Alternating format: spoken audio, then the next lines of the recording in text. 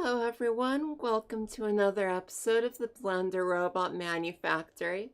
And thank you as always to Stay Desiccated Bot, reminding you to gobble that sand in order to keep your hydration levels manageably low. So today, that's not the window I wanted. Today on the show, I'm going to be continuing with making the security chief. You know, the last time, I just went ahead and copied the hat from the security guard. Because I was thinking maybe I'd do something kind of similar to it for her. But I'm not really sure if that's going to work out too well. Also, thank you for the completely unnecessary notification stream elements. You're not as good as Stay Desiccated Bot, but I guess you're doing your thing too. So yeah, maybe something that matches these shoulder pads a little, like, I don't know, a helmet with some good curve to it. But it's possible that I could, like, copy some of the style of this brim just to, I don't know, try to connect her a little bit more with the security guards I already have as far as her visual style goes. But I'll be figuring all of that out in just a moment. Hey there, my name's Jory, and this is the Blender Robot Manufactory. I'm a 3D artist and game designer currently making a roguelike platformer in Unity 3D. On this live stream, I give a window into my process of creating models in Blender. We'll be learning the basic commands and techniques I use to create a range of designs for my video game, from furniture to robots to animated human characters. I'll also show how I create models for use in 3D printing. Since we'll be focusing on my personal workflow, this channel will not be a comprehensive course, and many features of Blender will never be covered. However, this channel is meant to be a great jumping off point if you've never used Blender before. We'll also be covering topics that are interesting at any skill level, like what makes a good design, how to generate ideas for unique creations, and how to compose shapes in three-dimensional space to create models that look great from any angle. So whether you've never made a 3D model and would love to learn, you've been doing it for years, or you just want to hang out, relax, and enjoy my process, please tune into the Blender Robot Manufactory on Twitch TV.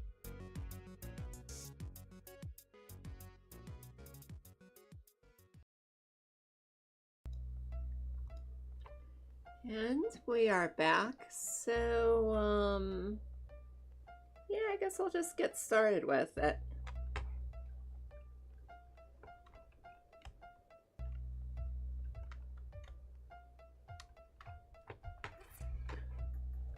Hang on, I gotta adjust though.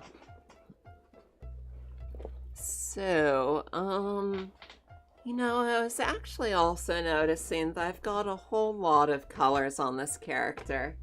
So maybe I'll also try to mess with her pants color. See what we can do with that.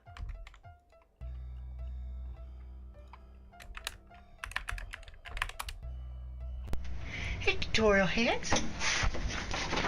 Take some tutorial page. Tutorial. Tutorial.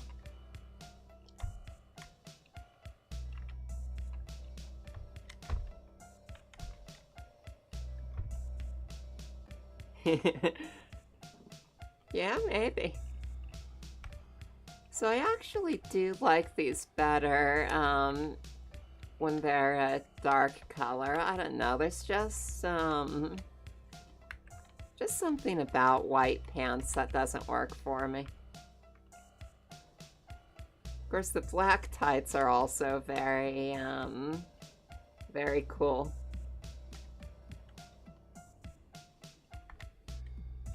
I don't know, either black or dark gray for these pants.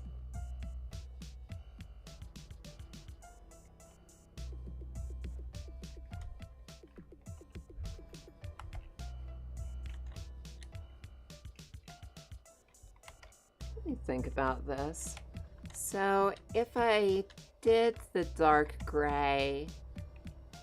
I don't know, it doesn't stand out quite as well. I'd probably change around the color of these straps.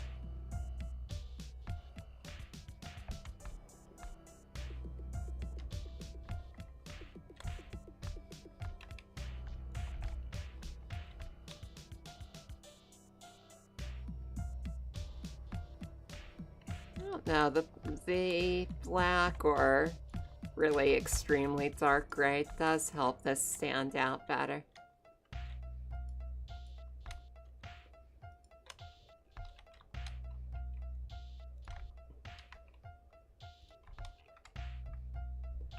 Yeah, it would be really fun to record a new intro sequence.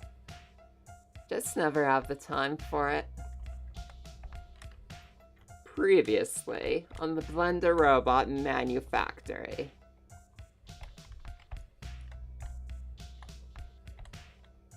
Hey Turbo, how's it going? Been doing really good. Right now I'm working on another character for the video game. But I've also been doing a lot of programming stuff. And last week we had off for Thanksgiving, so yeah, that was a nice change of pace. Let's go ahead and turn these pauldrons off for now.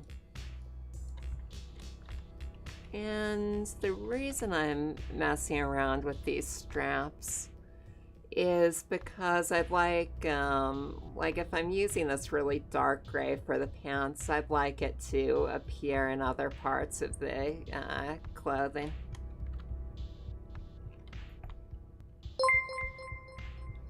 Oh, and thank you so much for the follow, Slim Shady.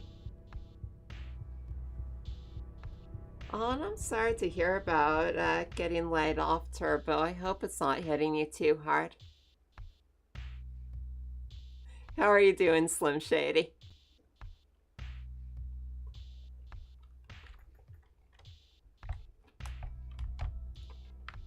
Well, it sounds like a good plan, Turbo. So what kind of company do you want to build?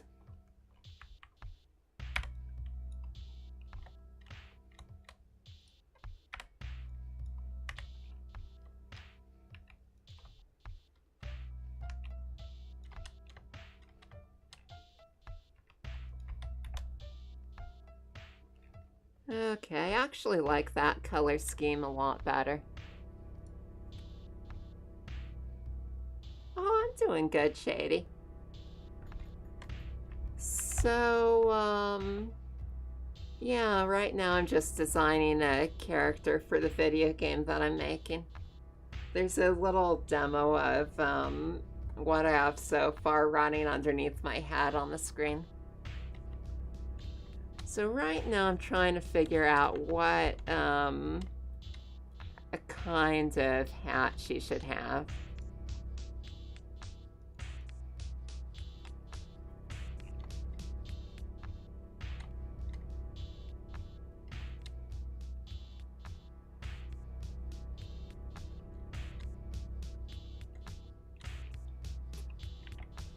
I don't know, like, from the front, this hat almost works.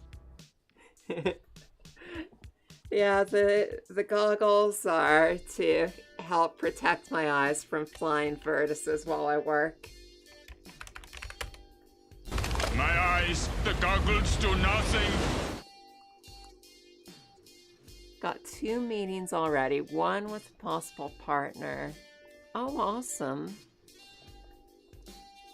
Well, I hope this or one of them at least works out for you, Turbo.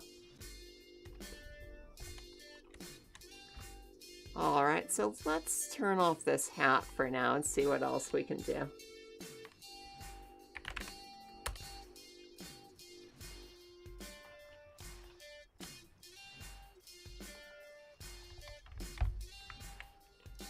Something else is,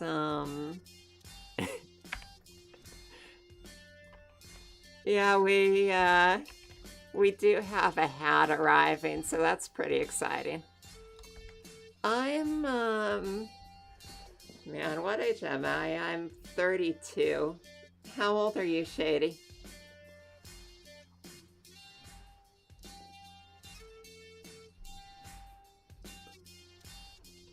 Well, you see, sometimes when I'm working on things, vertices just pop out of the screen and fly towards my eyes.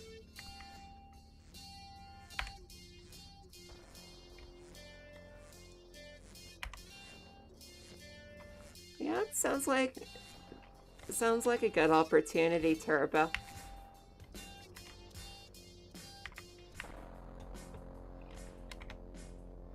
Okay, yeah, I'm actually liking that.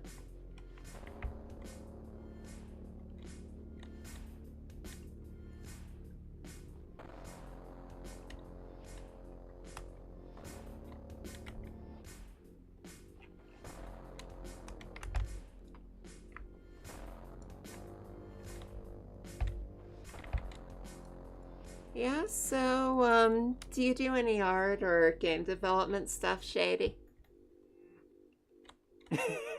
What City says. Sorry, I beat you to it, City.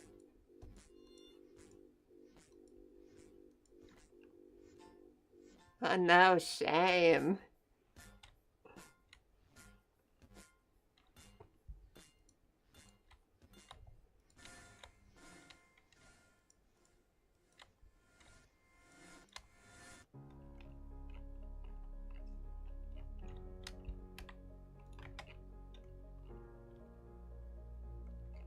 Alright, maybe not that, but,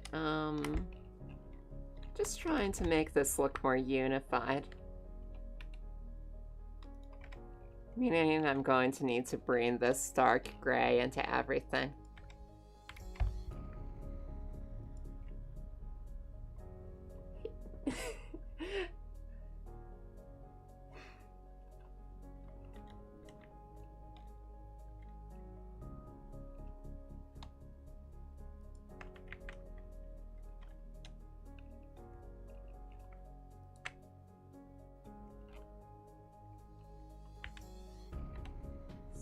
So, I don't know if that really works.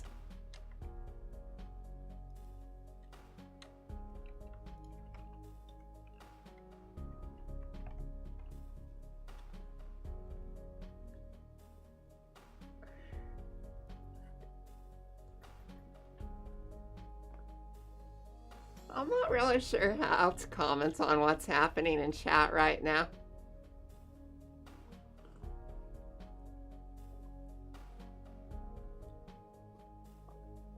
Llamas are pretty cool, though.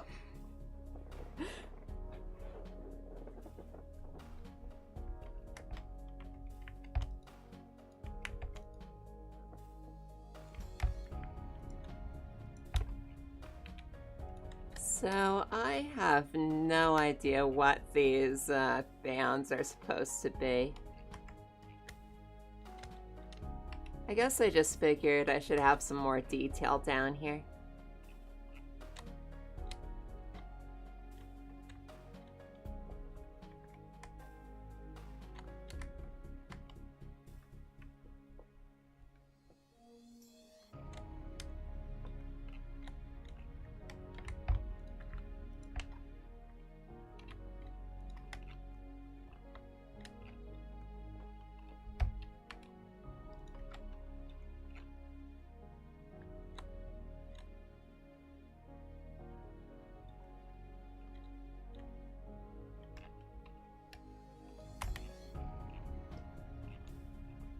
I don't know, I think all of this being one color would be better. So dissolve this, and let's say dark gray for this band.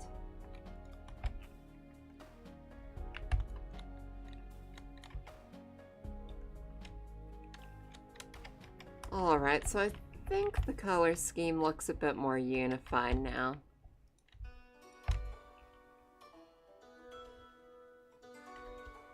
Maybe pull this down here as well. No, I haven't listened to a whole lot of Eminem. Is that your favorite musician, Shady?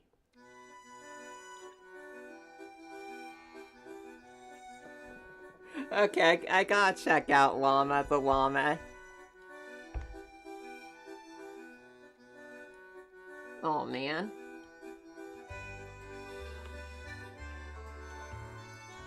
Thinking you should put like a bunch of llamas and whimsical hats on there.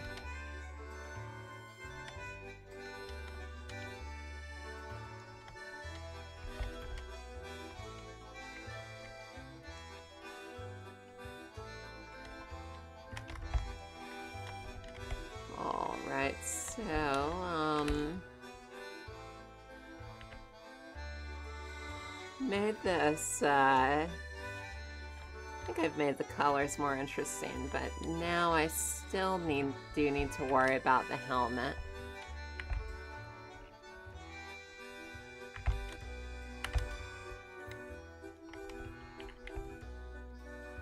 This is the show where we promise to make the helmet for 5 hours and never do.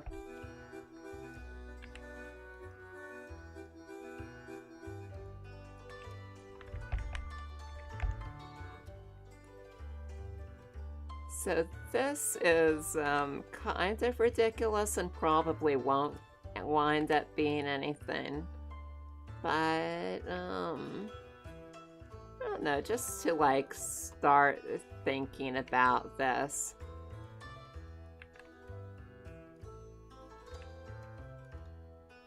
Going to go ahead and copy the shoulder pads and see if I can't make like some kind of helmet looking base for this.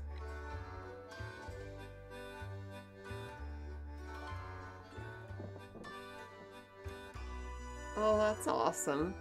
Yeah, there's a streamer that I watch called Hellforge TV who sometimes hangs out here, and he plays a whole lot of metal.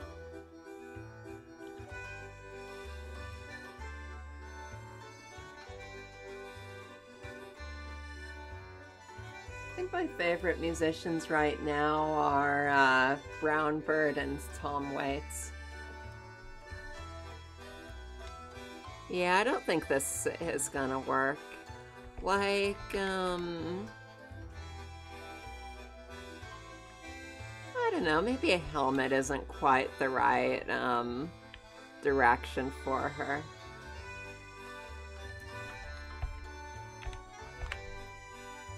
Instead, I'm going to, look at different hairstyles and, thinking maybe I'll just give her, like, some kind of regular hairstyle and goggles or glasses, some kind of heads-up display maybe.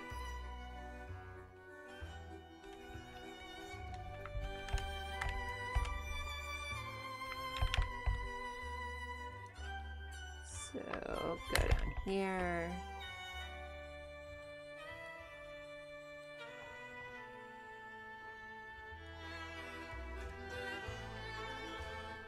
I don't know, so, what I've got in mind for her is, yeah, let's look at riot police helmets.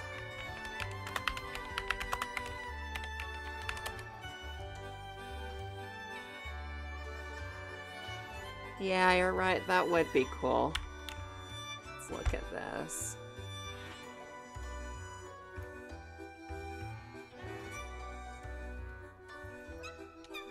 Yeah, that is a good point.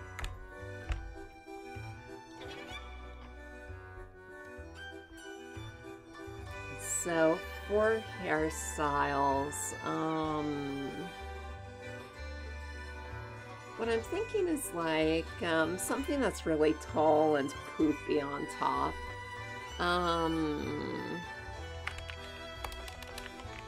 And short hairstyles. Long on top, maybe. Okay, yeah, this is sort of getting it. Looking for something that's really short. Oh yeah, now this one, maybe. Yeah, I don't know about Afro Puffs.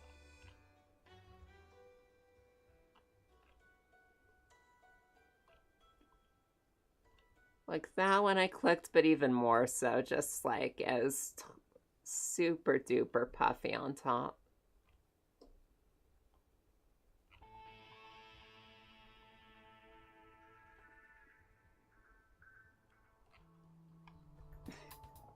Well, how about you make a character with Afro Puff City?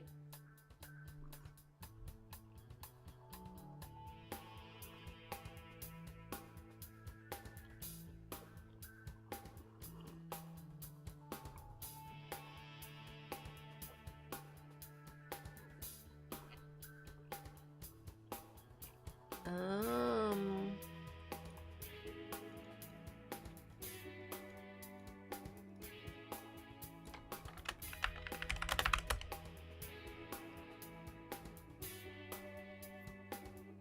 doing, well, maybe you should. Doing random Google searches is going to wind up showing something that violates the Twitch terms of service.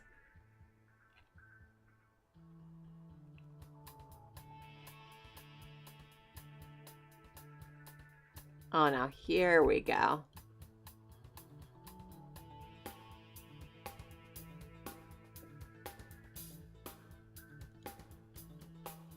I guess those are both kind of similar. I really like this one.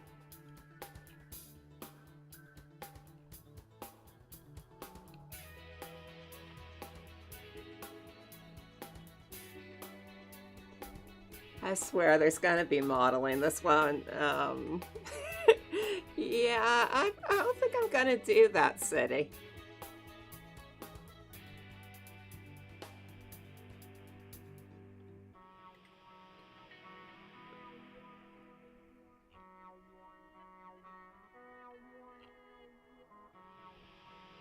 Here's what I've got to say to that. Unacceptable! So, I don't know. Maybe I've got enough resource images.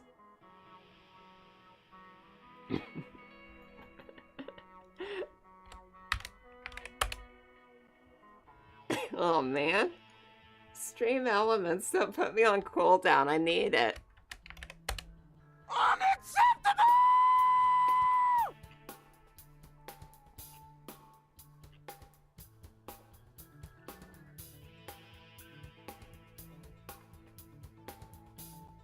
We gotta make it so that I'm immune to cooldown on stream elements. That's just to keep the viewers from spamming it.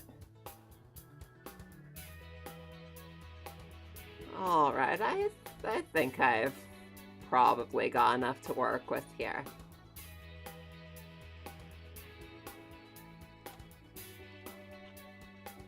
Just really would like one more resource image.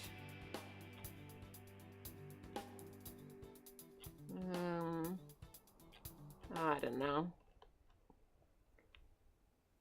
You know, this is as hard as when I'm searching for hairstyles that I want to have myself. You know, it's just like it's so hard to describe in a search what exactly you're looking for. I don't know, but let's just go with this one.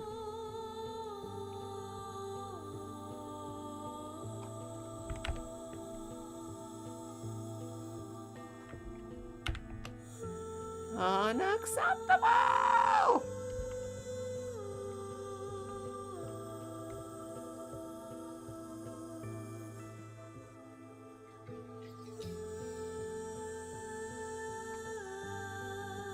Right now I'm just trying to position this thing so I can see it off screen.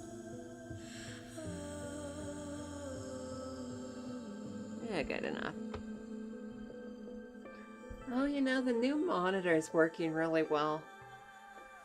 It's like the old second monitor, but slightly less squint-inducing. Yeah, I don't know if that was before or after I started playing Lemongrab. Anyone still here?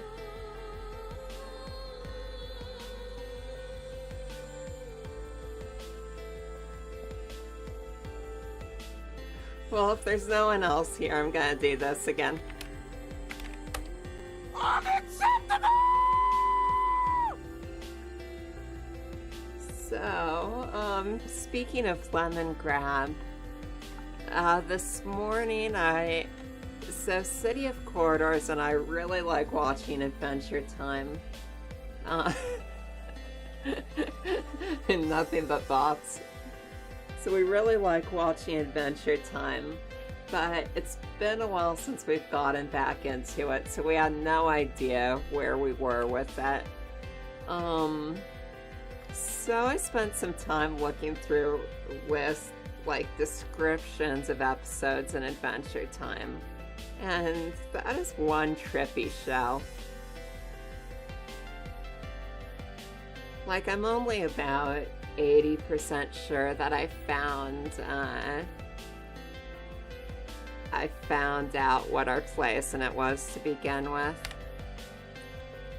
It's just like reading the description of one of those episodes is like trying to remember a dream.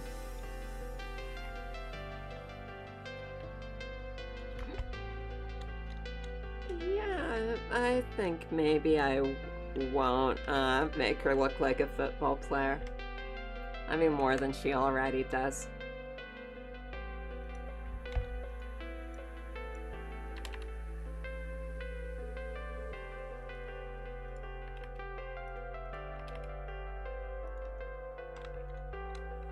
Unacceptable!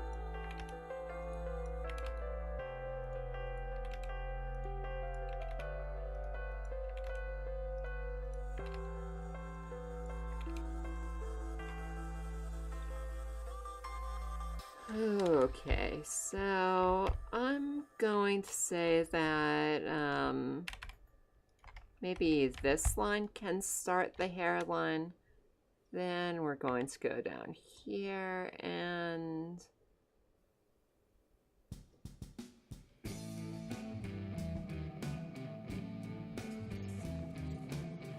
let's see if I'm copying that other hairstyle down there. I probably go like this, and then maybe it contacts the ear.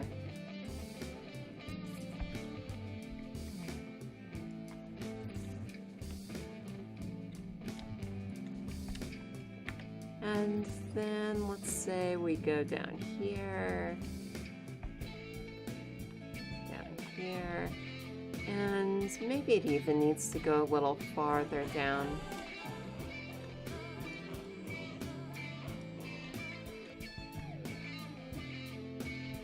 But let's just select the head and make all of this hair color and go from there.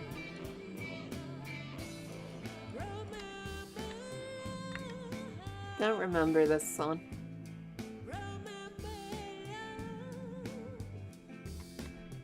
Feels like the curvature of the head could be a little better here as well.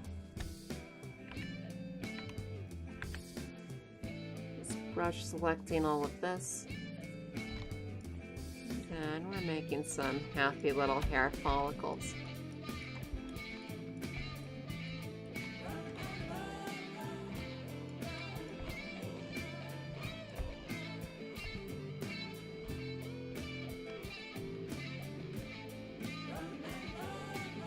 What kind of sounds do we have? I don't even remember.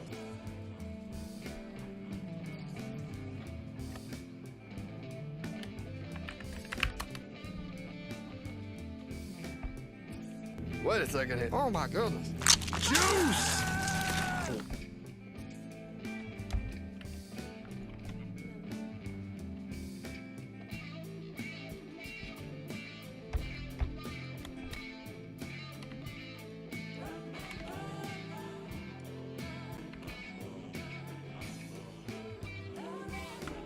And even though I'm probably going with black hair for her, I Developers, developers, might developers, decide to- developers, developers, developers, Developers. developers, developers, developers, developers, developers, developers, developers, developers. Developers. Even though I'm going to go with black hair for her, I'll probably decide to model the hair in a different color. Because it's just really hard to see like this.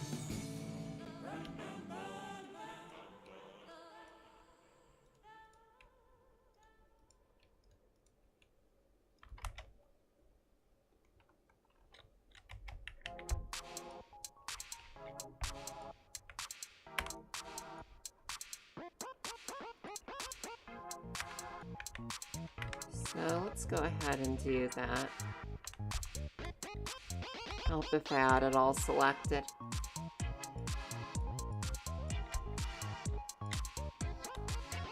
Select, okay. We need this as well. And, I don't know, red's a good standing color.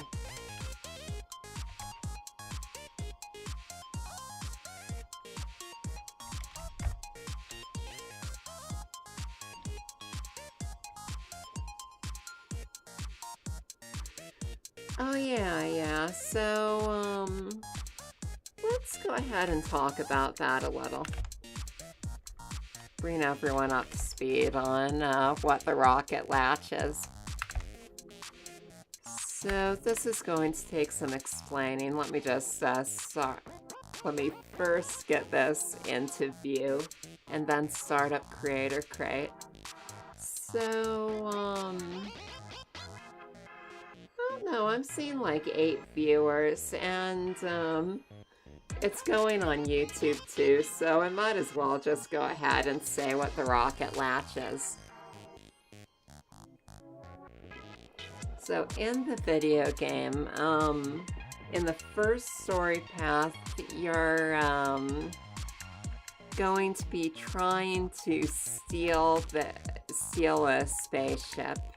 And I've just recently put in the spaceship. It's docked at the space dock. But it can't leave because there's these anti-ship missile turrets here. So let me just rotate this.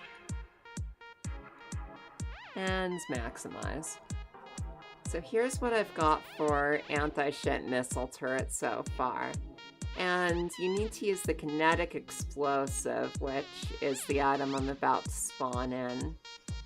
And you use that to disable or do some kind of damage to this anti-ship turret so that, you know, the player can steal a spaceship and leave.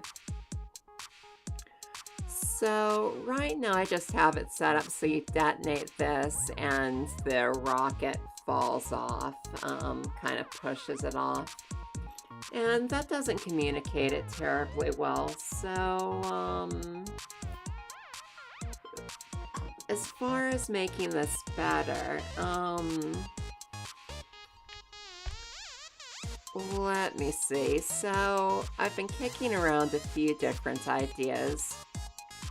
One of them is that there's like a little box or something you need to get into, and there's these latches that only the kinetic explosive can dislodge.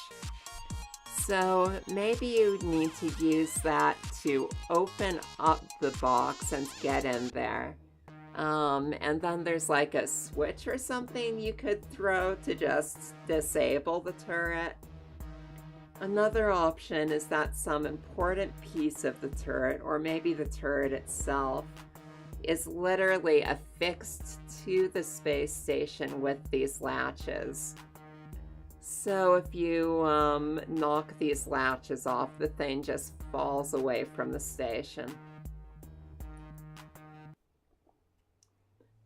But whatever I do with that, it needs to be something that I can use as a door in other parts of the station. So, Like maybe there's just a gate with the same latches. You use the kinetic explosive on that, and then the gate flies off.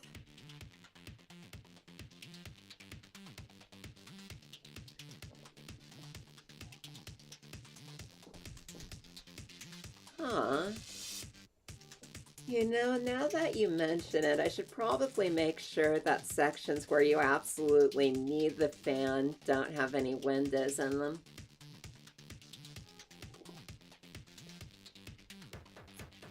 But yeah, that has been in the plan the whole time. I keep going back and forth about whether or not the pistol works with decompression.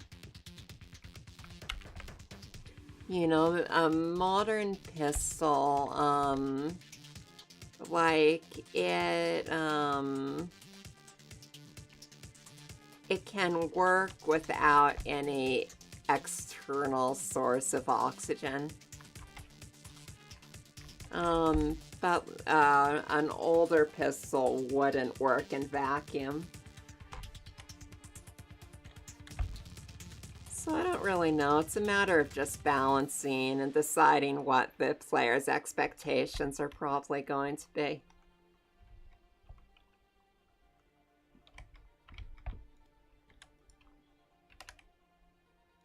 I don't know. I think it would make the kinetic explosive feel more important if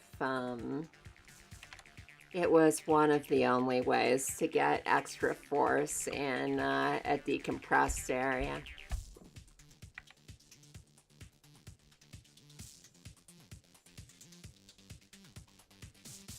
Yeah, you think a pistol should work in a decompressed area?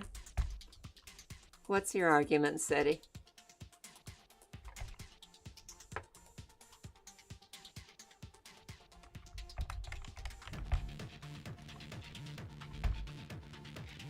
Yeah, like I said,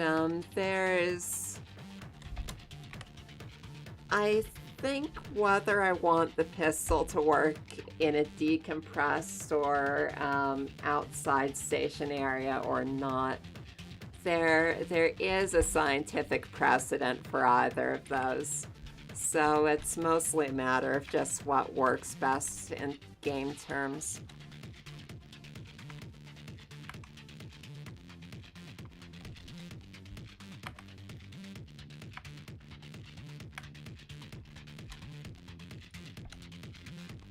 Like if I want some kind of latch or door that the player could normally open up in a like non-decompressed 0G section, but then the player's not able to open it without the kinetic explosive in like a decompressed 0G area. I think the pistol would get in the way of that because it's also another source of a pretty strong force.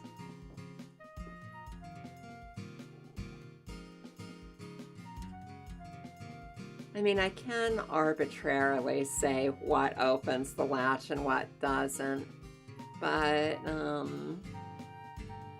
don't know, just as far as consistency goes, the player would like feel the importance of the kinetic explosive more if it was the only source of force like that, I guess. I really don't know if I'm making sense.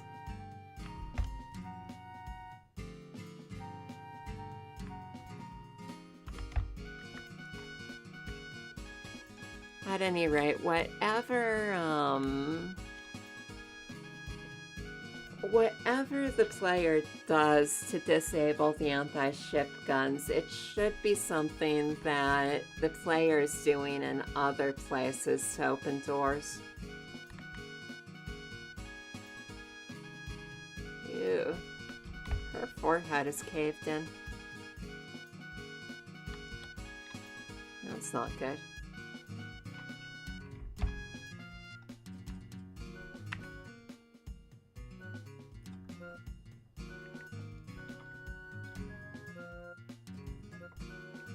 Okay, yeah, that's fair.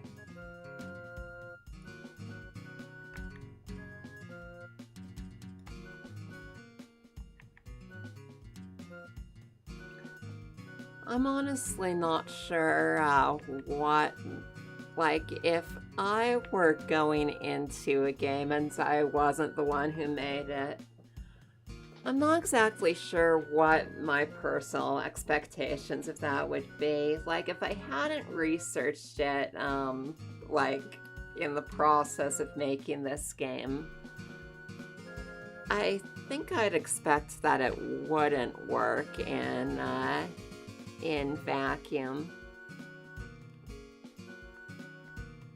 Though it'd be interesting to, I don't know, ask the Discord or something.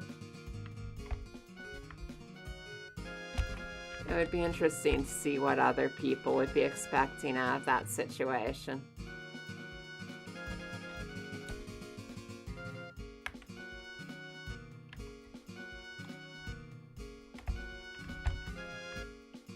Yeah, lowering the kickback is an option.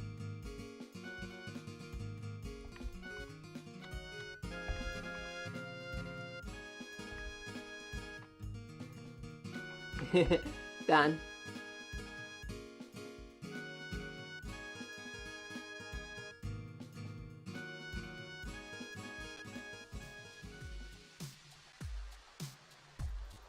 Okay, the song's been removed.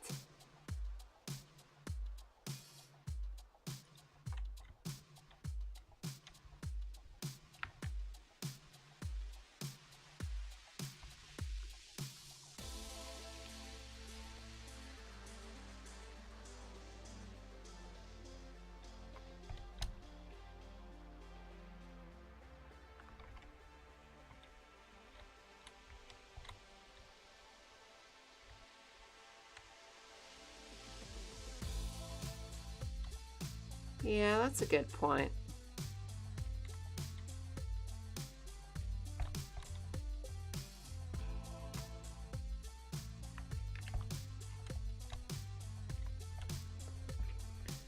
Yeah, though, if we are being realistic, I think we looked it up the other day, and the kickback from a pistol probably wouldn't be enough to propel you through space.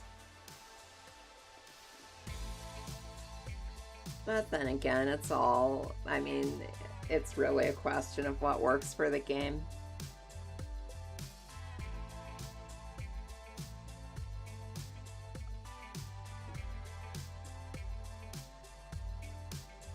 Oh yeah, so pretty much everything that I make on the stream is for the Creator Crate. How are you doing, Pisarius? Did I say that right?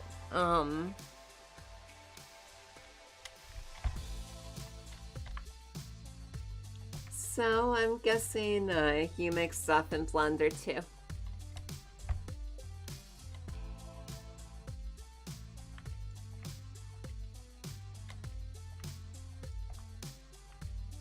Now I'm going to raise the top of the hair a lot.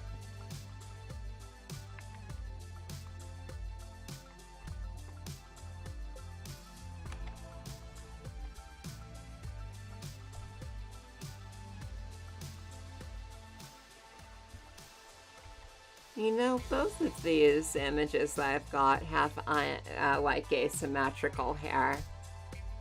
But I'm not really sure if I want to do that for this one. Mostly because it's going to make things a lot more complicated.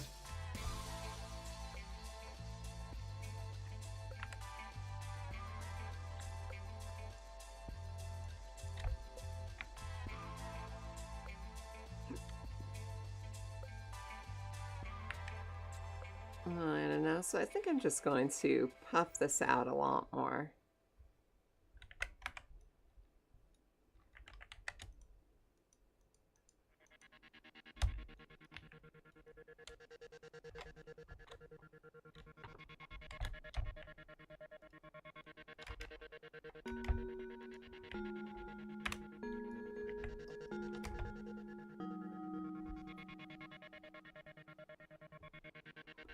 Oh, that's awesome. Do you ever do 3D printing with that?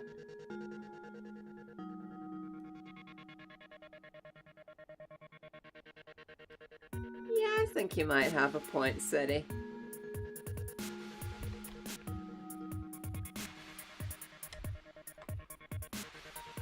I mean, I do,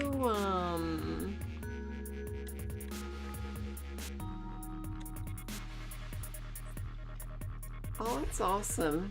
Yeah, I do, some 3D printing every now and then.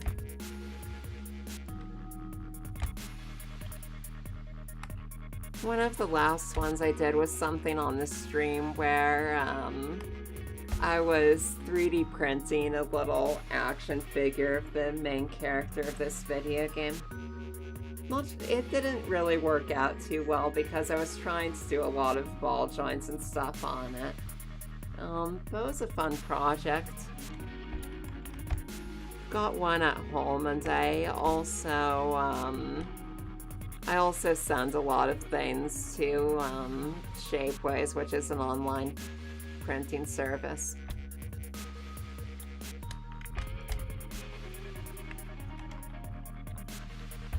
Alright, so then pop it out way more in front.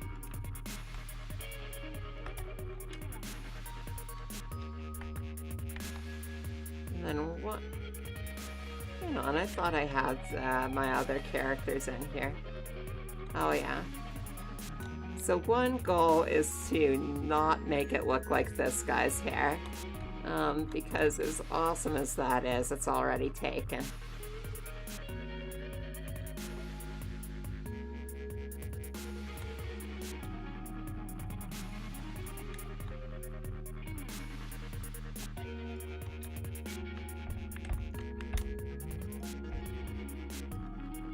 And as always, I'm saving constantly. Hit that save button. Yeah, so pretty much all of this is for Creator Crate. And most of these are main characters in the video game. So it might be a while before I can really add them in. You know, right now I'm doing a lot more level design and minor characters as far as things I'm actually putting in. But it's eventually going to have a lot more in the way of a story, and all of these people are going to be important in it.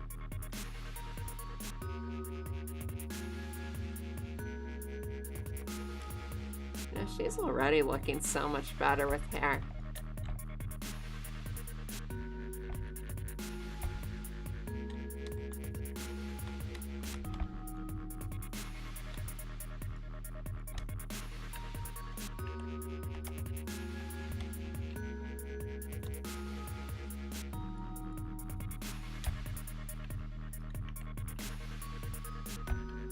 So hard deciding when to give the characters hair, because I usually want to really round out what they look like as characters before really what their clothing and stuff looks like before really messing with the face.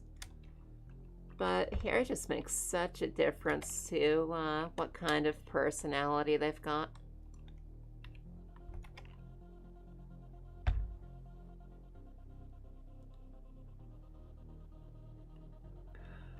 Oh yeah, so I have messed around with older I don't know, beta versions of 2.8 on the show. But right now I'm just using 2.7 until Eevee is really stable. Because I don't want to make too much with it. That I'm putting into the video game until I'm really sure it's not going to break on me. I'm guessing that's going to be really soon, though. It sounds like they're kind of putting the finishing touches on it.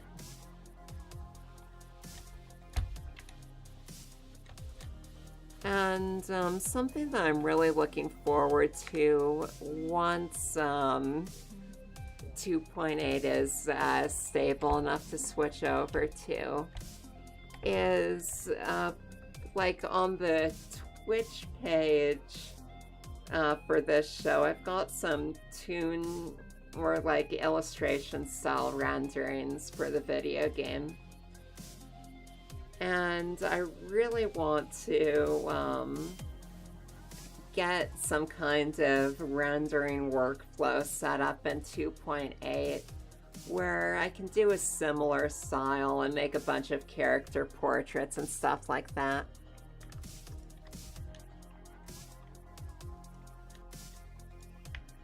Yeah, I mean, it probably wouldn't hurt to switch to 2.8 today, but just, I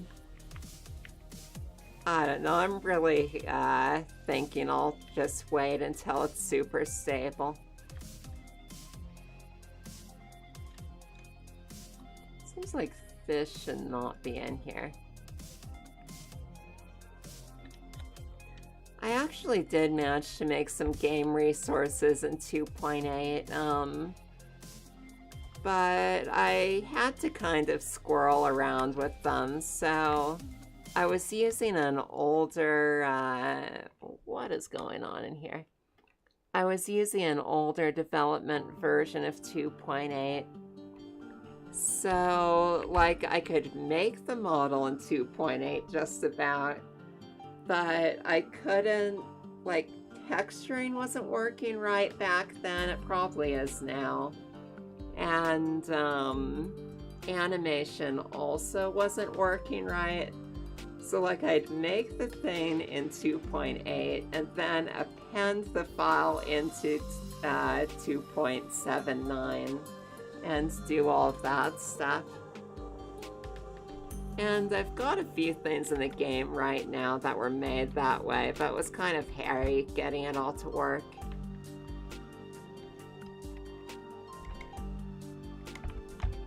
But yeah, once I'm sure I can use 2.8 for everything, I'm really looking forward to making the switch.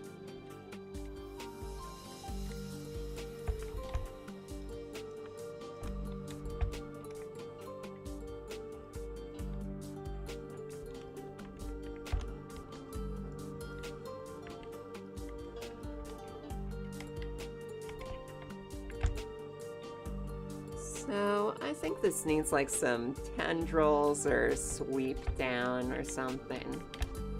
Might even make a separate object for this. That way I can start to get a little asymmetry on this without really having to take off the mirror modifier.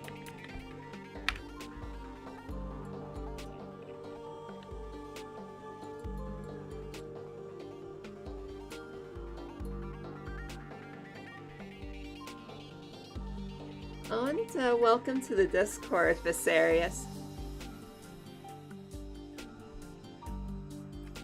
Yeah, I was just about to mention that if, I don't know if you have anything you made in Blender you'd like to show off, the share your work section of the Discord is great for that. Or posting stuff in chat. I'm fine with links if they're like just showing off creative work.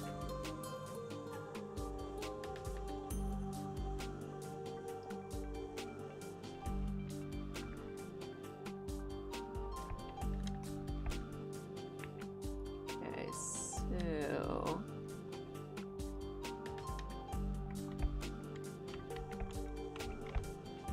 I know this looks super weird right now, but I think it'll work out. That's what I always say.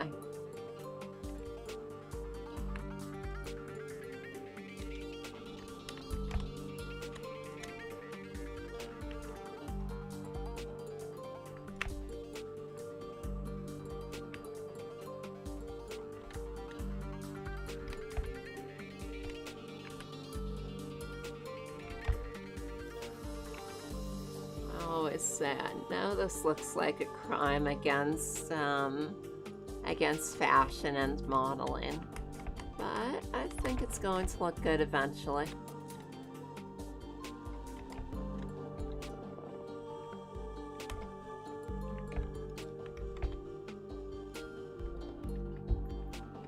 Might help me do this if I weren't working with such a dark material.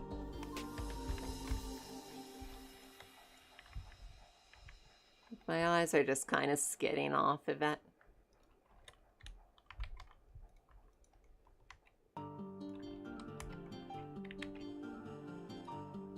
So let's zoom out and have a look at it, because this is really more the range we're supposed to be viewing this at.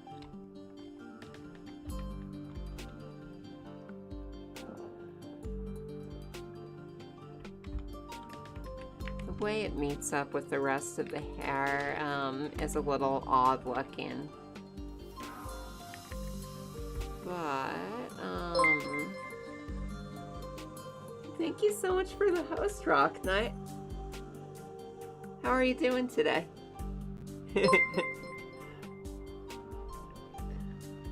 Well, hello everyone, and welcome to the Blender Robot Manufactory. So, right now I'm working on the Chief of Security for my video game creator crate. Trying to figure out her hair right now. I've been making a suit of power armor for her. How are you doing, Rock Knight? How was your stream? And let's see, this is, the pauldrons up here look a bit weird in a T-pose, but she's going to look more like this when her arms are down. I don't know, still figuring her out, though. So, as far as other things, here's a bunch of other characters that I've already made for the video game to give you some idea of what the finished style looks like.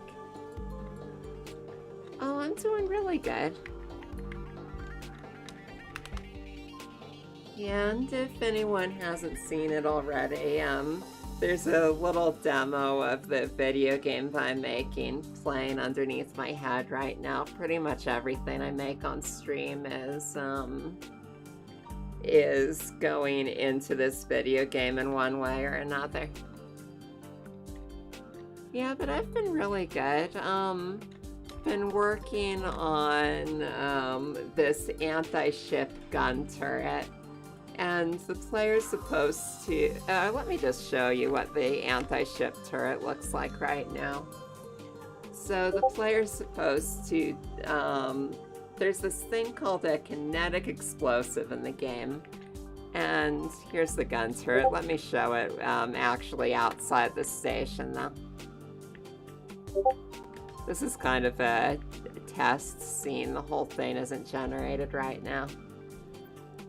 Go ahead and move this down. Yeah, and Rock Knight Studio is another awesome game development channel. If you're not already following them, you should absolutely check them out.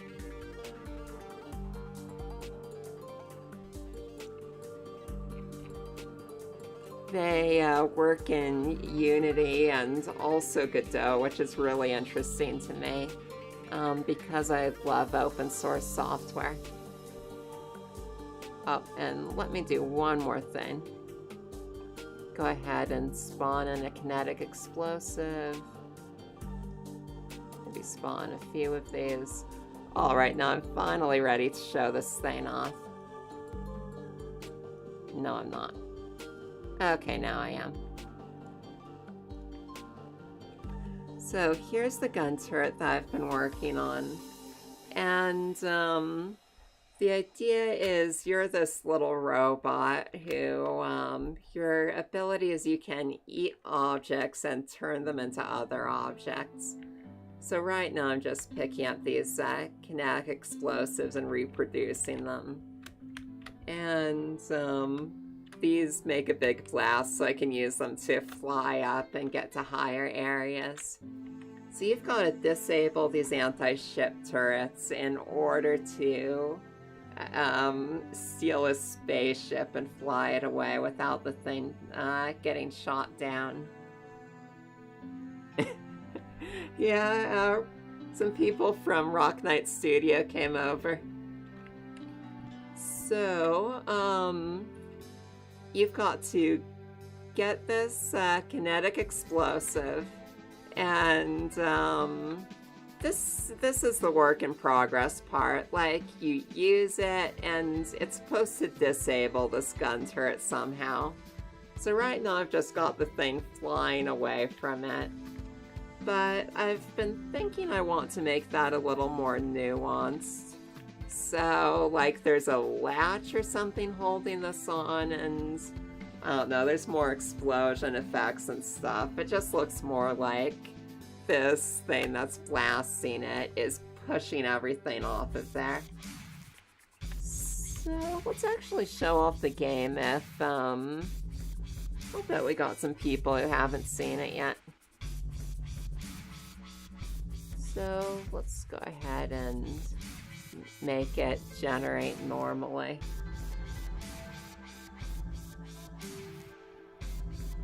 So now it's generating the full space station. This game's procedurally generated, so every time you play it, the levels are laid out differently. That thing's still here just as a test, and I'm just going to spawn in some objects so I can show this thing off. So like I said, the creator crate can eat objects, turn them into other objects. So I only picked up one knife there, but since I have matter from the other things I picked up, I can just keep picking up knives and making more of them. And another thing I just added was this blue outline for objects you're about to pick up. Yeah, spinny Robo Kirby. So you can see there's just this faint glowing blue outline. And I don't know, it's not much, but it's a nice little piece of juice. Wait a second here. Oh my goodness. Juice! So all these items have different abilities. Like you can pick up the fan and use it to hover around and fall really slowly. Or you can use it to run quickly or to blow objects around. So let's just make another one. And no, not that one. And blow it off. And then you can do things like use the knife to swing around in the ceiling. Or use the ladder to reach higher areas. So let's get into the level proper. Just be taking that.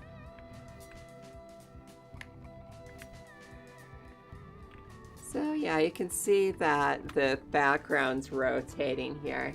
That's because this whole thing is a circular space station that spins to generate gravity. So this electrified trap's going to kill me if I can't swing across here and knock the object off of the weight switch.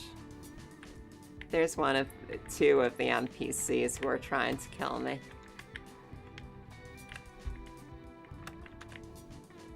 And, well, they're really tenacious. So, oh, they actually did it. So let's try this again.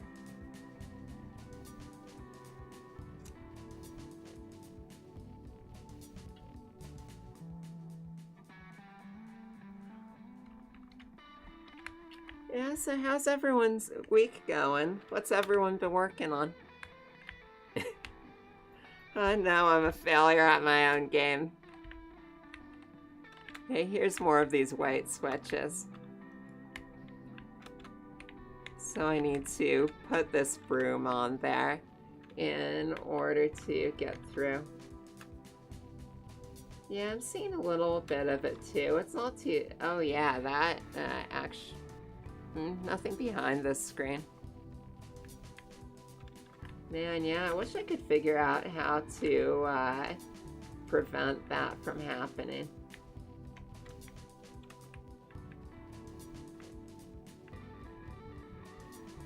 Yeah, so that's the video game. And here's Peener. It will also try to kill me.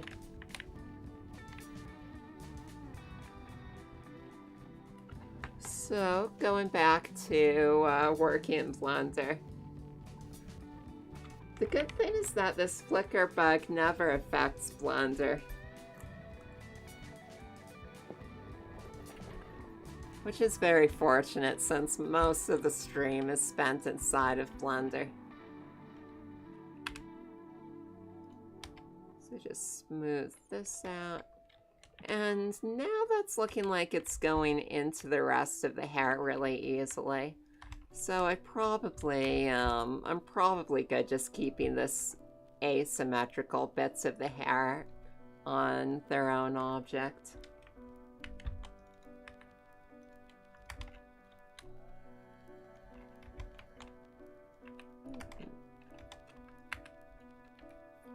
So let me actually show you what my reference photo is. Like this and this are some models that I'm using in general for the hair, though, you know, I'm doing low poly hair, so it's all kind of relative. Like, I'm not going to try to reproduce every little strand and curl in there, but just get the general shape there.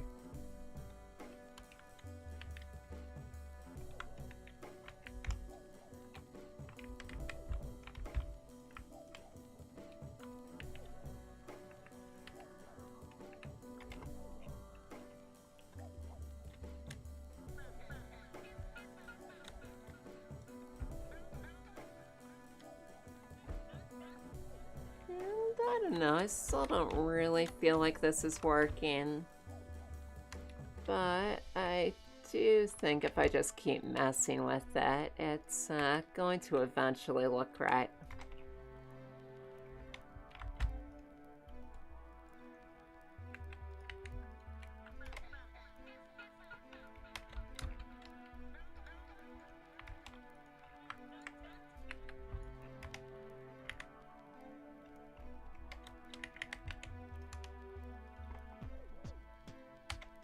It looks nice from the front, but I don't know, it's like this side view is what I'm having more difficulty getting right.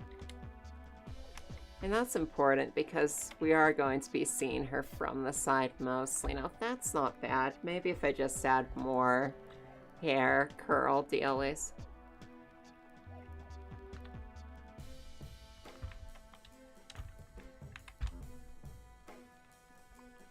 Oh man, which game were you trying to play, Rock Knight?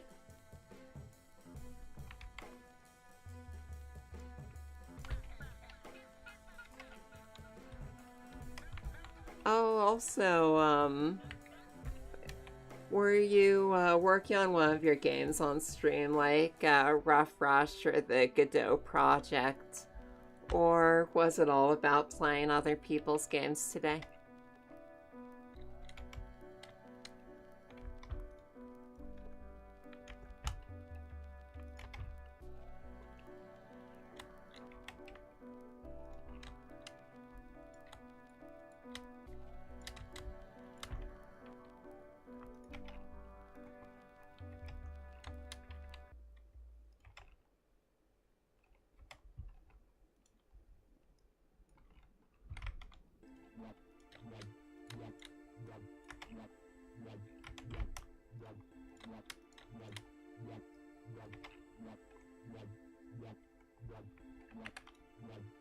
Okay, so I think that's starting to do it.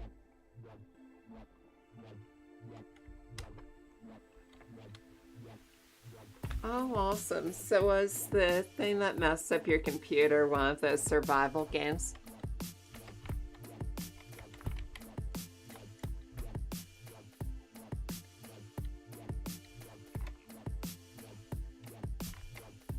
Let me pull the forehead out just a bit.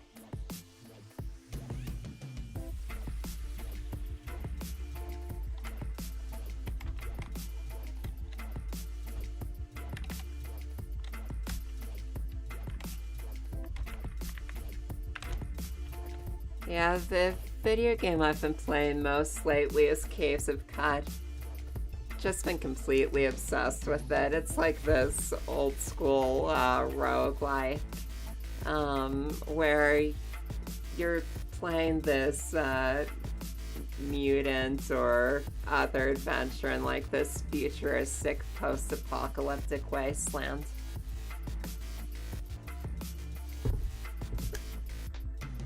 I think I've basically already played through most of the content they have in there right now. But you know, someone who loves roguelikes, it's really been fun for me.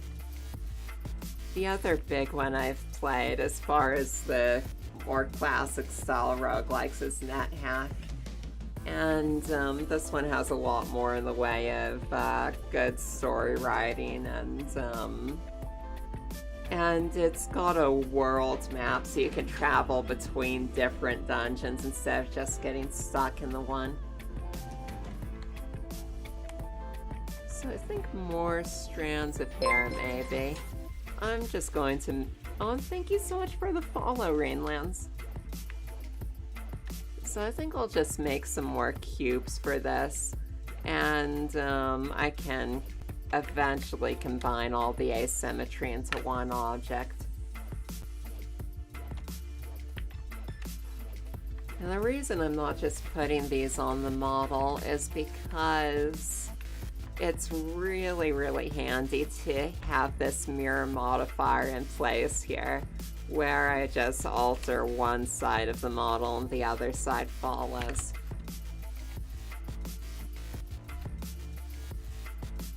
You're never really sure when you're done modeling a character. So even though I'm mostly done with the other parts of her, I'd still wind up regretting it if I got rid of my mirror.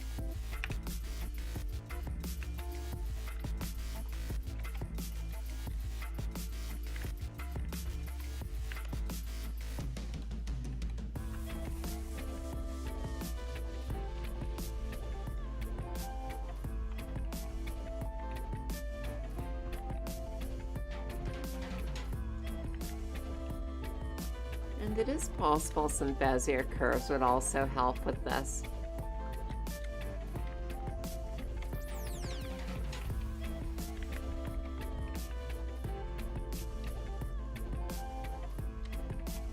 No football city.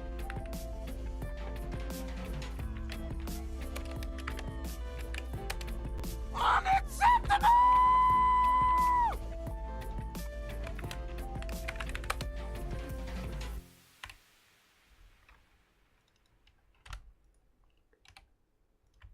Keep hitting hotkeys in the chat, thinking there.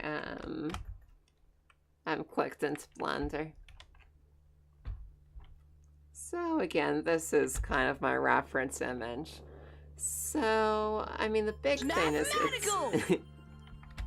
the big thing is I just want like this really, I guess I should be putting these strands up top, because it's supposed to be like this really tall, kind of poofy. Ooh, now that's kind of cool.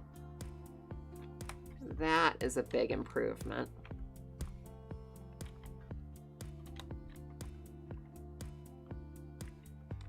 Yeah, just this kind of tall, poofy hairstyle.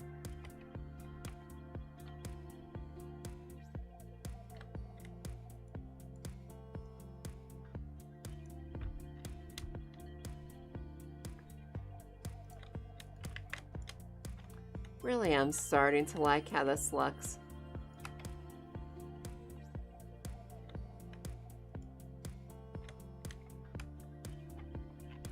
But it does still need some work. I'm also going to adjust my lighting situation. The day starts trying to blind me.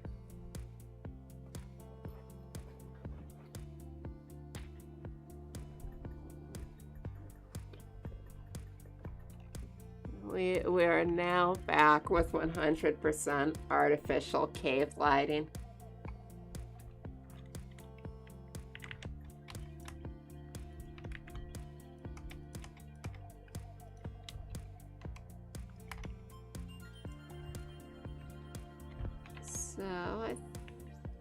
Yeah, I've deployed this sun blocking apparatus.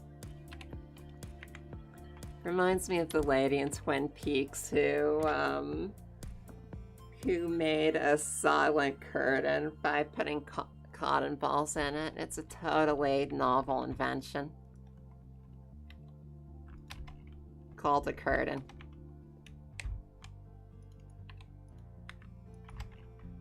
Well, technically it aspires to be a curtain. It's really just a towel and some alligator clips.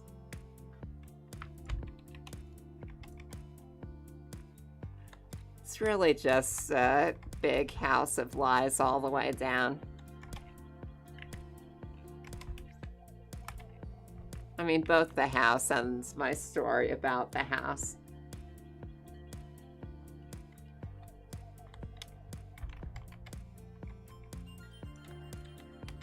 Maybe her cheeks could be a little farther out. That might be part of why she looks odd in profile.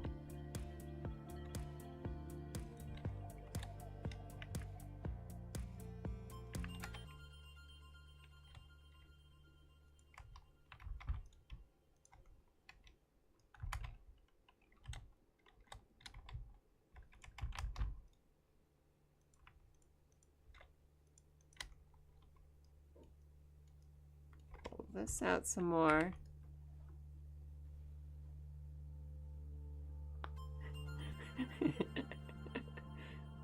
Oh yeah, are you in charge of the official retraction city?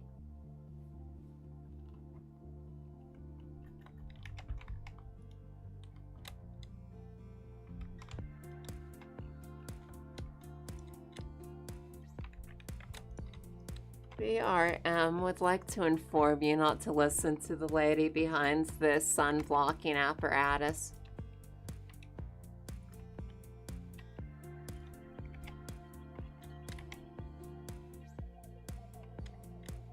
So right here, that section of cheek looks weird.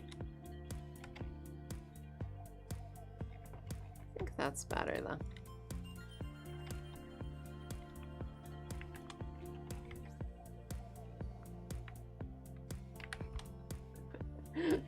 Yeah, it's a multi-level opportunity vehicle.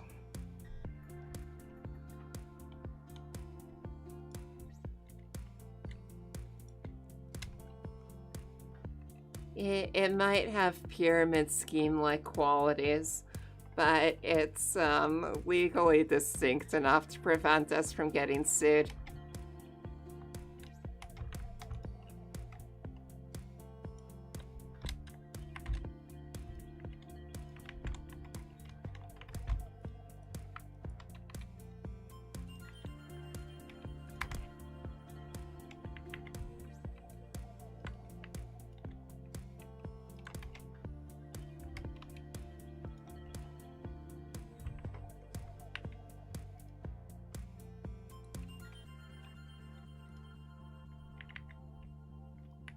We shall see if this works.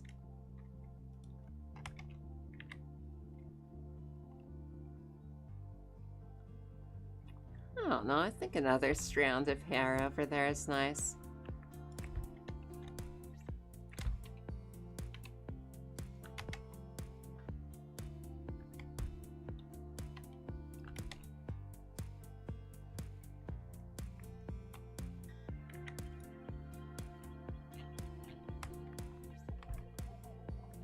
So really, the whole point of this, do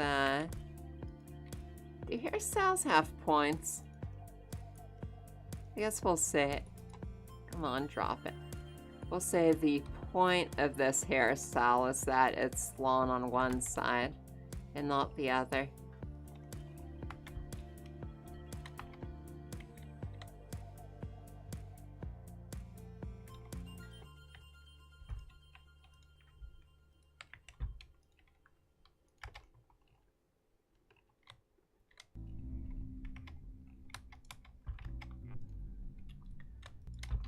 Sort of feeling like spiky Final Fantasy protagonist hair right now.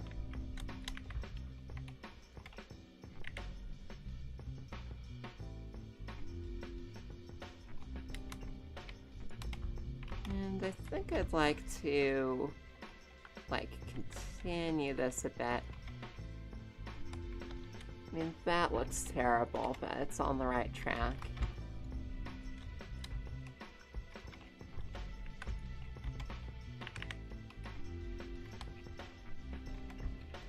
In which we consider the age-old question, do hairstyles have points?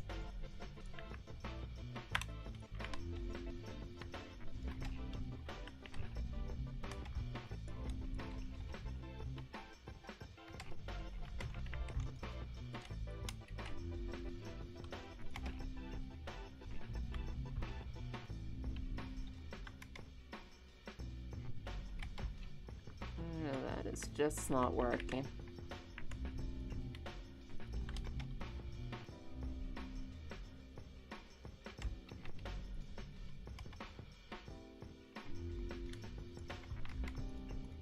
I think maybe I should mess with the base hairline a bit too.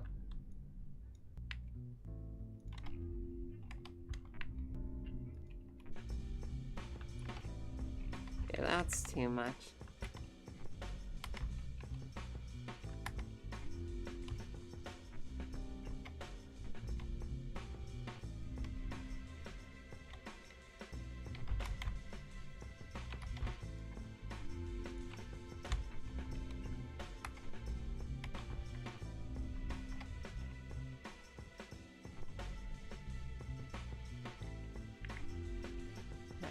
Let's view this from the distance we'd actually be seeing it from.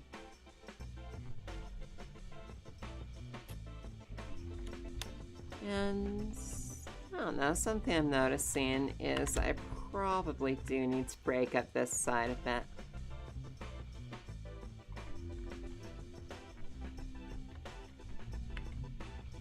Or maybe just break up the front in general.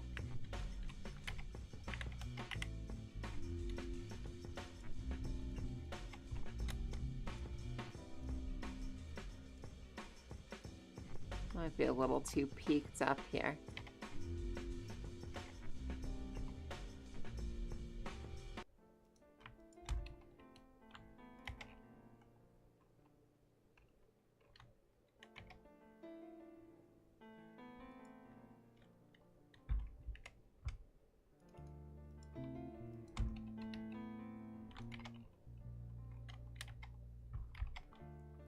Now with 95% more dubious business propositions.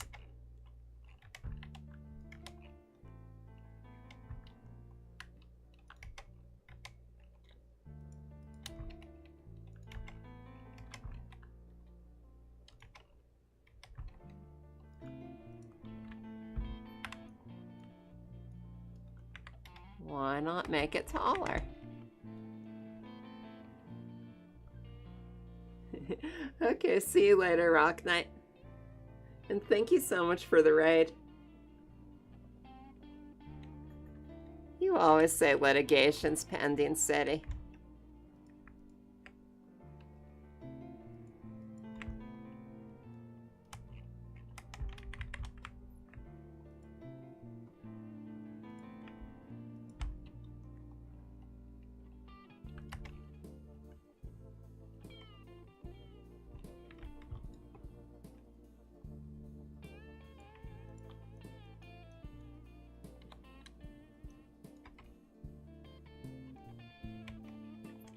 Well, the Discord isn't called the Troubled Ferry Boat Command for nothing. Well, mostly it's called that because it's an anagram of Blender Robot Manufactory. I don't know, maybe the next time we'll name it Adore Brad Uncomfortably.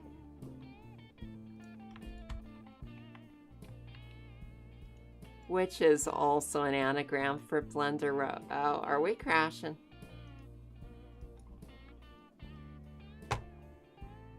Nope.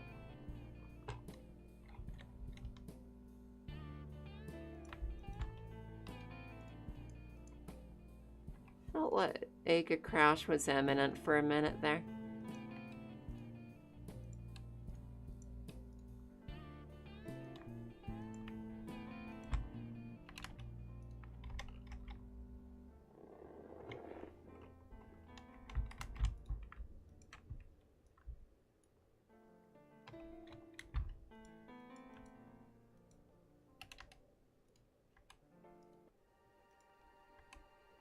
Eventually, I'm going to need to work out,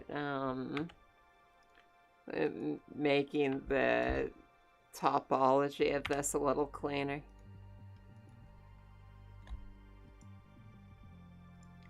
At this point, I'm just pulling around vertices, trying to give it a more interesting shape.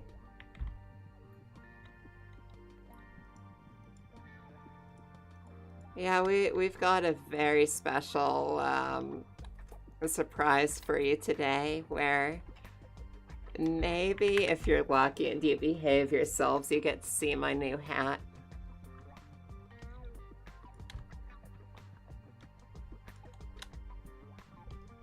If the hat fails to arrive, we're going to blame it on the viewer's behavior.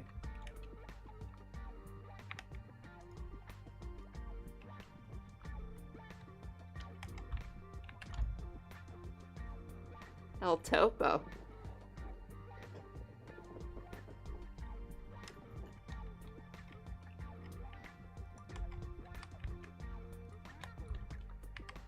Also, if the hat does arrive, it's all because the viewers pulled together and made it happen. Unacceptable! How are you doing, Corpus?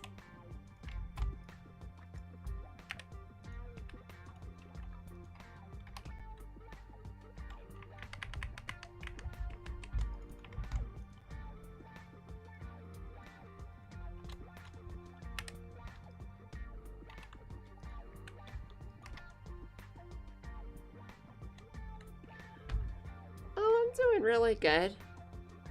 So right now, just messing around with this hairstyle, trying to get it looking good.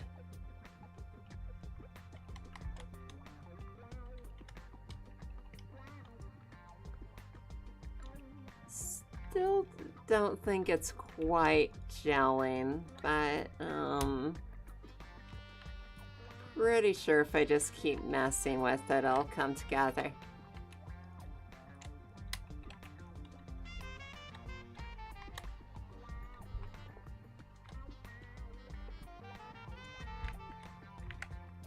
Yeah, I need to make this hair really poofy. She uses all the hair products. Like, they need to send up a special hair product ship in order to keep her hair poofy.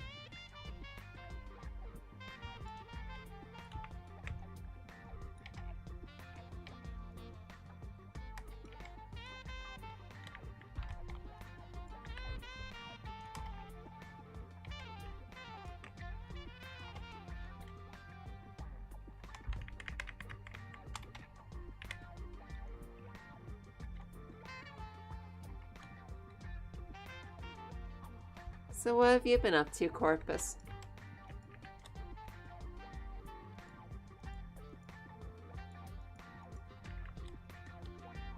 Oh, where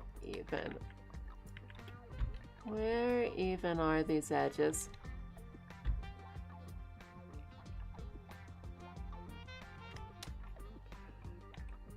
Do you mean like give her some kind of gelatinous cube situation on her head?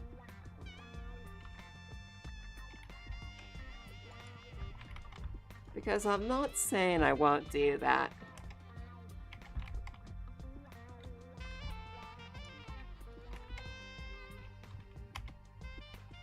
Also, while we're on it, gelatinous cubes are the best fantasy monster. I used to play this game called Castle, like I think shareware game called Castle of the Winds. Which was kind of this generic-ish dungeon crawler RPG dealy.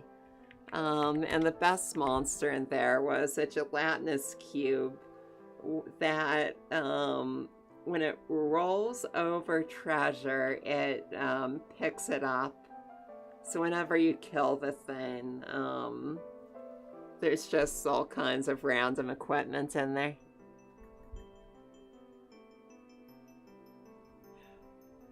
Ooh, yeah.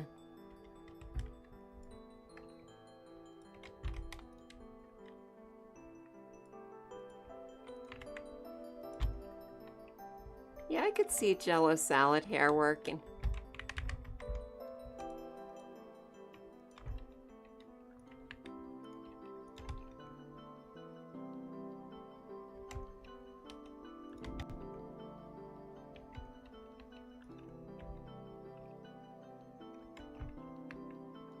I think at this point the hair is about to obtain sentience.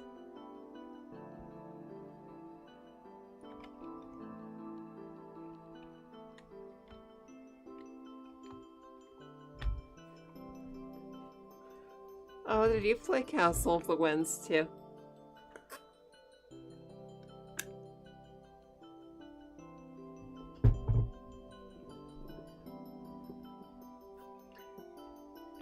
Yeah, I think the other most notable thing is about Castle of the Winds was that it let you name all of your equipment. So I remember you're carrying around this coin purse full of gold coins and stuff, and I liked to name it the Auxiliary Monster Smasher.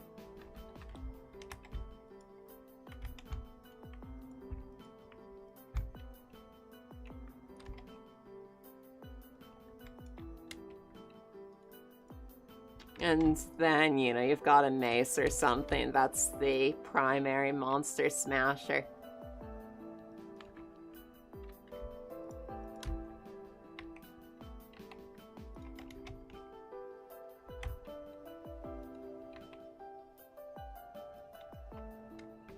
Needs more poofy.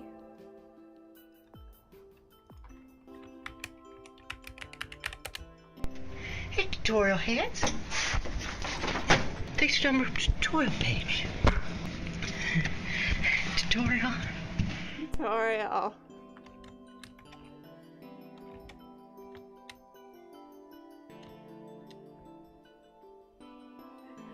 No, the Auxiliary Monster Smasher.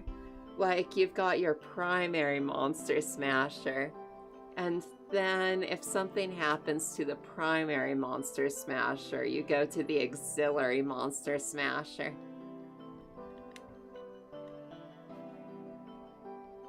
Like maybe you prefer to be using your primary Monster Smasher, but in a pinch you can whack him with the purse.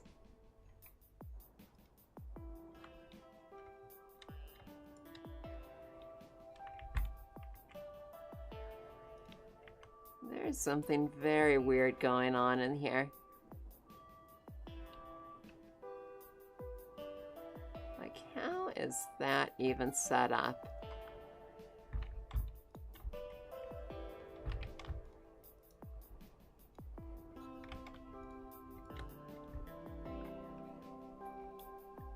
And I just deleted a significant chunk of the head.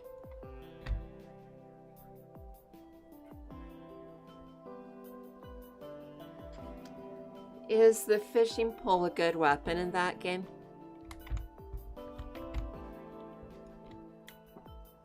Didn't the Ultimate games have something called the Hoe of Destruction?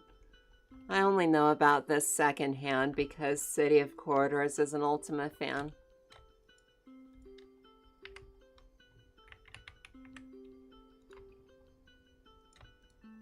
What even happened in this area?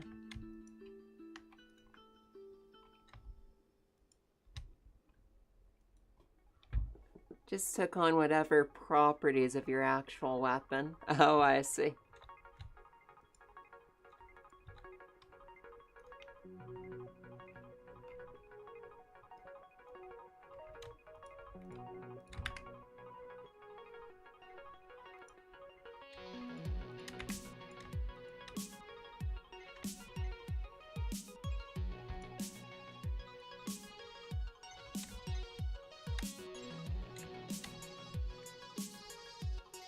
Okay, we've almost filled this gap in the head.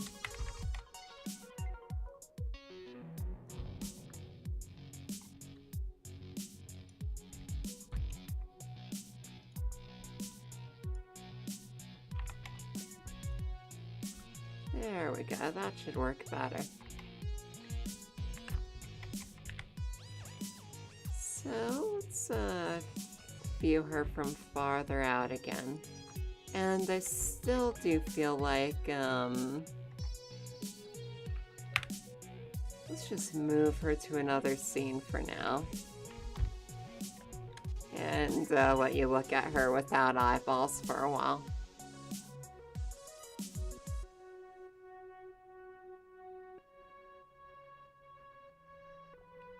Oh, interesting. So, you were sculpting some kind of human character, Corpus?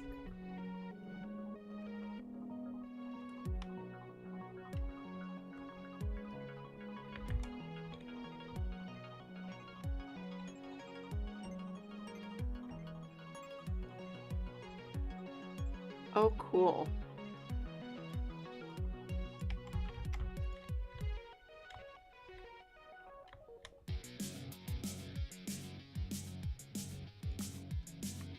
Yeah, so that's using VR sculpting, right? Really curious what that looks like. These eyes are... I mean, they look fine in the head, but... turns out that I should probably rotate these a bit.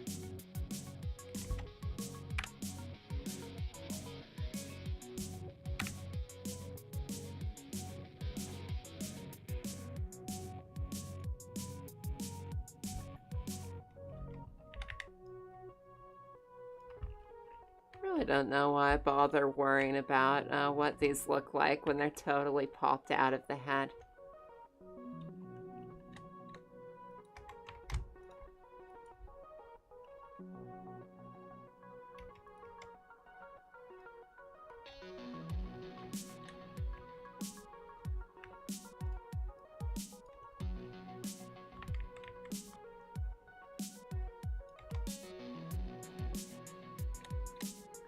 And that's been your daily dose of creepy.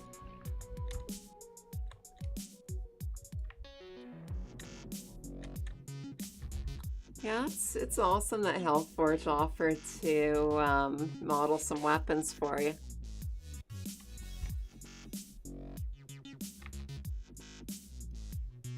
So are you going to what are you going to use the shotgun for?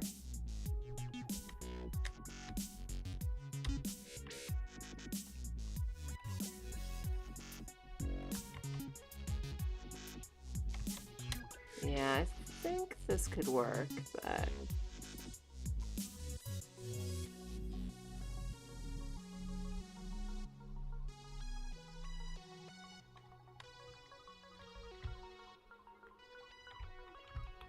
yeah, I think it's a good time,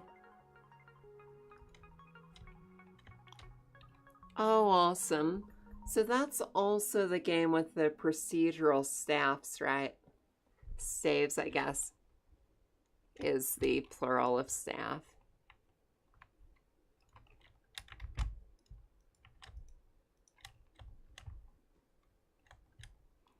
Yeah, I think you should take your time with the concept sketches. You know, it's, it'll probably be easier to make the model if the sculpt looks as much like you want as possible.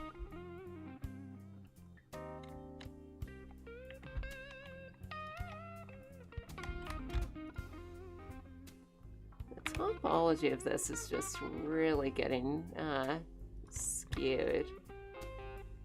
But I don't think it's gonna be a problem in the long run.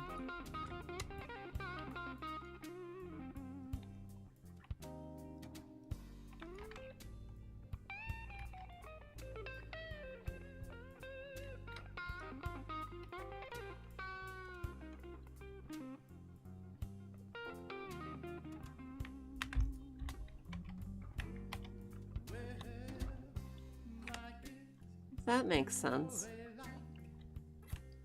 So, What does the face count wind up being like when you're done sculpting something? Like I know with sculpting Blender, the poly count can get pretty high.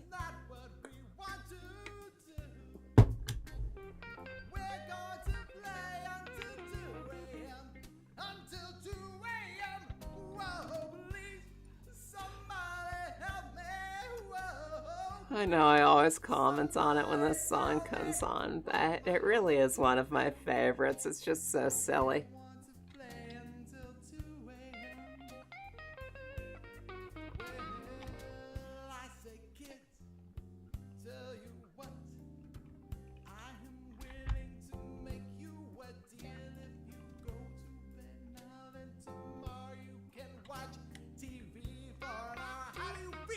Yeah, that's actually not bad without the asymmetrical elements.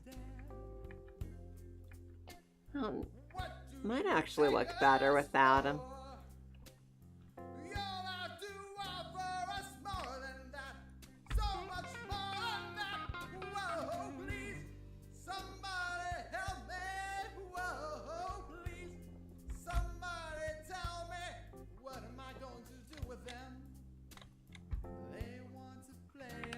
I don't know, maybe I will wind up doing symmetrical hair for this. After all that work doing the asymmetrical bits.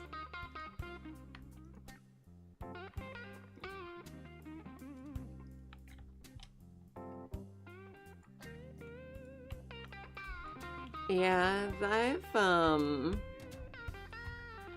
never really gotten much of anything that I was happy with out of like a sculpting workflow in Blender. Yeah, that makes sense. It's probably not too hard to take the high poly models and turn them into something lower though.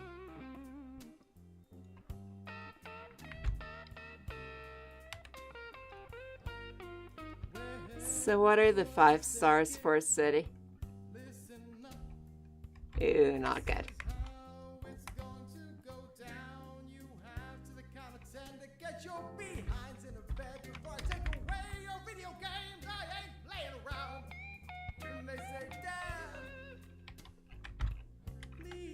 Let's look at all the characters.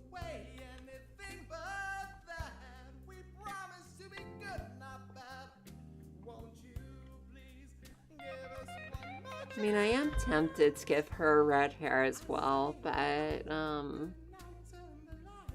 do have a lot of characters with red hair.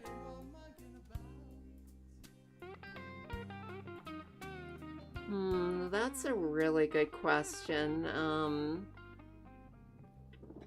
I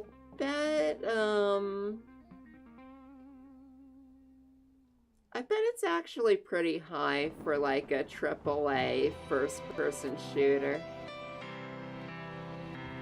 Like, you know, the weapon that the player's holding is going to be taking up a good chunk of the screen. Whereas maybe you'd get away with a lower count for enemy weapons. But yeah, I don't know. I think that what I'm doing with this game is a lot lower poly count than what most people in like modern AAA games are working with. So, I don't know, maybe like 20,000, but I couldn't really say. Yeah, that's true, Corpus. Of course, the other thing is that I've heard that people are really conservative with the performance of VR games because like anything less than a perfect frame rate is going to make people nauseous and you know, make it harder to play the game.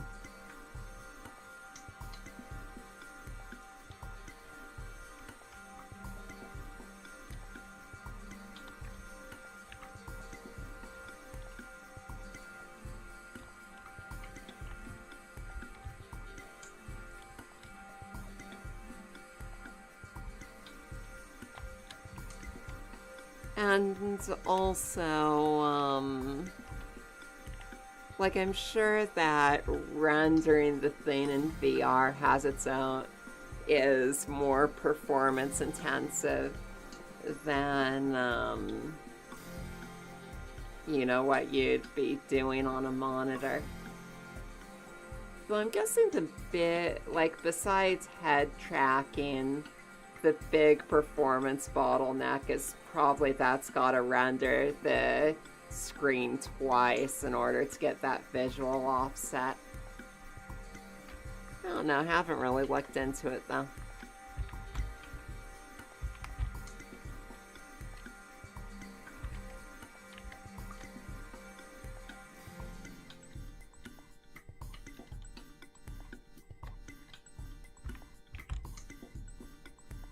Of course, maybe they can get away with just rendering it once and, like, centering the view from each eye a little offset on the same render.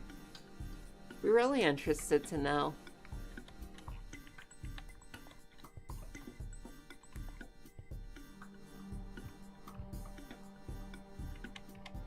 Okay, I think those hair strands are adding something.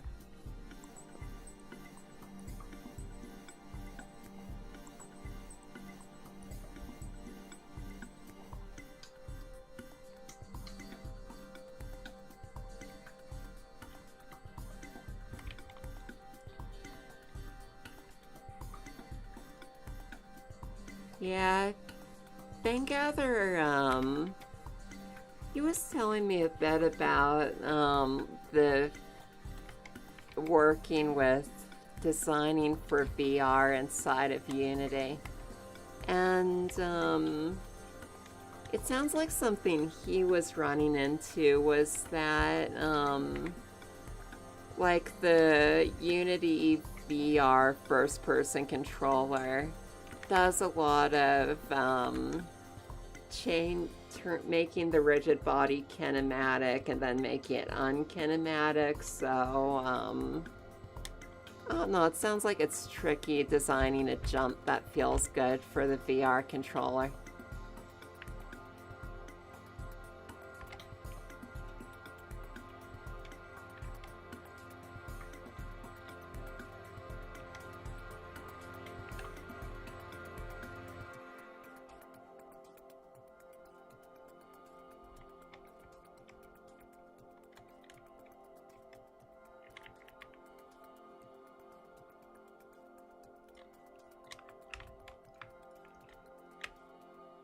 Pull this in. Okay, I think that'll work.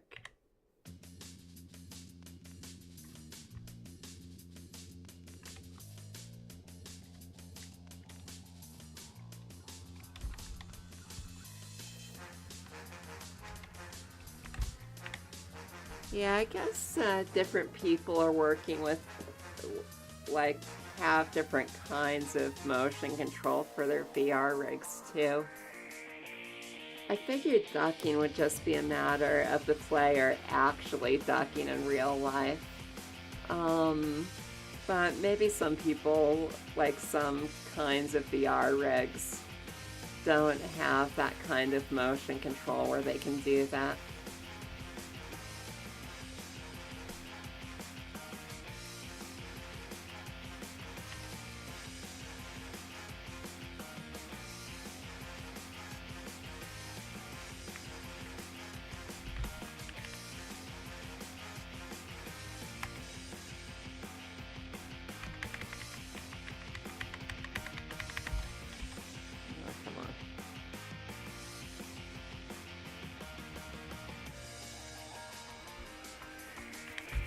That makes sense. So it's more like the controls for non-VR FPS.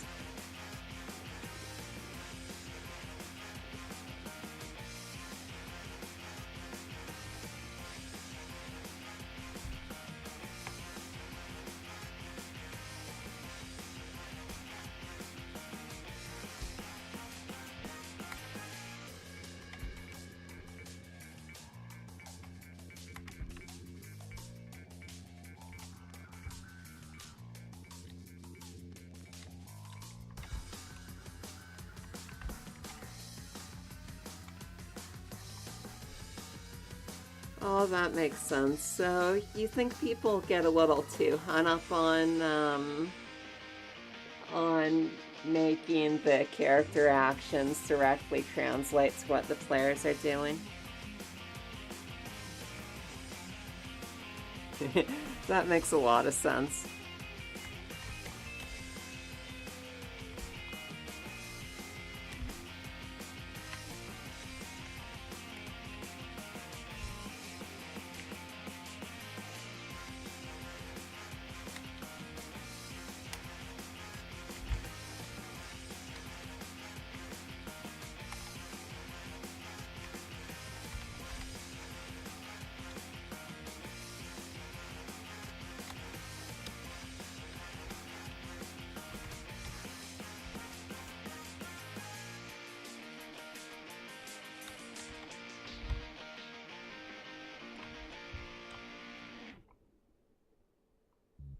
Tell me, do you feel me out there?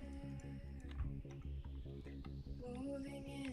Right, and I guess that takes focus away from the more interesting stuff in gameplay.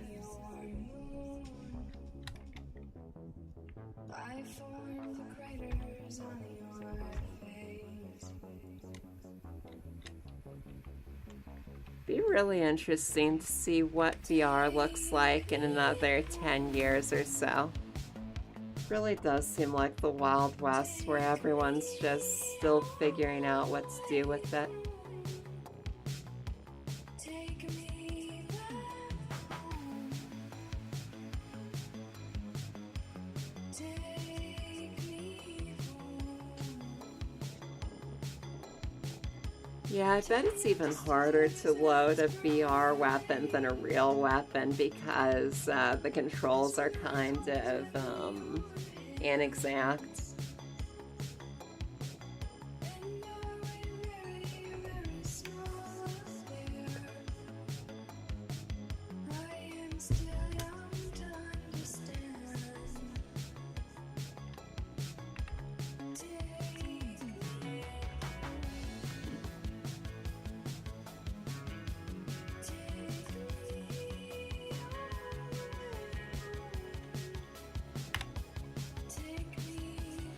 You know, I'm not really sure, City.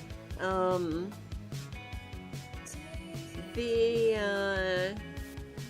biggest bottleneck to putting those in is getting the NPCs to react properly to them.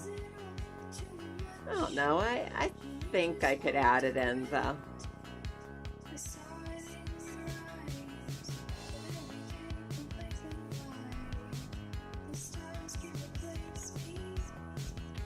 Why are you thinking about it right now, City?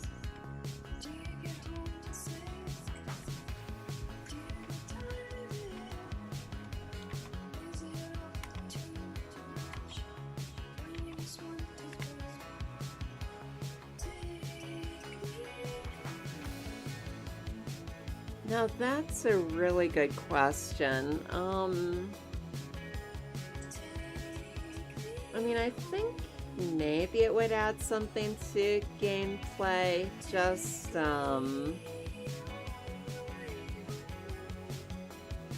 having a platform that you can shoot through does like, you know, it adds more dimensions to a gunfight if you're shooting through some stuff and not other stuff.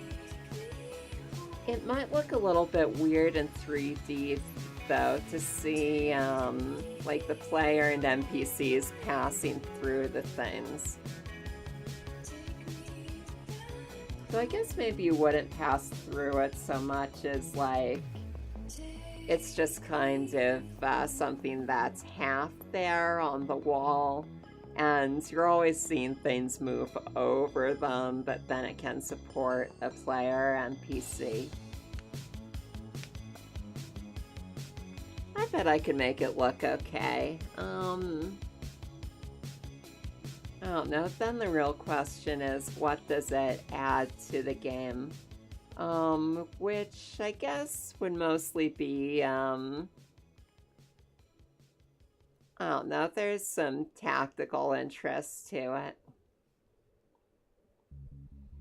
It might be a little confusing for if the player's trying to sneak, because, I don't know, I'm guessing if you can shoot through these things, maybe they don't act as cover as far as sneaking goes.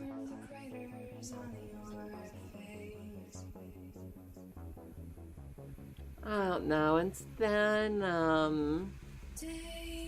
there's also the issue that,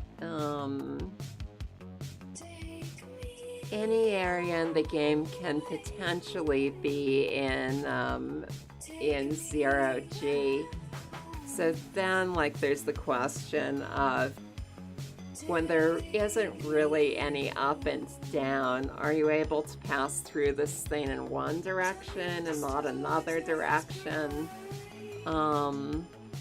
And that would be a little weird.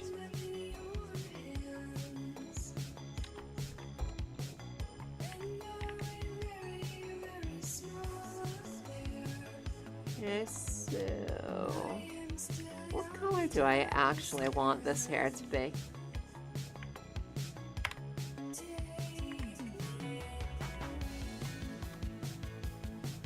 I was thinking it was going to be more of a black or, I don't know, dark gray.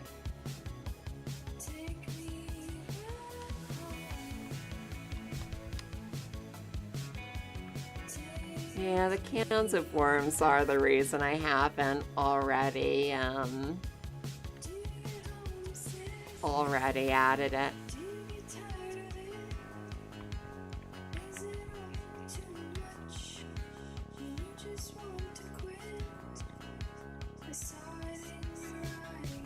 Oh yeah, so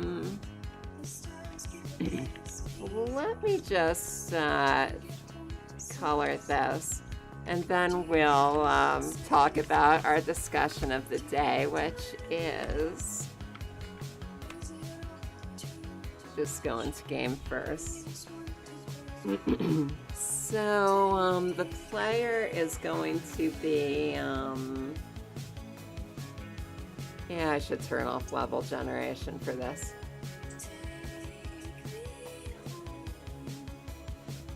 So the player needs to steal the spaceship to escape the station, right? But then if you try to fly the spaceship and you haven't dealt with the rocket, the anti-ship rocket turrets, like maybe an air traffic and space traffic controller or something says, we're going to blow your ship out of the sky if you try to leave. Well, thank you, Stay Desiccated Bot. You're fighting the good fight.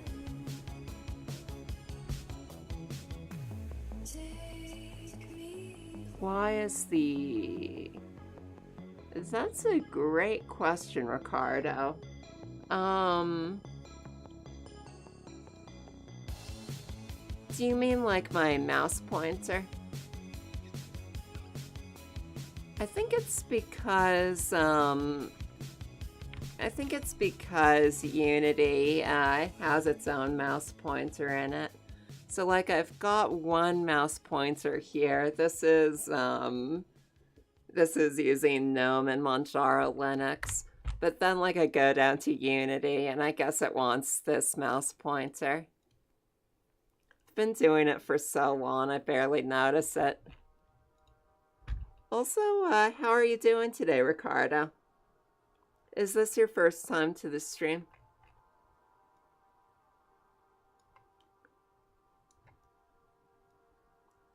So, now we're finally ready.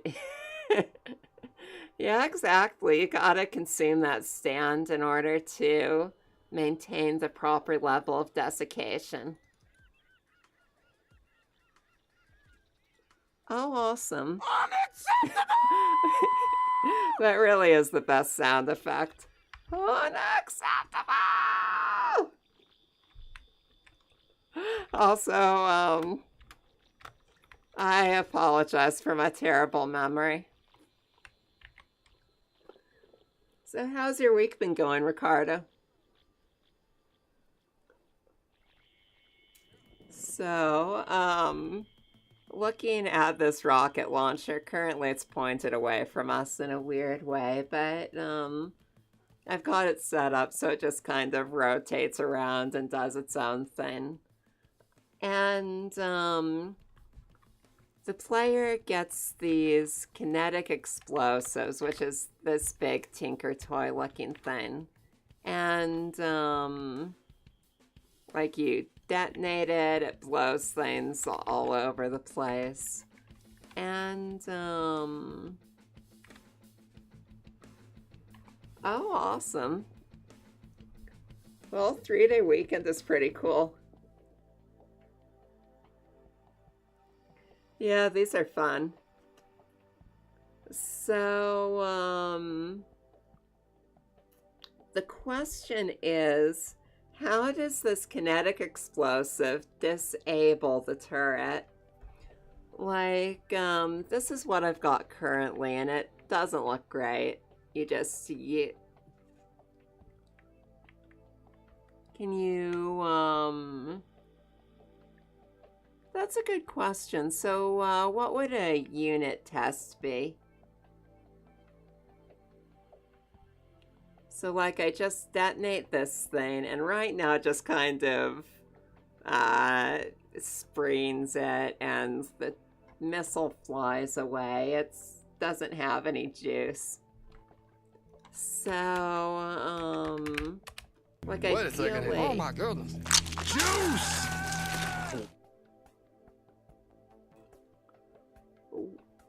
Yeah, I'm totally out of the loop. So what is a unit, and why would you want to test it?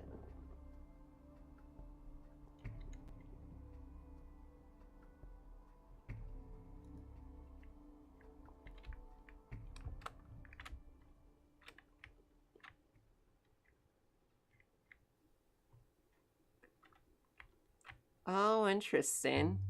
Yeah, I'm not really sure how you'd go about doing that in Unity. So it sounds like Corpus has some idea. He also develops in Unity.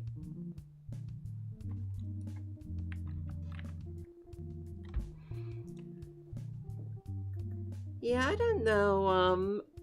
I haven't really had issues with the physics working in Unity, though. Like, I don't know, it's pretty easy to set up physical interactions in Unity, and they just kind of work.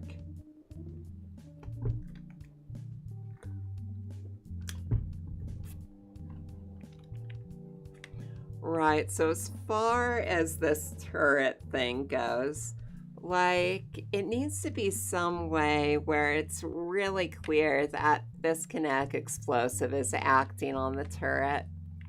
So, like, I'm thinking it's got latches that get blown to the sides and the thing just flies off into space, maybe.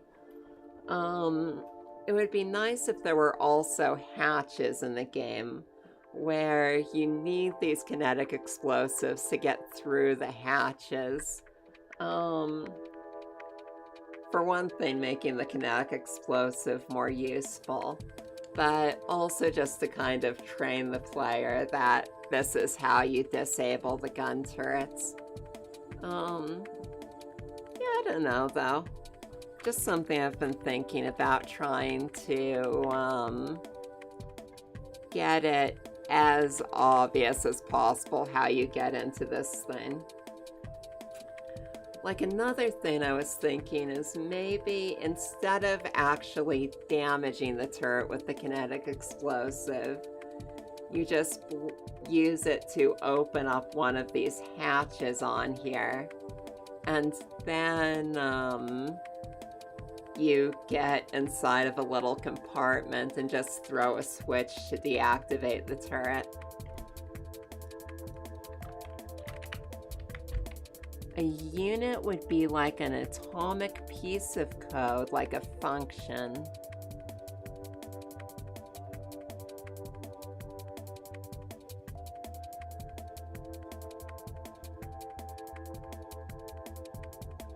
Oh, now that's really interesting. So Unity does, it does automatically point out bugs that, like are break the engine. For instance, oh yeah, so you do write functions in Unity. So, let me just demonstrate some coding in Unity. Just open this thing up. So, yeah, I made the kinetic explosive on stream, so I can go ahead and show that.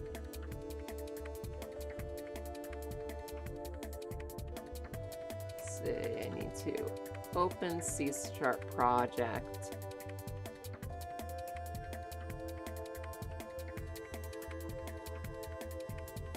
Okay, here we go.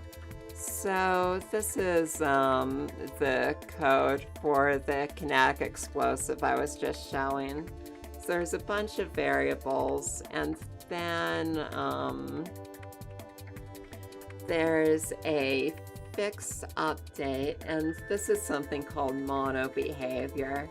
So it's for things you want to run constantly, or for functions you'd like to run when an object just starts up. So let's go down. So I'm saying in the fix update, basically every frame, if the thing is currently pushing objects, I'd like it to run the push objects function. So then let's just go down to that.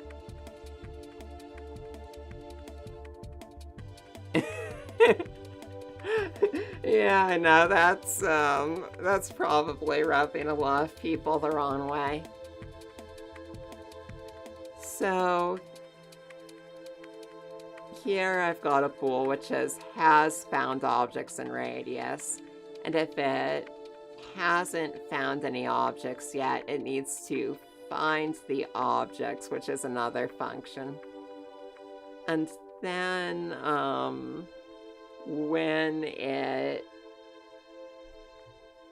after it finds these objects in the radius, it only does this once, right? And if it's found them, then for each of the objects that it found, it basically takes the rigid body, which is what's responsible for the physical interactions in Unity. And then it just applies some force to it, basically. Which is what we're seeing in the game where I detonate this thing and it pushes a bunch of objects back.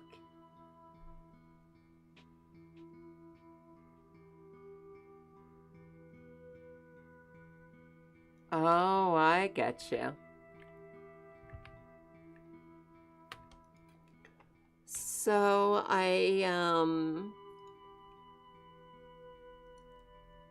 that's a really interesting way to think about it.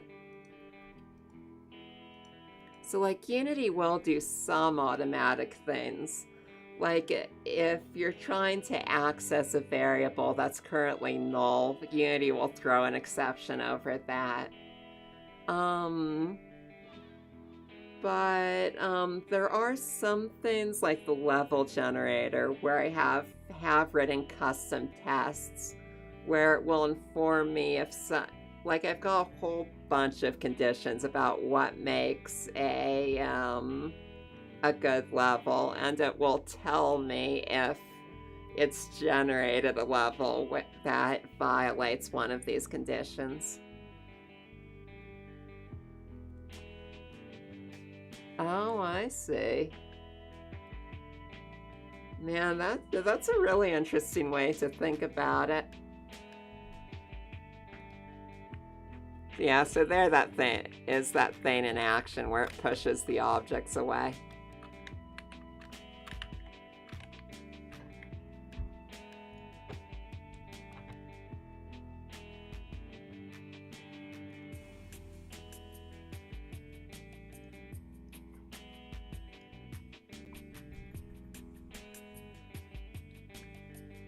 So what about something like this where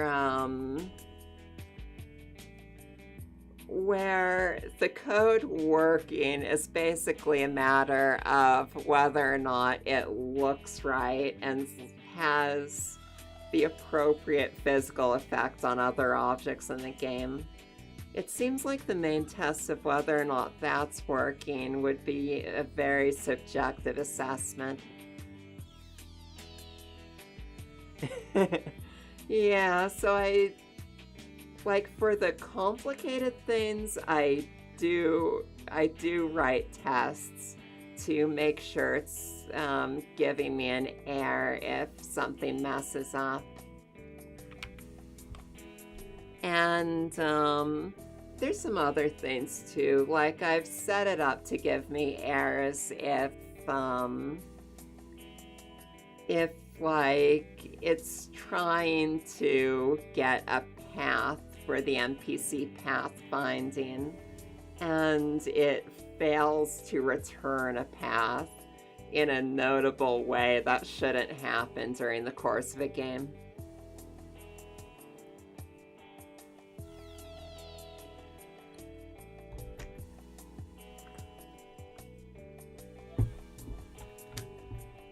Now, that would be a really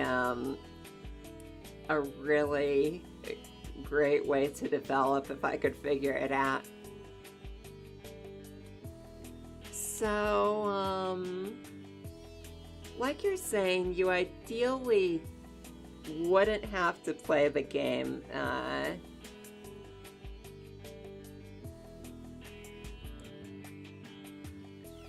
So, like, you don't have to play the game to see if it works properly. I guess my question is, how do you know that your tests themselves aren't bugged?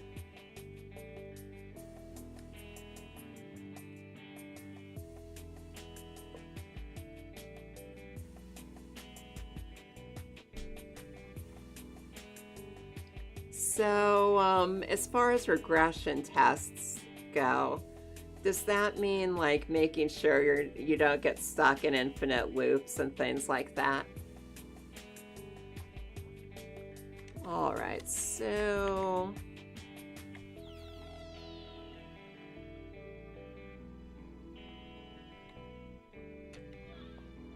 oh, that makes sense.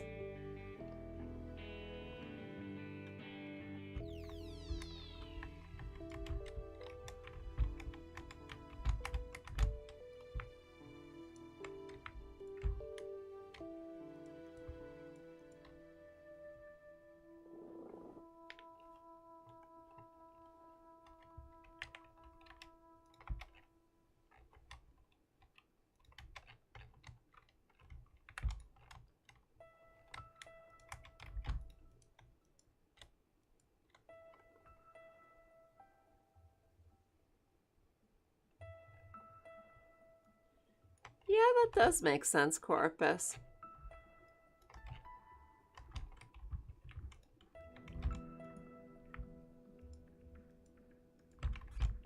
Yeah, it feels like, I mean, I could be wrong about this, but it feels like a whole lot of features that I'm putting in the game.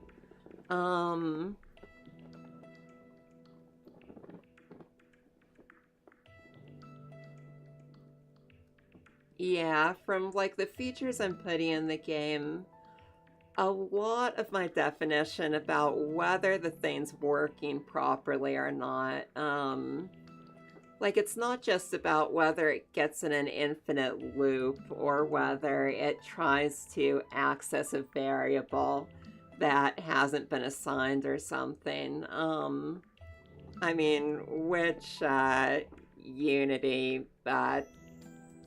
does detect to some extent on its own. But it's also about, like, is this applying enough force to the object? Or does this particle effect look appropriate for what the object's doing? Does does the way that does the recoil on this gun have, you know, feel snappy? And is it applying the appropriate amount of force for the player to use that force to reach a ledge that they would not otherwise be able to reach and stuff like that?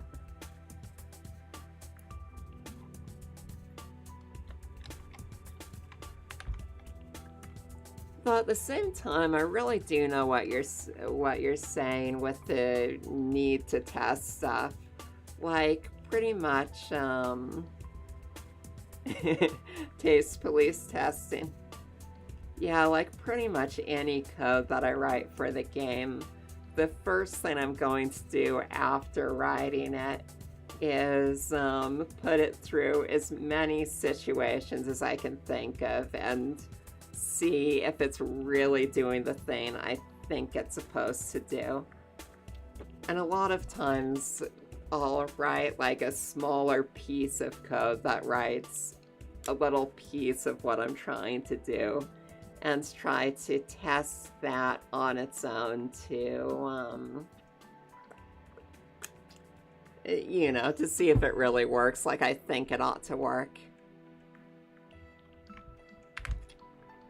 So what I'm describing is production testing. Right.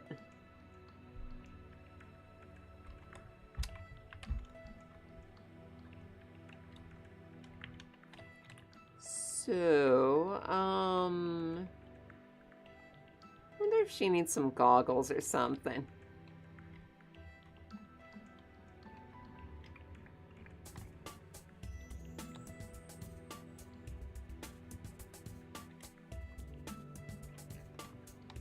I always want to put characters in goggles.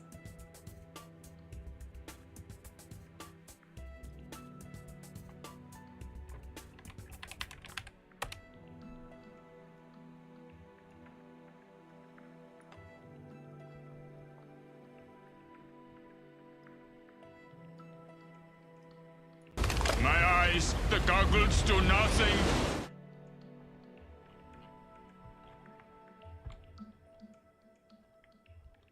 I don't know, like some kind of, sort of VR. I mean, they could just be protective goggles like this. I'll save those. I'm really looking at swim goggles right now. I need to, define this a little more. Maybe industrial goggles.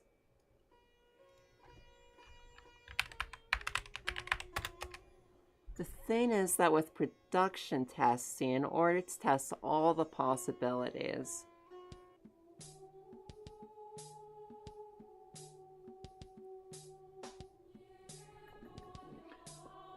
yeah, that makes a lot of sense.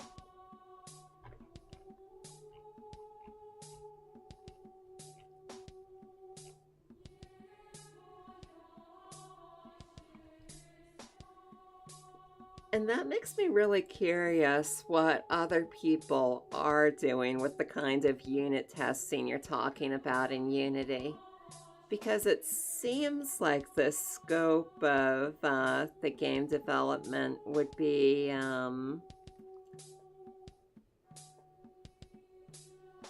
yeah, Corpus. So how does that work? Like, what sorts of code is the Unity testing framework capable of handling?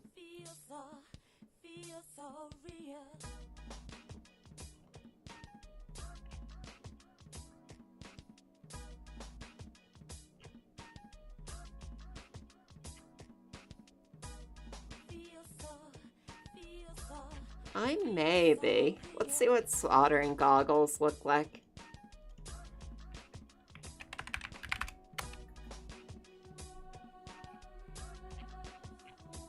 Yeah, I don't know about those. Those are pretty cool. So, old old-fashioned welding goggles, maybe.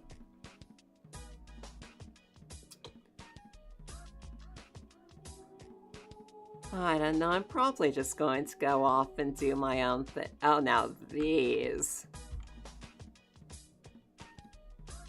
These ones have possibility. I guess I did sort of already design something that looked like that for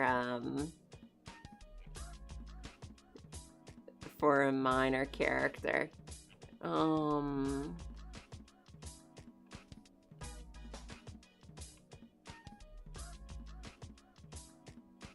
Those are kind of neat.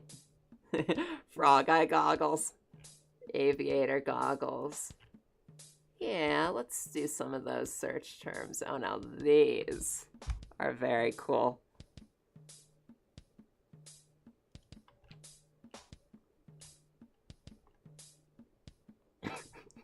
Goggle monocle.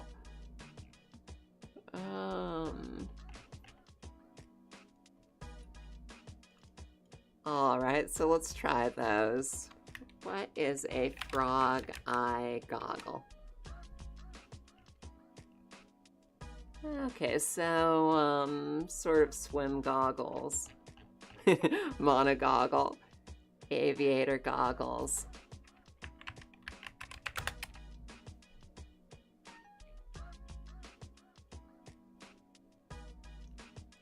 Possibly aviator style goggles.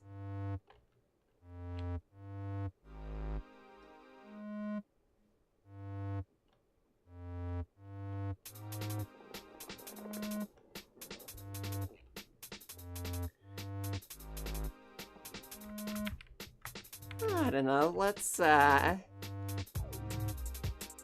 just take all this stuff I searched for and wing it like I always do.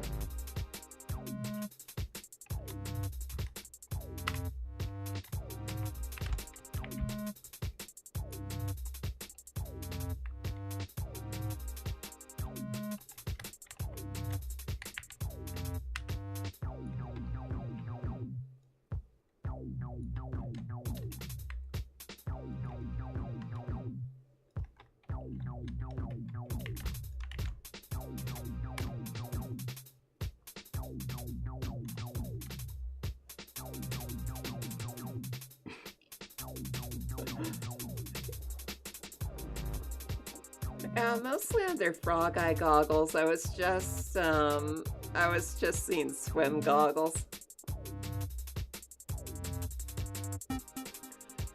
Yeah, so I code and make art for the game full time right now.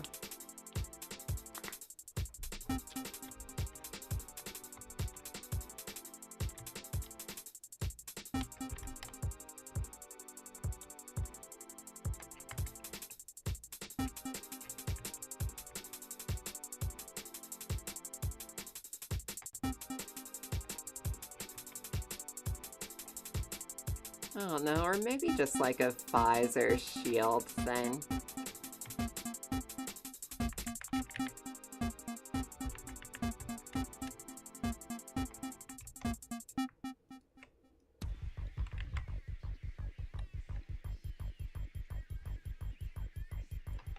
.3D goggles. Is that like VR goggles or something different?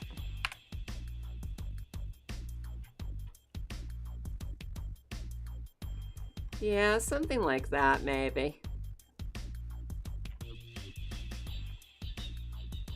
One big screen.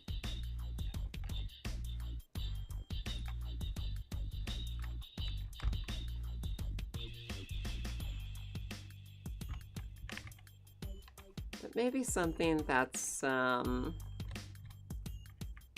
held in front of her face a bit. Oh, and thank you so much for the follow. I'm not gonna try to pronounce your name, but how are you doing today?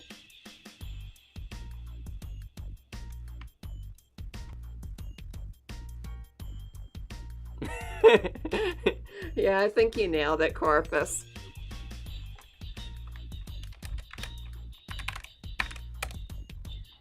I can Congratulations, kid. You've outdone yourself. You've reinvented the wheel. I'm going to recommend to the board that we proceed immediately and that the dingus be mass-produced with all deliberate speed.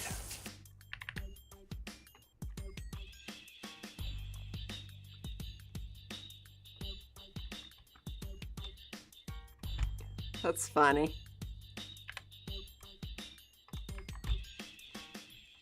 Yeah, I think that's really the goal, just in case your head in a gigantic bubble.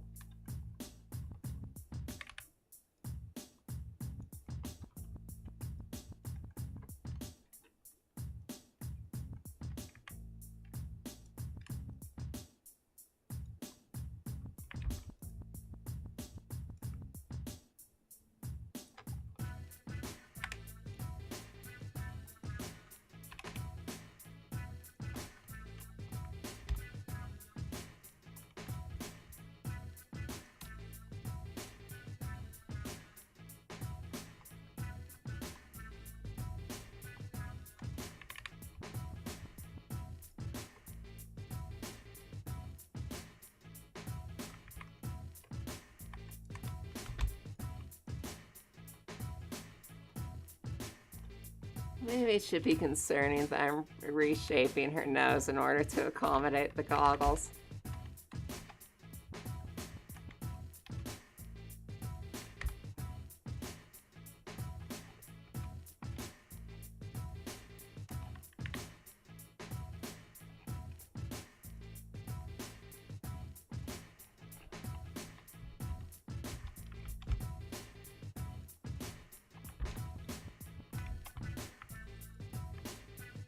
I don't know if this helps or not. I just felt like she needed some eyewear.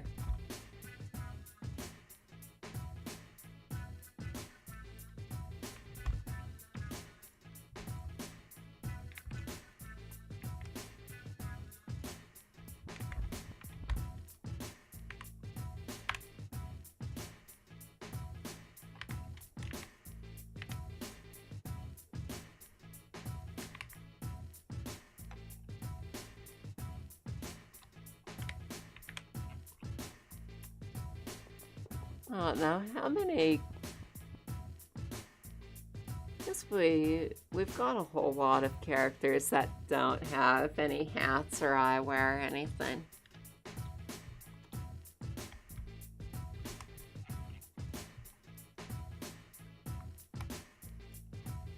Then maybe your hairstyle's also a little close to this one. Let's look at them next to each other.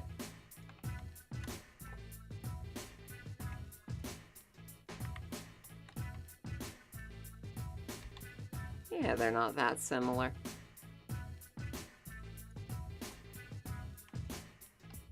Yeah, I think she's Shorty City.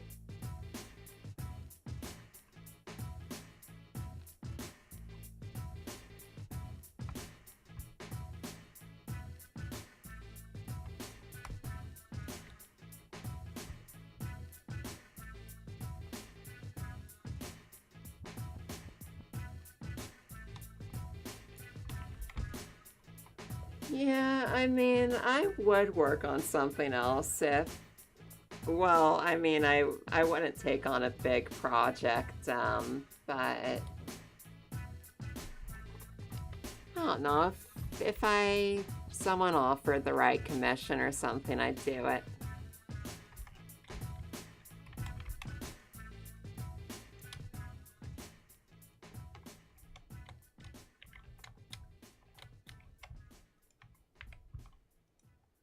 Not really sure if this goggle visor deal is gonna work out, but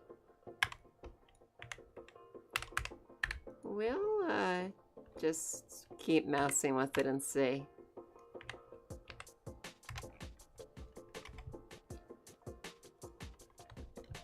That's what I've been saying all episode, you just gotta keep messing with it.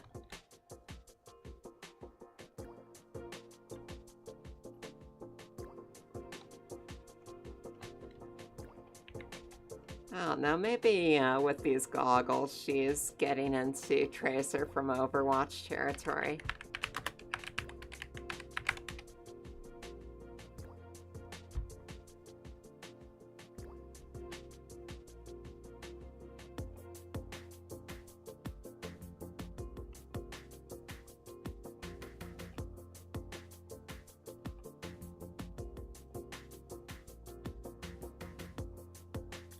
Your cell is kind of similar.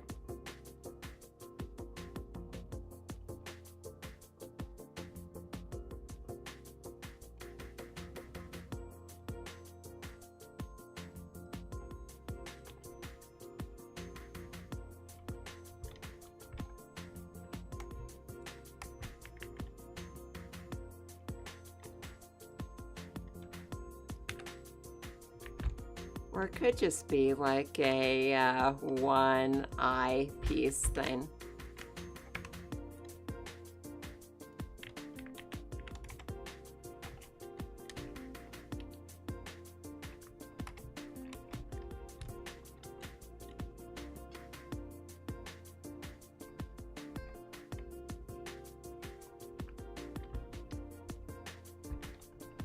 Alright, which means that most of the stuff I've done for it no longer applies.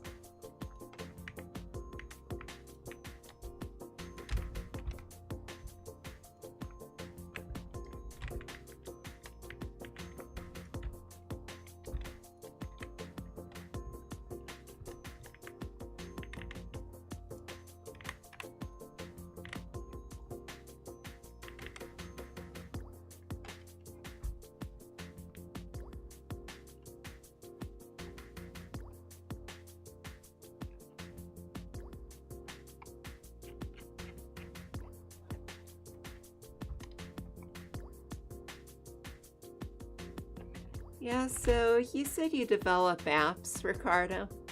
What kind of apps have you worked on?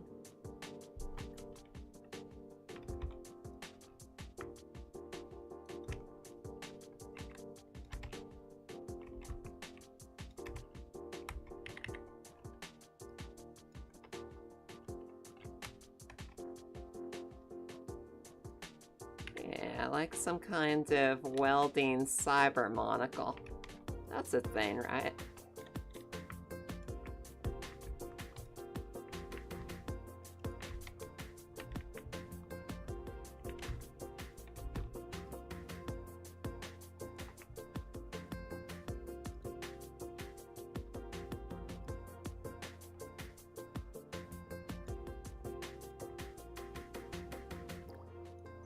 It's a thing now, anyway.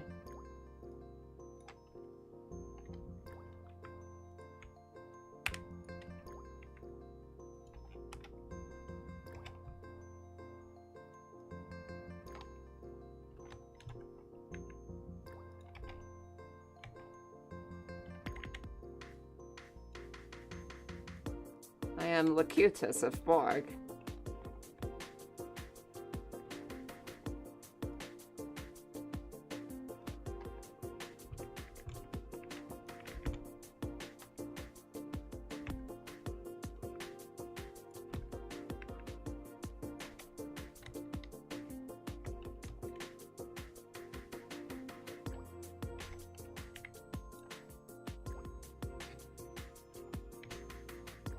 Trick is not making this look like a cybernetic augmentation, which is a thing in this world, but she doesn't have it.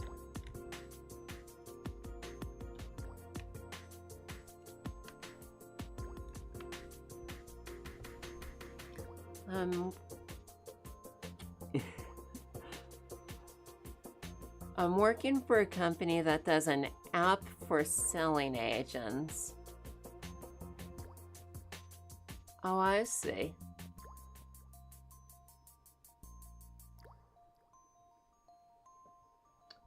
Oh, awesome. Blockchain technology. Sounds really interesting.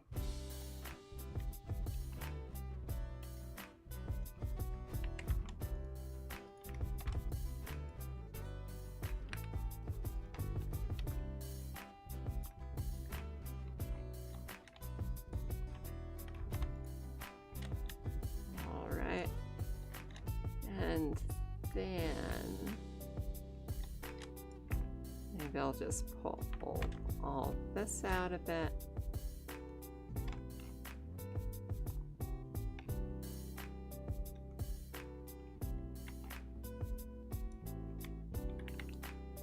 And I could put a nose piece on here.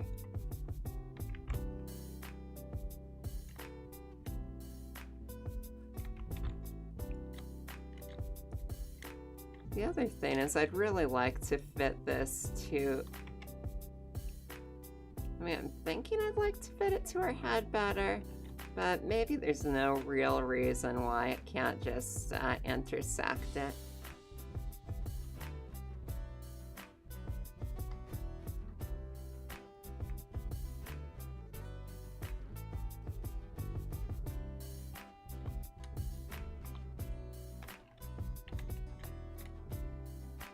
And like a thin nose piece, maybe.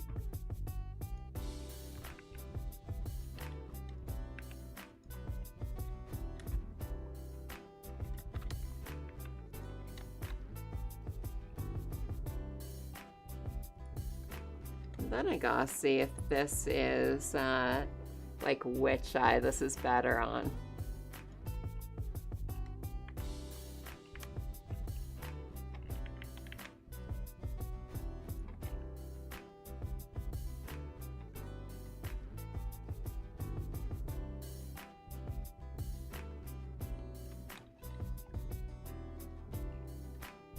I don't know, I think it was cooler on the other eye.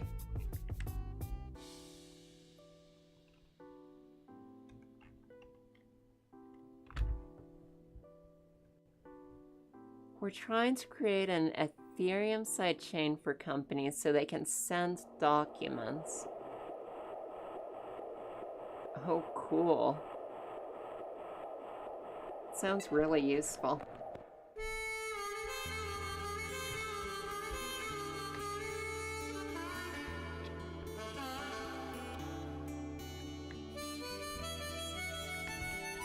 Then it would probably be good if this weren't, going straight into the monocle.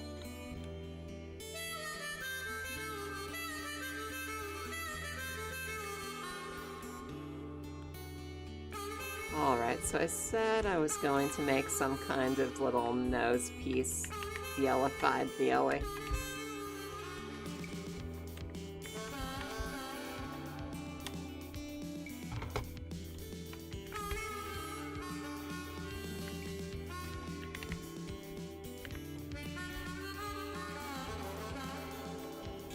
Pretty much all of this is making dealified dealies in one form or another.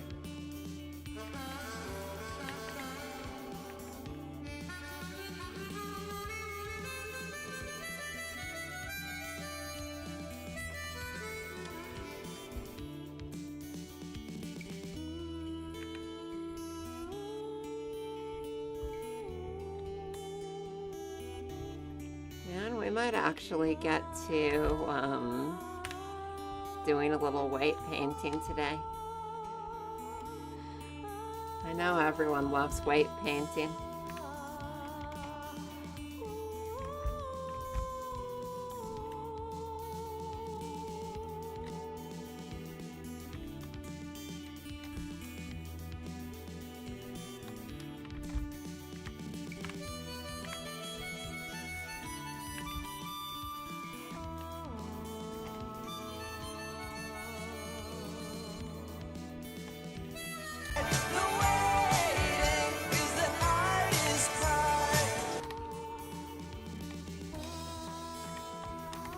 The hardest part of all.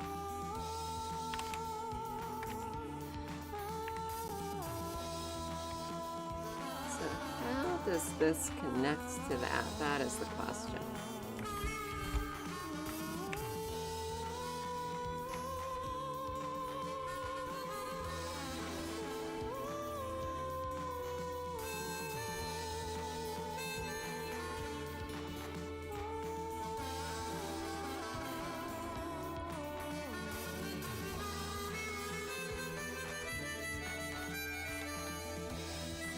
Maybe this just continues out this side. And then I turn the mirror modifier off before I do that. What's the best movie ever made?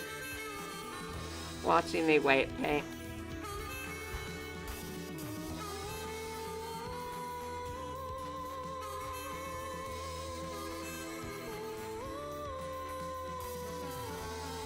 Oh, Boss Baby. Yeah,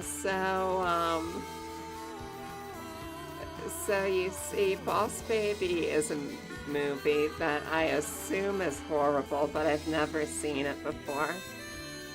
So in order to make sure that I never know for certain if it's a bad movie or not, I need to ban anyone who talks about it.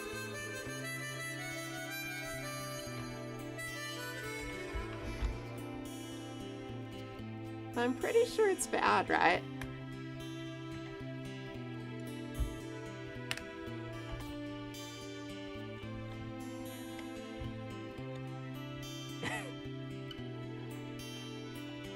Well, I wouldn't so much call it avoiding spoilers as maintaining my irrational biases.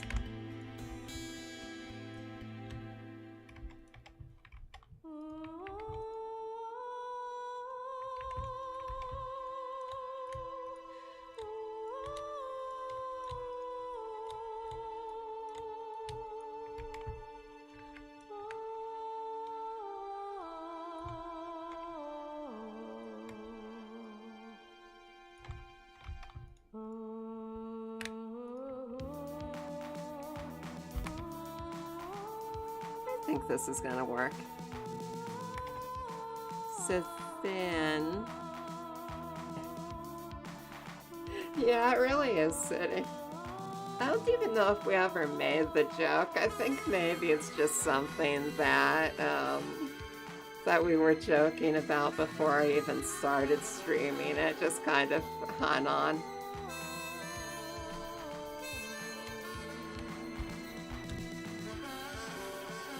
Yeah, it's the joke that never dies. I've given you sunlight. I've given you rain. Hey Paz, how are you doing?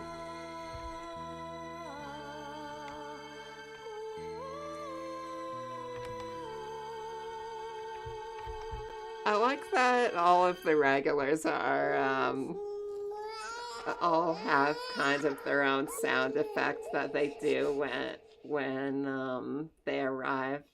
Like Corpus does Unacceptable and Paz does Sunlight. It's pretty fun. Oh, there was probably a stream where we talked about Boss Baby, but we've been talking about Boss Baby forever. Yeah, exactly. Exactly. Whenever I hear Sunlight, I know Paz is here. What have you been up to, Paz?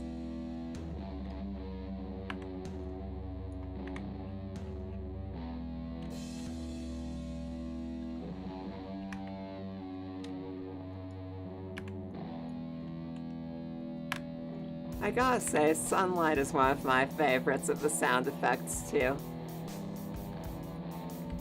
Wait, did I say Sunlight or Unacceptable? Because I meant Unacceptable. Unacceptable!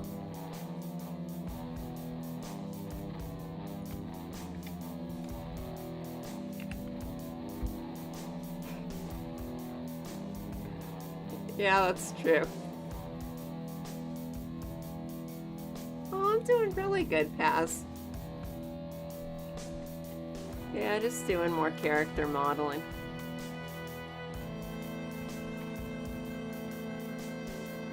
And doing a lot of programming in the game as usual.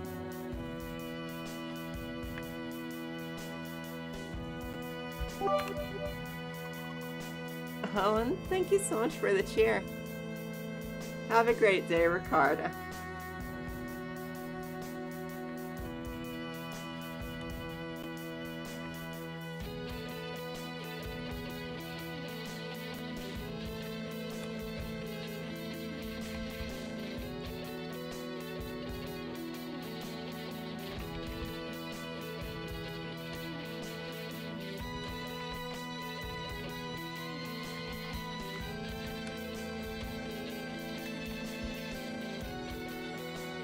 So I'm thinking what I'll do is just fuse these into one piece.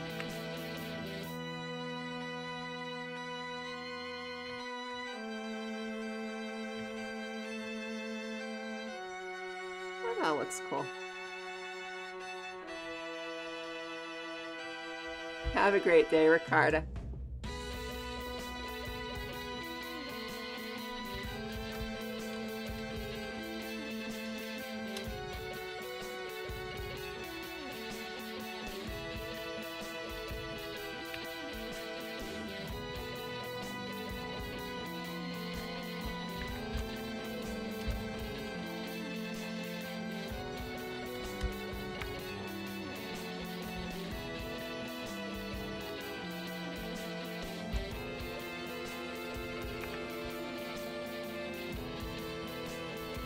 I honestly don't know how I've gone this long without making some kind of cyber monocle in this game. Seems like I would have done it sooner.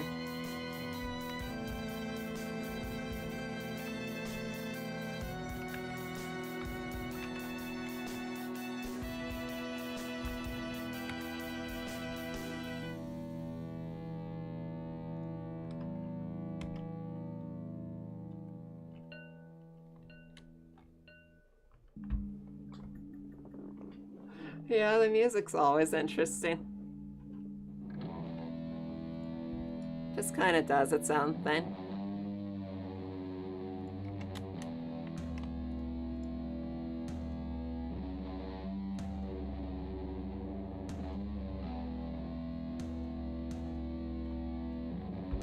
Okay, so what I'd like to do is trim off the excess so that this looks halfway decent when it isn't on her. Not that's ever not going to be on her, but just in principle, it bothers me that's kind of smashed into her face.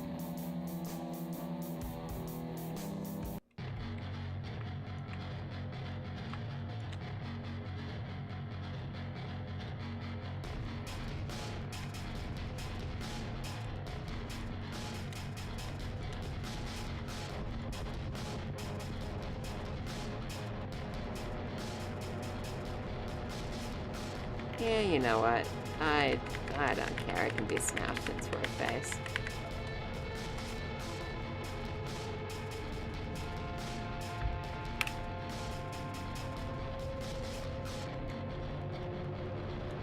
But I do need to make sure that these aren't just one-sided meshes. Like, what's even going on with this?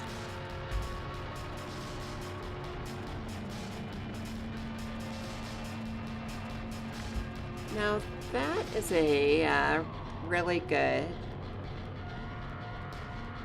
That's a really good question for Discussion City.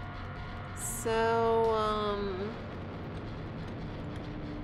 like, what are the qualifications? It's a castoid. What are the qualifications for being a Metroidvania? Like, I figured that, that the big thing that Metroidvanias had was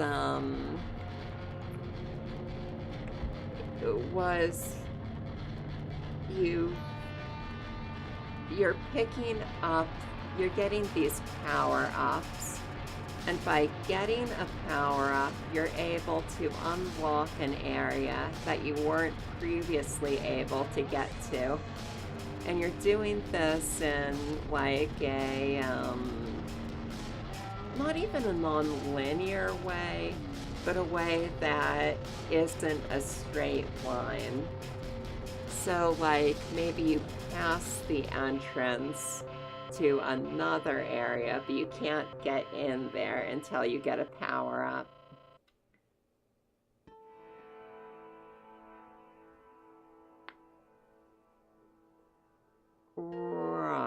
Right. So, I'm wondering if maybe another qualification for being a Metroidvania is that you have a choice of whether you're going to do this area first or that area first. And, there's going to be more of that once I add more story paths. But even from the start, there's a little... Actually, there's quite a bit of that going on. I've added that in a few different places. This week I tried the Little Software 3D. Oh, interesting. So do you have any pictures of that pass? Also, what are you sorry about?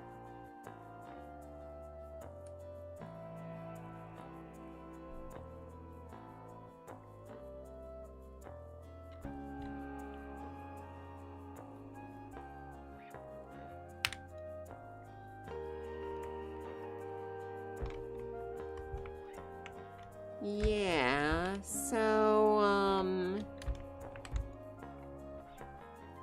mean, that is a great question.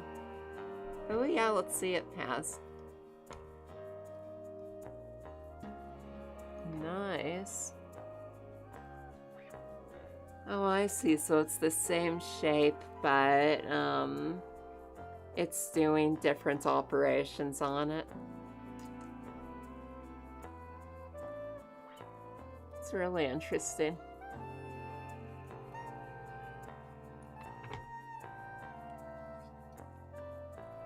I mean, and whether or not the branching is PCG, that's not so much a question of whether or not it's a Metroidvania as whether it's a PCG Metroidvania, if the Metroidvania bit and the PCG bit aren't on speaking terms. I don't know.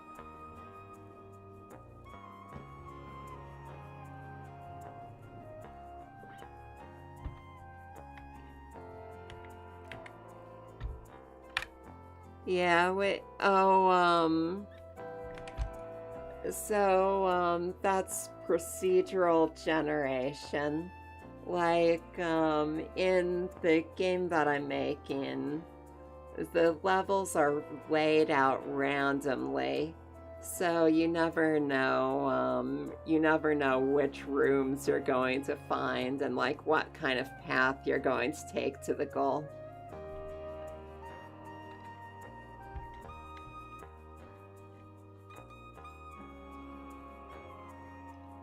But I am doing some elements that aren't procedural in this. Like, I don't know, it's kind of like each level is procedural, but the big structure isn't procedural. I don't know, it's a bit like in Spelunky. Each level you go through has a procedurally generated map, but you still know that you're going to, first you're going to get like the regular caves, and then you're going to go to the jungle after that. It's never different.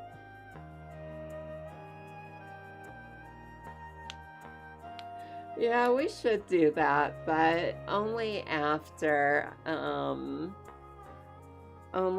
I'm a little farther putting the content in. Like right now in development, I'm at the point where I'm working on the first story path, and I'm just gating things off. So I'm working on that Metroidvania-like structure of you need this item to get into this area, and then you follow that key door chain long enough and you win. So I'm pretty close to getting that done. I've still got some important steps left. And then the next few steps are, thank you so much for the host, Tommy.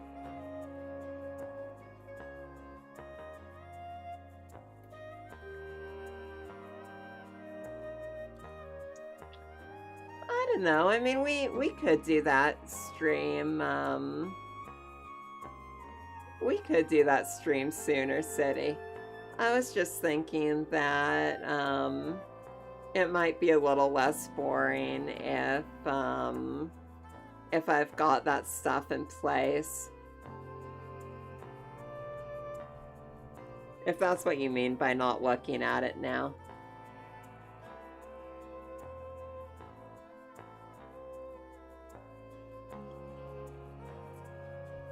I don't know, like, how are you doing, Tommy? What have you been up to? Like, the main reason I wouldn't want to do that right now is because, firstly, like, some areas are just plain unreachable because I haven't quite gotten the maps and the key gate structure in there yet. And, also, the maziness is a bit of an issue. It's something I'm planning on working on, like, in the next step after I get this gating in.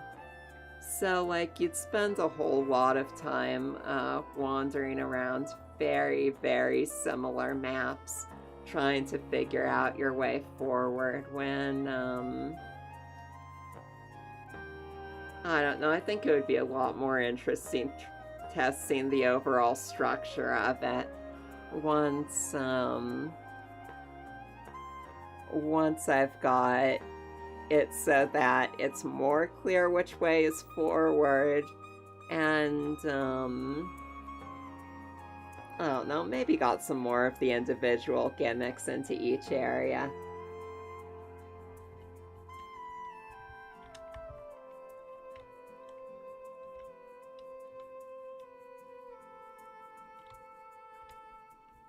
Yeah, Metroid is a fun game.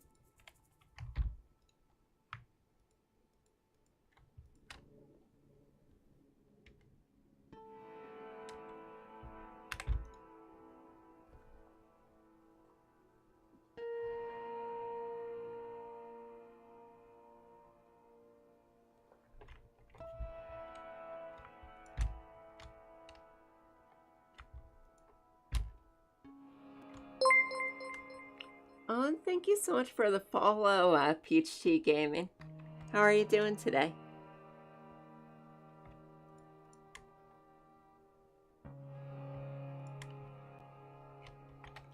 Yeah, so, what I'm doing is I'm working on, this character. She's the chief of security in this, on the space station in the game that I'm making. And she's got some power armor. Here's some of the other characters I've made so far for the game.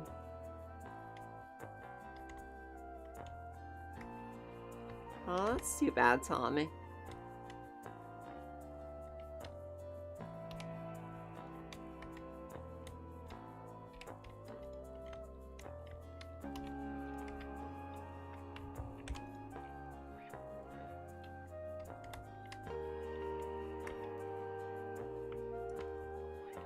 Yeah, so, is this your first time to the channel, Peach Tea? Save.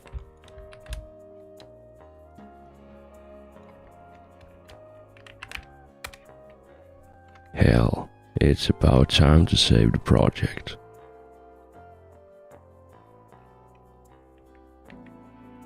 Oh, awesome. So do you do any art or game dev stuff? Or do you just like to watch it? Yeah, so the video game that I'm working on, that I'm pretty much working on every stream, there's a little demo of it playing under my head on stream. And it's a procedurally generated platformer about this robot who's trying to escape from a space station. And your special ability is that you can eat objects and turn them into other objects. I need to move this to a different layer.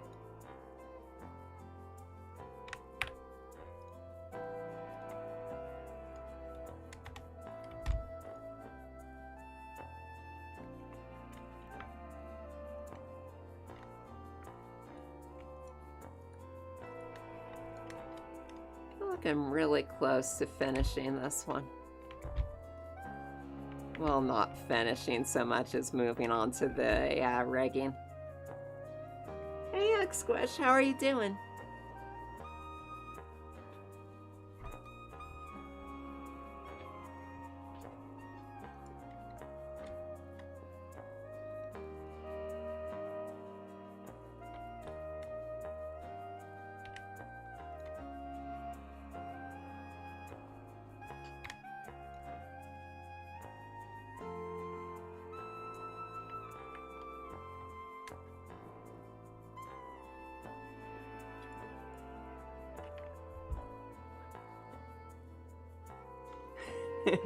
Oh man, that's a lot to take on, X-Squish.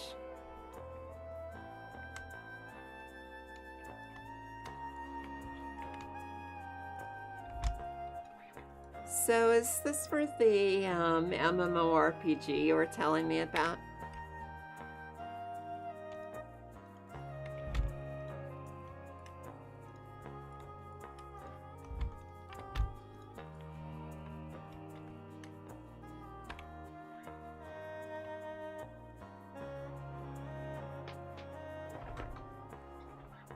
Oh, that's not too bad.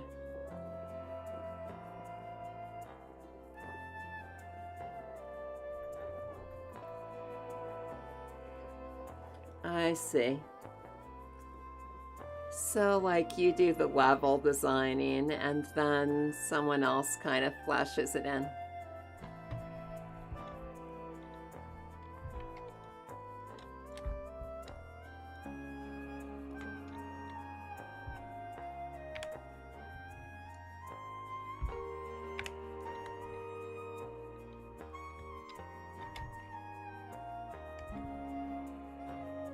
Music always makes me feel like I'm building towards some kind of big accomplishment. I mean, which I guess is the idea of making this game, but it just feels like we're climbing a big mountain or something.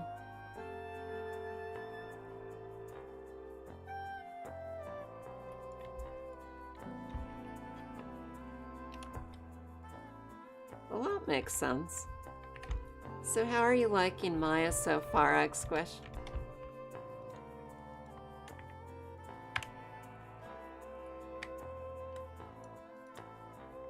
BRM is climbing a mountain. Why is she climbing a mountain?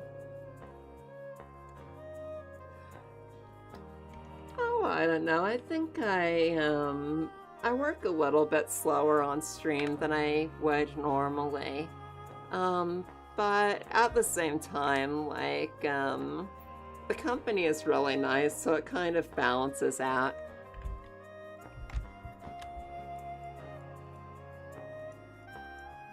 You know, I wouldn't be streaming if I didn't want to interact with people while I do it.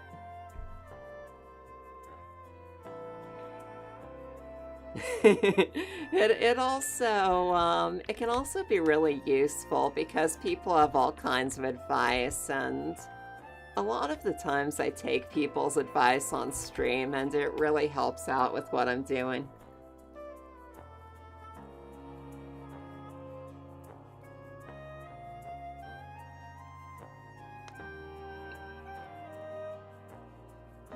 Wait, so you used to make models with Notepad? How does that even work? Are we thinking of the same Notepad? You're talking about, like, something like this, where you're just, writing text in it, right?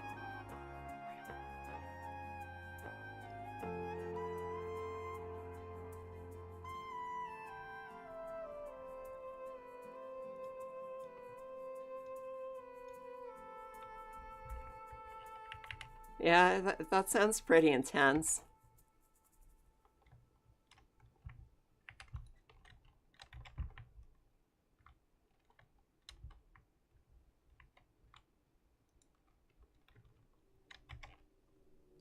Right, so that may actually be enough for Cyber Monocle.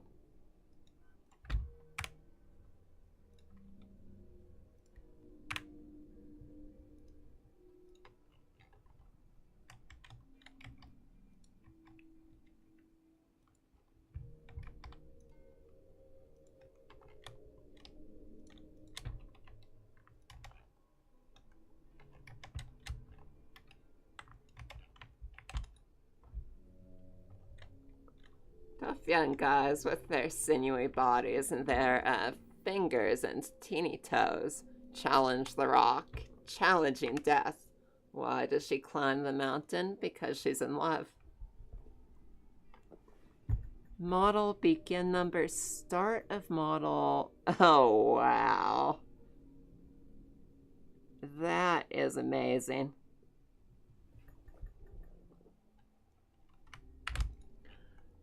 So like, you need to define in text where each vertex is.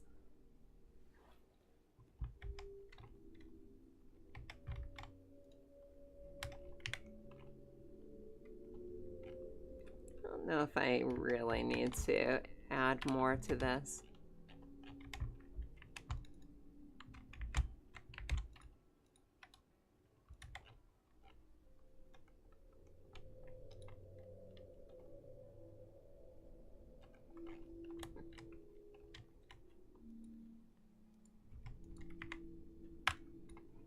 And I think this nose piece would be better if it were the same color as the earpiece. There we go.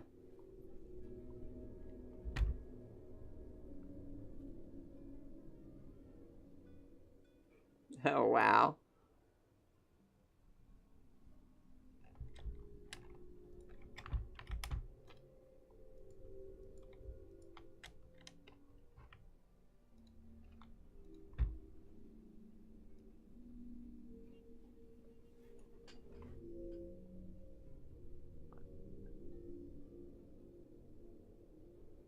Wow.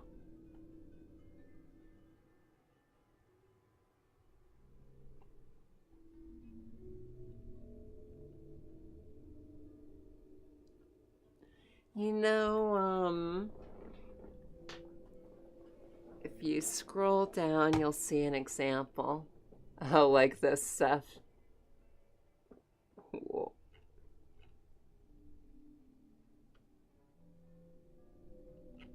Yeah, it's amazing what people used to have to do.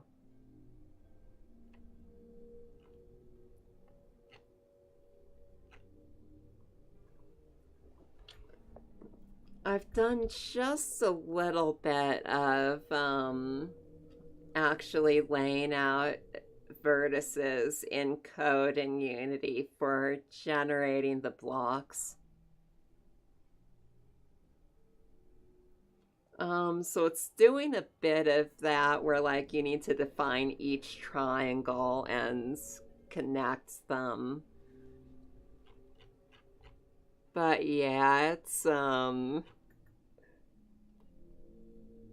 like I'm not even that comfortable working with the code I have for that, and that's probably a lot easier than this stuff.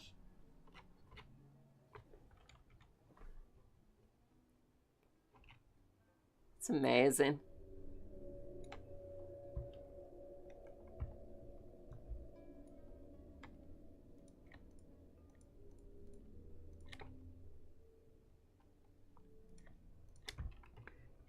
You know, that reminds me of, we were watching this thing about the making of Maniac, like the original Maniac Mansion. Let me see if I can get a picture of it. And they were saying that in order to, yeah, this stuff. So in order to, like, get the art style for it, they weren't actually, hey, old bear, how's it going? They weren't actually laying these out pixel by pixel, but instead they were making this palette of like characters that were chunks of pixels. And they needed to use these chunks of pixels over and over again. Like in order to get this more nuanced looking art. It sounded like, right. So like it's made of sprites, but I think if I'm understanding it right, like the sprites are made of like chunks of characters, and it's not as simple as just laying out the pixels. But by doing that, they were able to get way, way more detail than a lot of contemporary games. How have you been, Altbear? Yeah, sprite tiles sounds right. It just sounded like the most horrible thing to have to go through in order to make a game.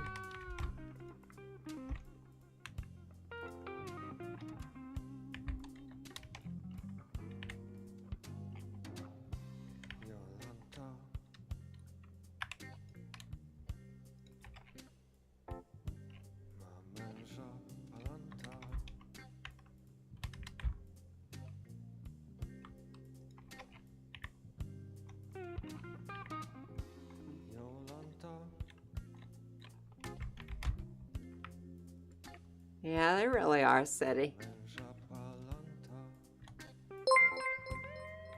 Thank you so much for the follow, King Ganthrosite. How are you doing?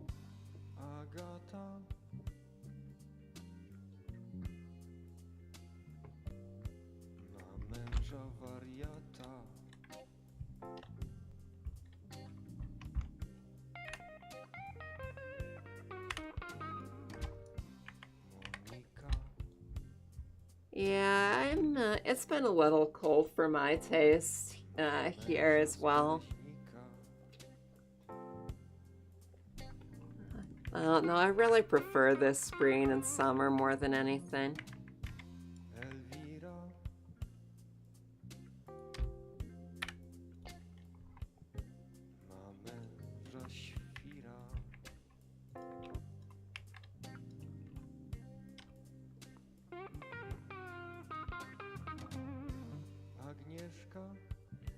So, I'm 32 years old. Not sure if I'm in the right range for that stuff or not.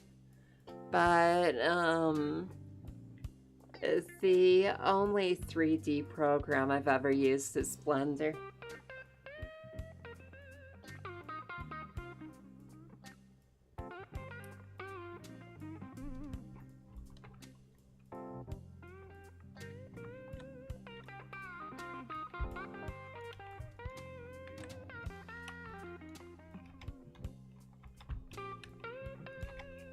Yeah, so I probably could have been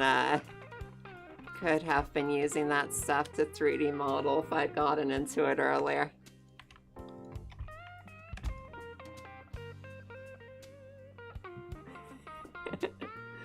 Oh yeah, these goggles are to protect... My eyes, the goggles do nothing. These goggles are to protect my eyes from flying vertices while I model.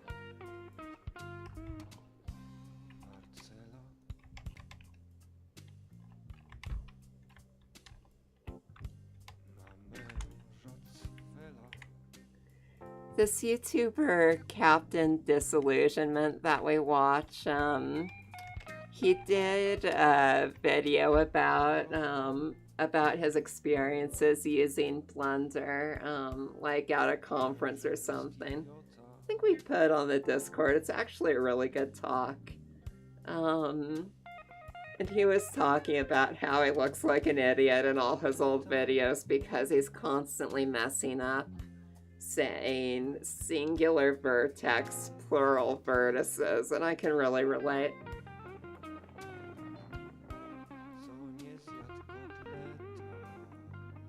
Proper PPE is, am I violating TOS? Yeah, let me go ahead and link that.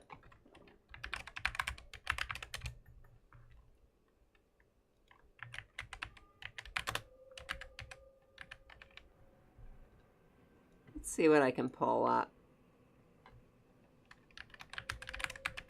Here's where you get to see I don't know how to spell disillusionment. Blender.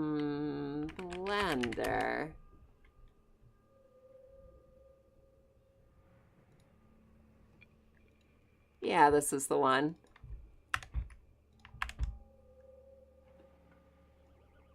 Yeah, that's I don't know, it's just a really fun talk. Like he talks about he was using proprietary software and then he got into using Blender. He does these YouTube videos where he debunks different like urban legends and other videos on YouTube showing incredible things. But he's also a special effects artist. So part of his show is he tries to recreate these hoaxes that he sees. And he was talking about using Blender for that. And there's also just a lot of humor in the talk that's really funny if you've been using Blender.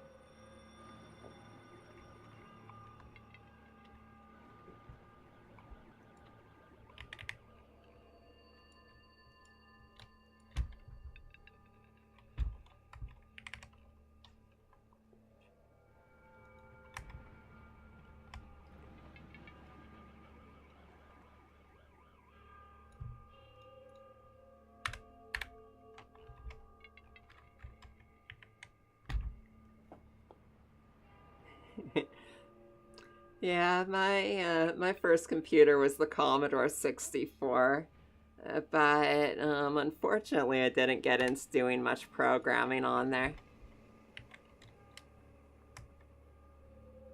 Was just watching my brother program on it. And I mean, the programming he was doing was like, you get a book out of the library with like code for a video game in it, and you try to recreate that.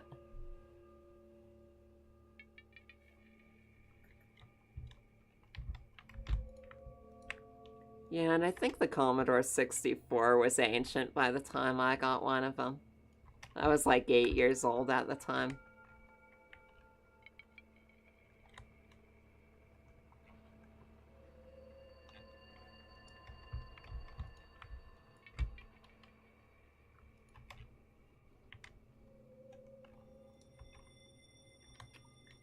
Alright, so something that worked well for another character was I was like taking sections and making them a slightly different shade. So let's see if that works at all or if it's just weird. It's weird when I do it like that. And for this, barely noticeable, so maybe I won't be doing that.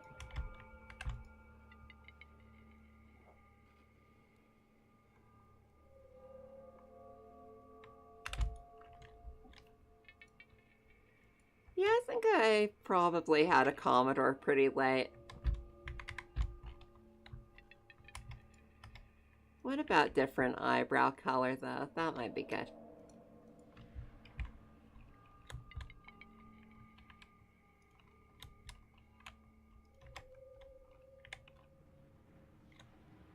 I think that helps. It just felt like maybe the eyebrows were getting lost in the hair a little.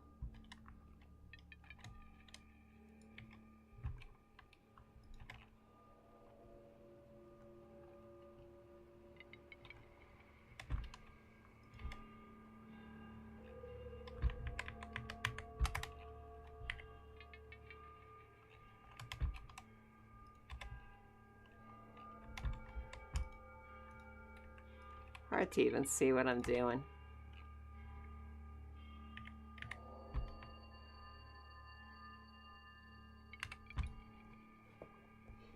Oh wow, so that's like having a more advanced calculator, I guess.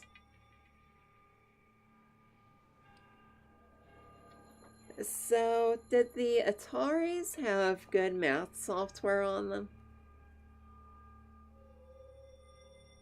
Or were they just there as an incentive for the kids to get good grades?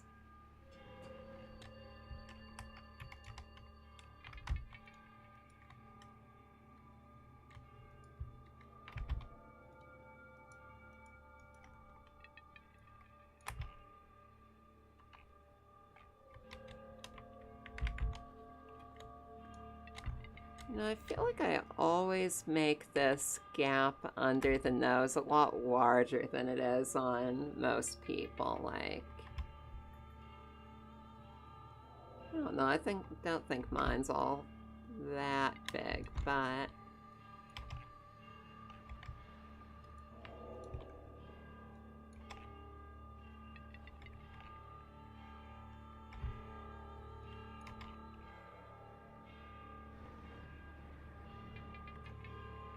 don't know if that works though.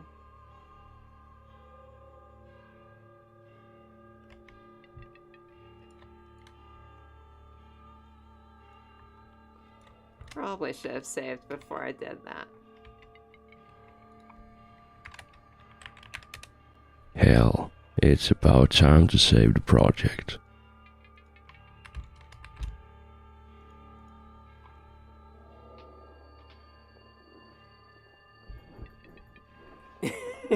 To play Pitfall, obviously. Now that's a game that I did have on the Commodore. But it was like this glitched out pirated version of Pitfall where the game crashes if you go left. And I'm pretty sure you did need to go left to win that game.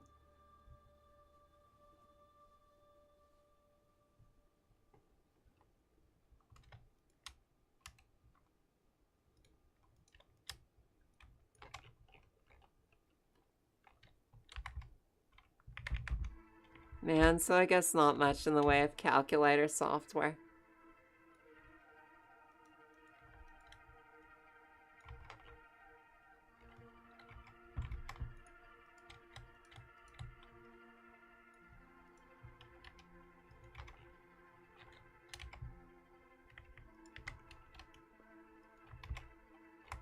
I don't know, so everything I just did there was a bit of a waste of time.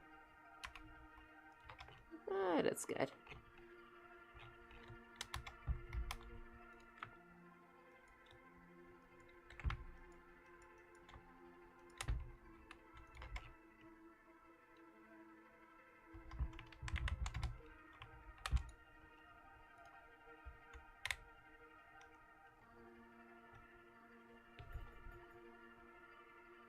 We used to carry cassettes around with us to save or...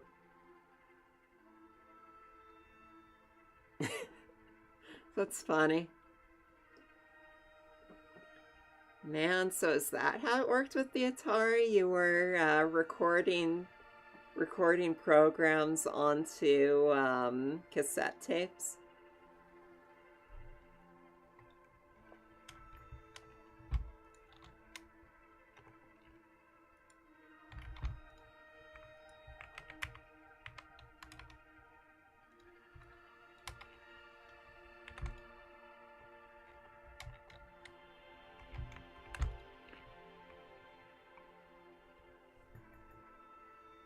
Hey, Viper Dart, how are you doing?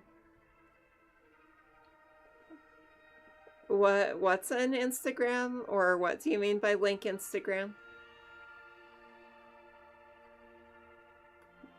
Oh wow, yeah, that must have been super early computer stuff. Oh, so I don't have an Instagram. Let me see, but there's some links below this channel for the different websites I do have. Let me see if I can do it. So, this is the biggest one. It's creatorcrate.net, which, I don't know, kind of shows off what I am doing with the video game that I'm making. And we also have a Discord, which is a good place to get news about the stream and also just hang out and chat outside of stream.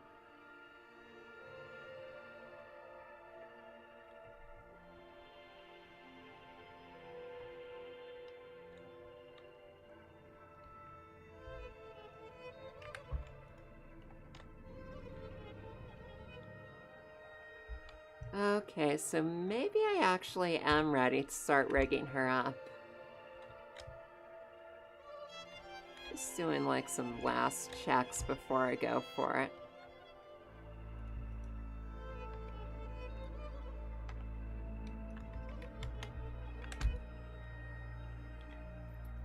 Yeah, so are you an artist, Viper Dart? Do you have some images of your work on Instagram?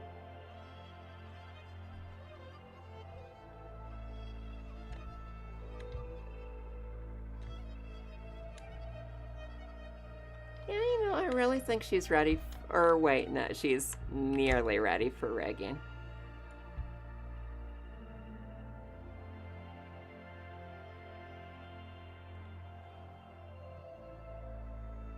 The Belfies. I'm guessing that's like a selfie, but extra. I probably don't want to know what the bee is doing in that word.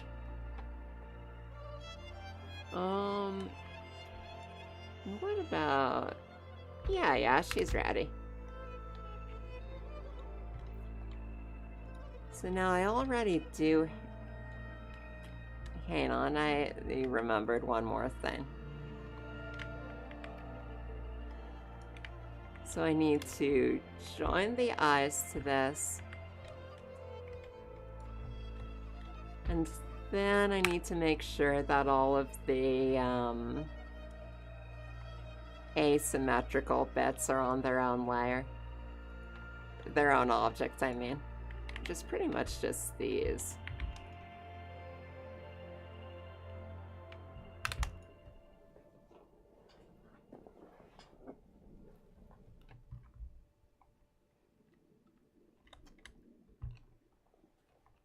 You know, just that hair and the monogoggles, that kind of looks cool. It almost looks like it could be a character all on its own.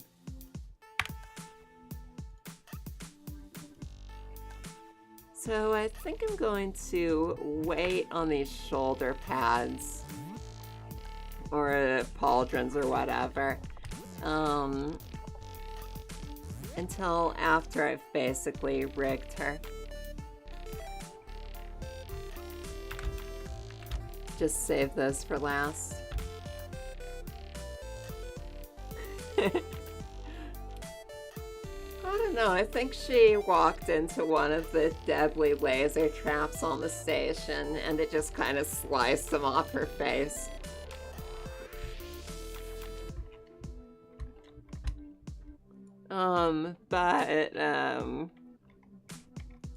Realistically, I think it's they're like a heads-up display, and how they work. Whoa, not that. How they work is she gets information about her power armor through those, and maybe it's kind of like security guards and Secret Service have this little earpiece where they can communicate and listen to information. Like, I don't know if I want to give this like an earphone component. I bet it has a little speaker in there anyway. But as the chief of security, she probably needs this heads-up display in order to get information about what's happening on the station. Whoa. Move this. How did those get on the same object? That's wild.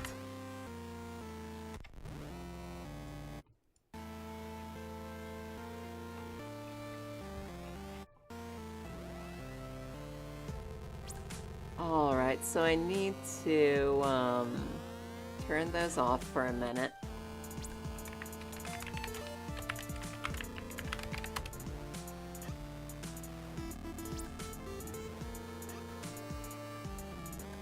I wasn't sure what the discussion was around the rocket. Oh yeah. So as far as the rocket, like I guess I don't know, City of Corridors and I have been talking, and like you saw the one effect where the kinetic explosive just kind of goes off and the thing drops its rocket. Hey, welcome to the channel, all the new people. Yeah, so the thing, like the kinetic explosion goes off, the thing drops the rocket, and I don't think that really communicates it very well.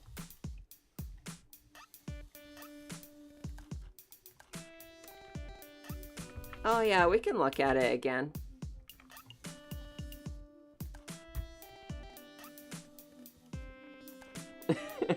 Yeah, maybe I should turn Discord off.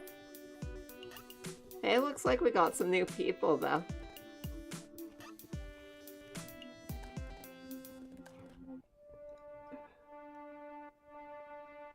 Okay, so, right, so let's go into Unity and look at that. And, like, keep in mind that, like, the way it looks right now is probably the wrong way. But I guess the, hey Quizzy, how's it going? I guess the discussion question is, like, what is the most visually interesting way to communicate that, that using the kinetic explosive disables the rocket? Oh, I'm doing really good. Actually, really liking how, see you soon, Tommy. I'm really liking how this character that I'm making is turning out. Speaking of which, how's the character modeling going with you, Quasi?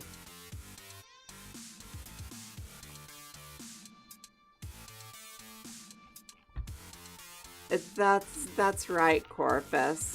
So, if you get on the spaceship and you haven't disabled these rocket launchers, then they'll blast you out of the sky and you can't escape anymore because you're dead.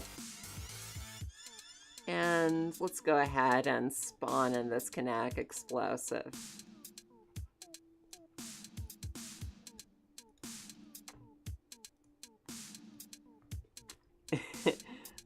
Yeah, pretty much. Kind of key gating stuff. So here it is again. We've got the rocket launcher down there. I blow this up and it just kind of jolts it. It drops the rocket. And I'm pretty sure that's not the best way to communicate that. So the question is, like, how do you make the most obvious way that this this weird tool thing is used to disable the rocket launcher?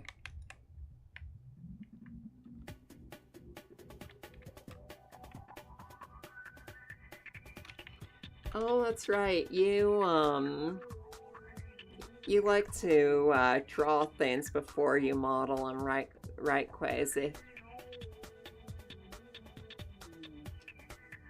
Yeah, now that could be one way, like it's something you're used to destroying. That's another thing I was playing around with, was the idea of, like, you've got some struts or something that really crack when you use this thing. Of course, the thing with this tool is it doesn't generally do damage to stuff, it just pushes it around. So, then we were thinking, like, maybe it should be a latch, because what this tool does is push things. So, like, if it could just open a latch or something, that might be more consistent with the purpose of the item. I don't know, kind of up in the air right now.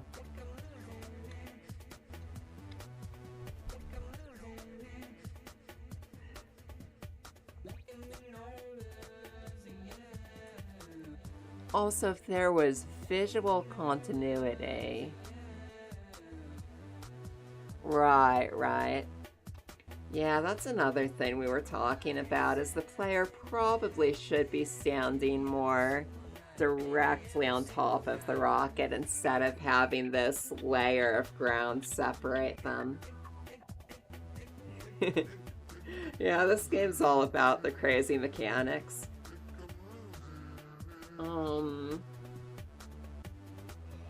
So that's also why I was saying, like, oh, what was I gonna say? Like, maybe there's like a hatch with latches on it, and you need to blow this hatch out. And that could be something that appears in the game over and over again. So once you get to this rocket launcher, it's pretty obvious how the one item is going to affect it.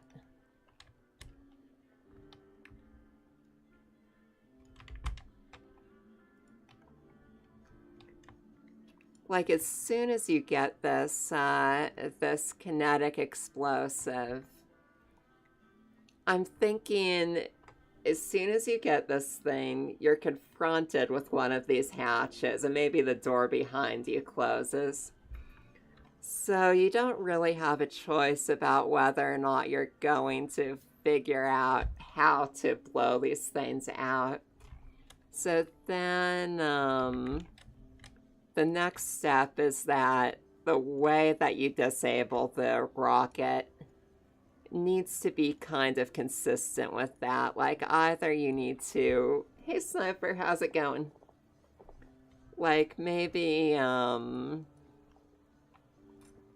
you need to remove one of these hatches in order to get to the rocket launcher in the first place.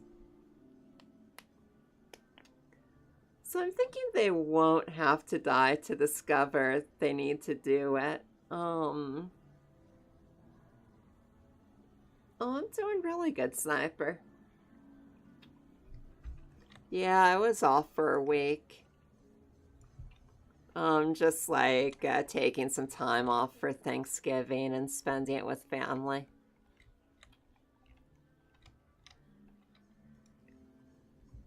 What have you been up to?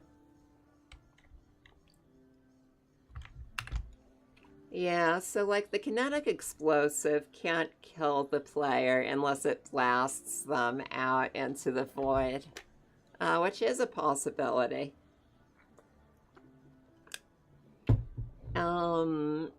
And like when they first get the explosive, they're going to be locked in this room with the hatch they need to blow out to get out. So they'll probably figure that out. I'm thinking that maybe there's also like, I don't know, this jokey element where every time I want to tell the player how to do something, and this was City of Corridor's idea, I have a sign telling them not to do the thing I want them to do.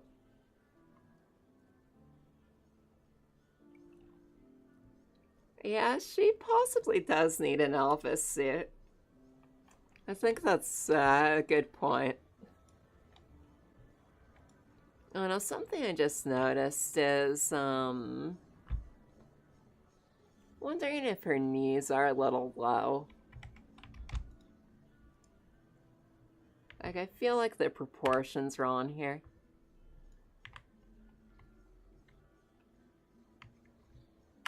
Yeah, so, like, if I want the player to set off a fire alarm, say, I'll have a sign that says, please do not light things on fire or something. Or,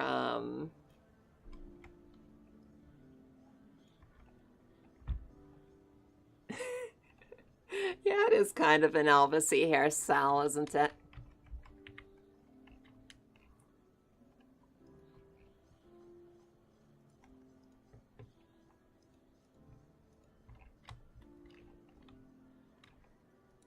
This guy's also got a bit of Elvis style going on.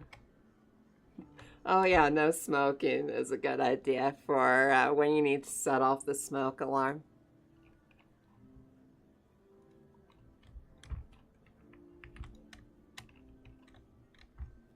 Or, like, when you need to use the knife to swing on the ceiling, you've got something that says, like, oh, I don't even know, please don't stab the walls. I mean, that's kind of silly, but, I don't know, something like that.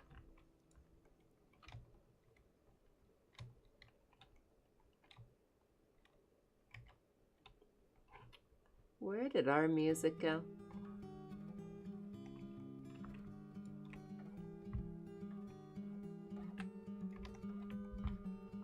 And really, where isn't a please don't stab the walls sign appropriate?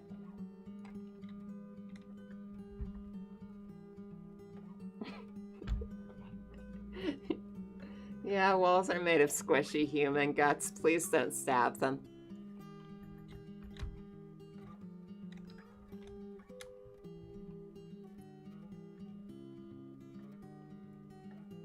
So here's something interesting. The way I've modeled her on... Thank you so much for the host, Shamblenot.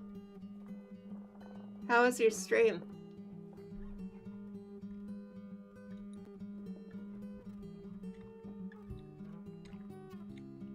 Or, Shambler not. Yeah, how's everyone doing? So, what I'm working on right now is I'm making the security chief for the video game that I'm making. So let's go ahead and turn off the armature. And this is what she looks like. And for comparison, yeah, here's some of the other characters that I've made.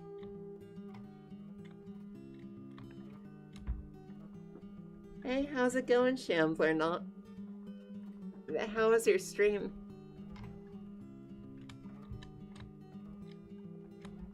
And what were you doing on your stream today?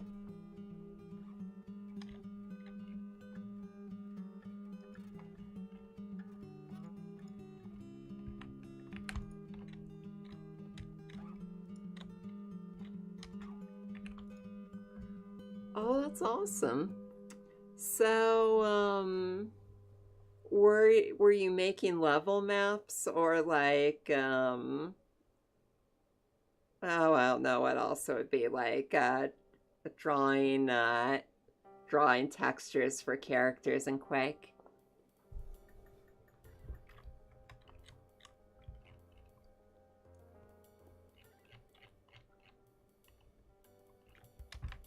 Oh, that's awesome. So what kind of level were you making?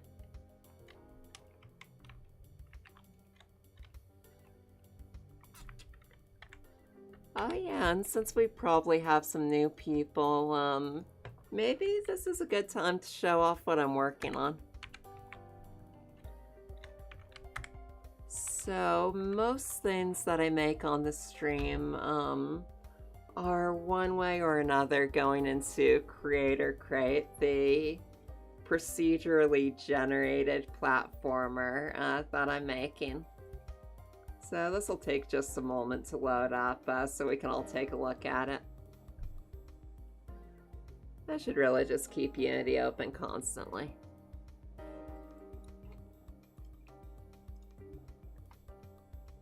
And go ahead and make sure it generates the full level.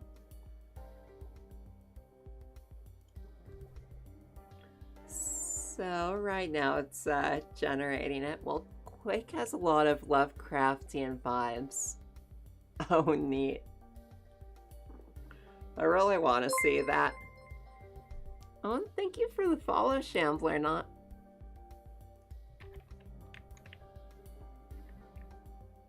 And also thank you for the host.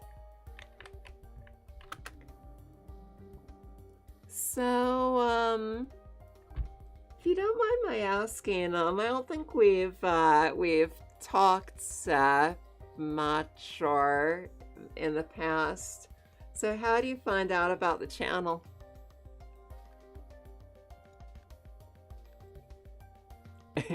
And notice the curved floors. Yeah, so this game is about a robot appliance that was made on this space station, and you're trying to escape the space station. So your main ability... Oh, awesome. Yeah, I'm gonna go ahead and follow you as well.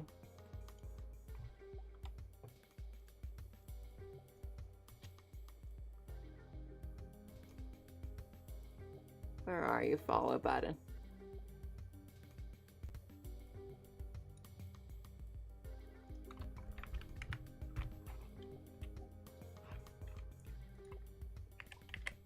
So, what was I gonna say? Oh yeah. So, your main ability is that you can eat objects and turn them into other objects. So right now I'm just eating a bunch of these. And, even though I only ate one knife, I can just keep making more knives until I run out of matter. And all of the objects have special abilities. So I can use the knife to swing around on the ceiling. I can use the fan to push around other objects like knives. I can eat this and then use the kinetic explosive to shoot knives all over the place.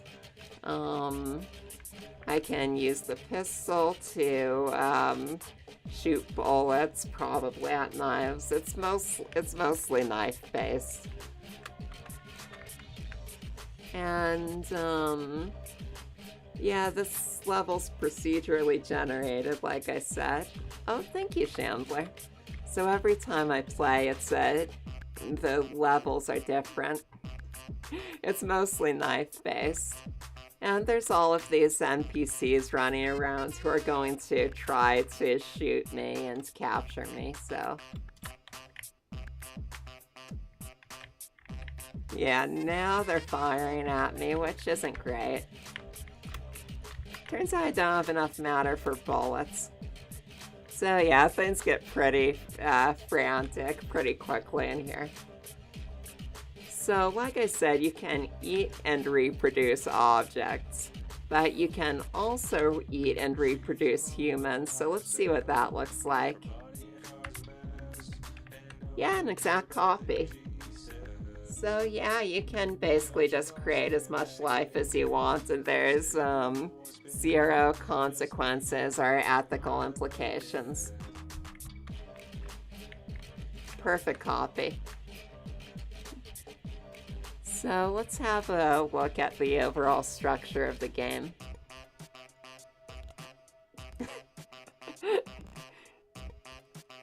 Yeah, mostly they just kind of shamble around and then fall over. I don't think they quite have it together enough to fight for you.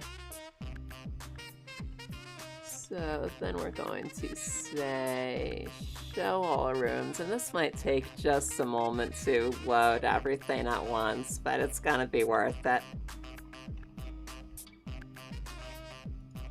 Now, eventually in the story, maybe you get the ability to create other copies of yourself, and they make more copies of you. But that's like the holy grail for a hungry little von Neumann machine. So that's like one of the big wins is getting to do that. So, right, here's the room that the player is standing in. That's where I was just now. Now I'm zooming out more. Yeah, exactly. Gray creator crate shaped goo. So now you can start seeing that curvature. Zoom out more. And you can see that this entire level, the entire game, is in this space station. That's one gigantic wheel.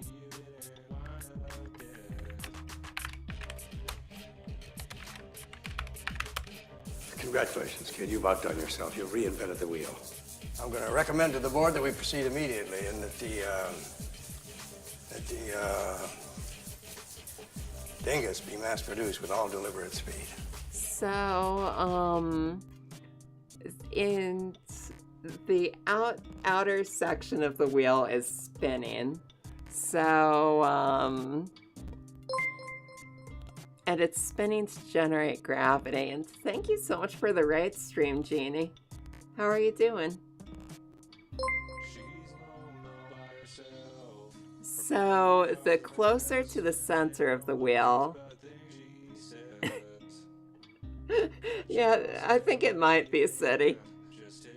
So the closer to the center of this wheel you are, the lighter gravity is and the higher you can jump. Hey Shadow Man, how's it going? Thank you so much for the raid stream, Jeannie. How was your stream today? So, and then when you get farther towards the outside, gravity is heavier, and you can't jump as high. And then you go to the very center of the station, and like, it's completely weightless, so you're just jumping from wall to wall. So today I'm working on this character, and she's the security chief for the space station. So there's eventually going to be some kind of boss fight with her, so I was just finishing up modeling her. Oh, and by the way, everyone should check out Stream Genie's channel. He's a game developer who's working on, it's like a pinball machine game that is played on a stream as an overlay. It's pretty cool. So, right, how many cubic feet is the station? That's a great question. Yeah, so, I make all of the models in Blender, and, the game itself is made inside of Unity. Yeah, and, like I was saying right before the raid, the whole thing's curved, so if you walk far enough in one direction, you wind up back where you started. And thank you for the follow, Shadow Man. A lot more than 100 cubic feet. So I think at Unity, we're basically working with one Unity unit is 1 meter. So this thing is sitting down at about 1,000 meters from the... Yeah. So, I think about 1 unit is 1 meter. So this thing is sitting at like 1,100 meters away from the center of rotation. So that gives you some idea of how big this thing is.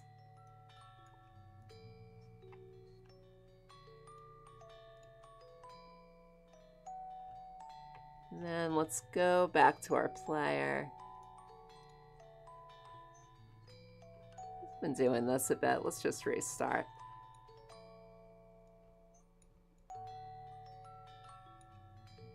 Come on, Unity. You can do this. So yeah, let's go back into the game itself. I've been working on it for about 3.5 years now. And, you know, it's still got quite a ways to go before it's finished. Yeah, so now that Stream Genie's here, yeah, over a week. So let me go ahead and show off some of these objects again, and then we'll check out the center of rotation. So, like I was saying, the player's ability is you can eat and reproduce objects. So I just ate one of these fans, but I can just keep making more fans until I run out of matter. And then you can use these to push things around in the world. You can use them to run extra fast. You can use it to hover in the air longer than you would be able to otherwise. You can use well, if the acid doesn't blow up in your face, you can use it to destroy blocks. You can use the kinetic explosive to boost yourself into the air. Oh, thank you, Stream Genie. There's an extendable ladder, and you can also kind of use it as a pogo stick. And then the NPCs try to kill you, so let's see if we can deal with this.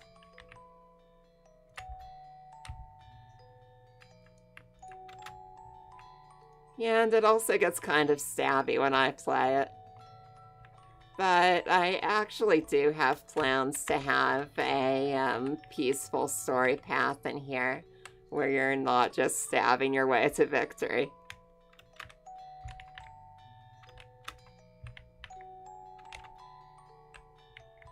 So let's go ahead and... Oh, and thank you, Stay Desiccated Bot. That's very helpful. I wouldn't want to get too hydrated. So then let's go ahead and check out this center of rotation. And I might change around this elevator so it's a little bit faster.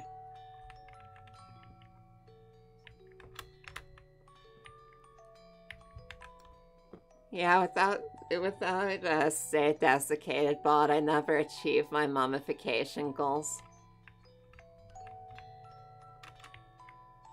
Alright, so, like I was saying, you're also able to eat and reproduce humans. So, let's go ahead and do that. Yeah, that's basically a human.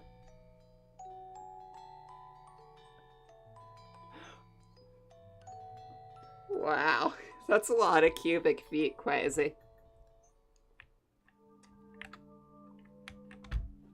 So, I guess you're assuming that it's like 1 meter wide or something.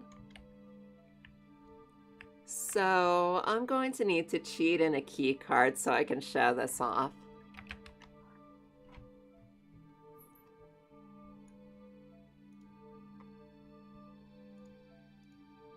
And there's actually another thing I want to show off, so let's go ahead and cheat that in as well.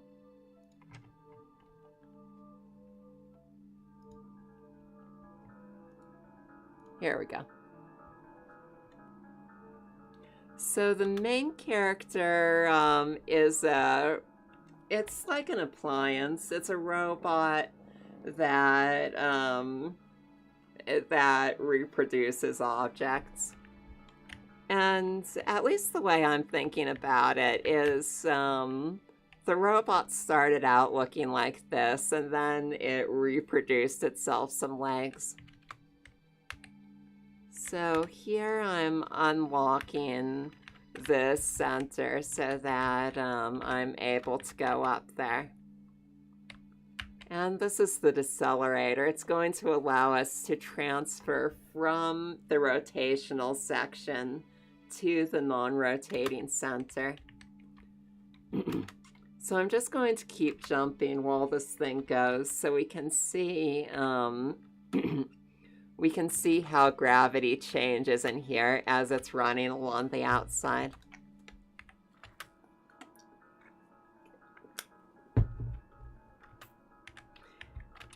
Yeah, so the way that I'm preventing it from running slowly is I'm I'm disabling any section that isn't visible to the player. Though there are some further optimizations that I need to do to make the memory usage better, and that's going to be a step coming soon in development. Thank you so much, Stream Genie. So yeah, as you can see, now that we're synced up with the non-rotating center, the player is totally weightless, so I'm just floating around. And there's some different ways that you can navigate in microgravity. So, like, one of the ways is if you just jump from one wall to another, you can get around pretty well. But you're also able to use these objects, like the knife, to really help you out. So I can just stab this into walls and swing off of it. Whoops, I lost it. Fan's also really useful for getting around in here.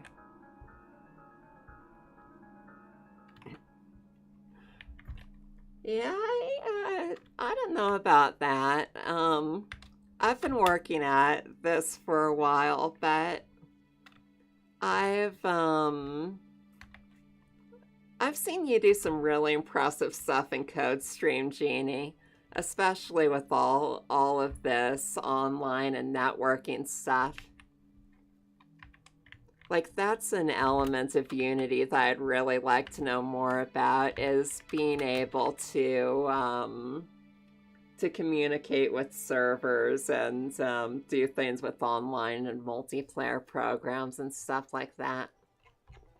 So now let's look at this spaceship we're going to be using to escape the station.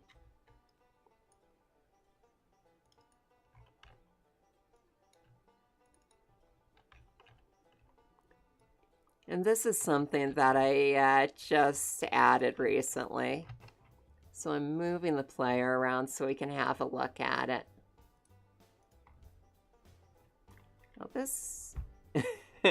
I don't know about that, Quasi. The issue with multiplayer is I'm not sure if it would sync up too well with all the physical stuff going on in this game. Some kind of local multiplayer would be pretty cool, though. I could see that working. Like maybe something where one person's controlling some kind of pad or satellite or something and you're using the same screen. Now that would be very cool. So, yeah, this is what I'm working on right now. So this is a spaceship that's docked at the station, and there's a bunch of acceleration couches and stuff in here. And you're going to need to disable a bunch of anti-ship turrets in order to fly this thing around.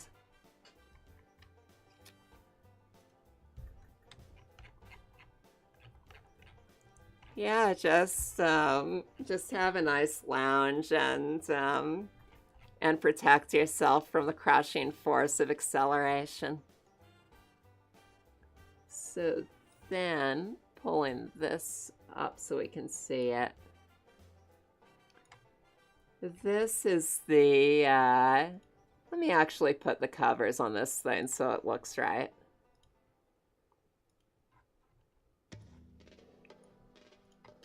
Yeah, so this is what the spaceship looks like zoomed out. And I'm thinking I'm going to have, I'm going to set this up so that when the player enters this airlock, the camera gives a nice cinematic shot of this. And this is a pretty hard science fiction world. So the spaceships in this world are They're like mostly rocket fuel and engines and a small amount living space.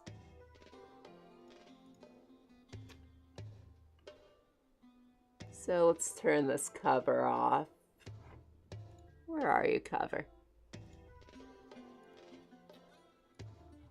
So yeah, like this is as much space as the crew gets versus all of this needed to actually make this spaceship go places.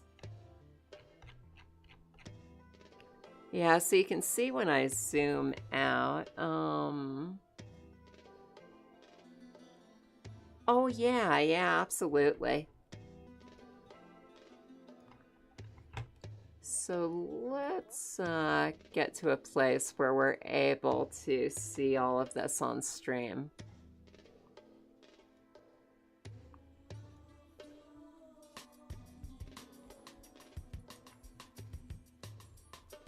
Yeah, that's pretty good.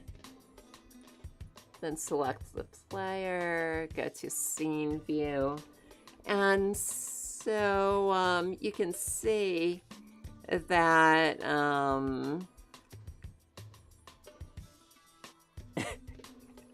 yeah, that would be an awful thing to do.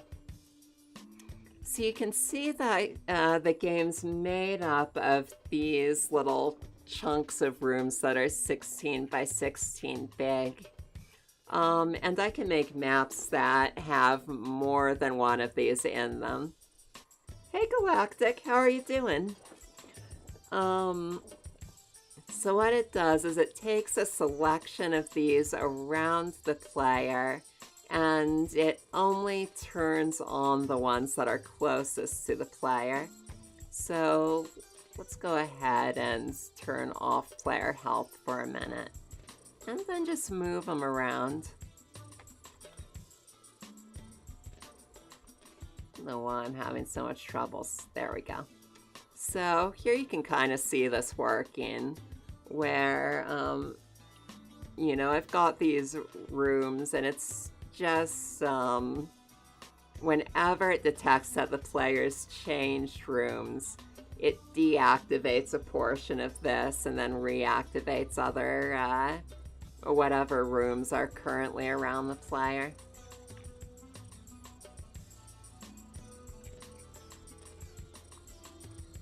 But,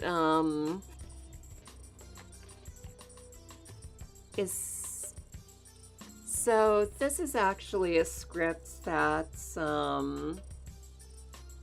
it's a manager that is monitoring the player's location and detecting changes. And that has access to all of the rooms, so it decides which room should be on and which room shouldn't be.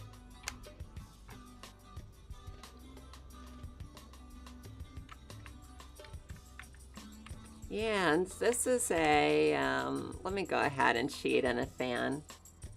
What have you been up to, Raven?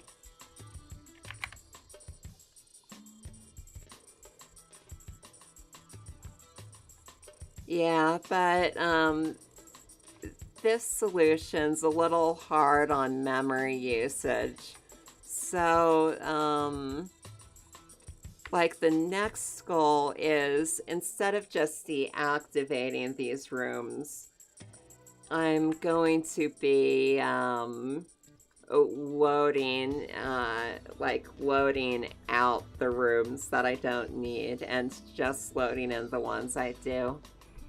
And I might be doing a little object pooling to, you know, just to make it easier on the processor instead of instantiating these things each time.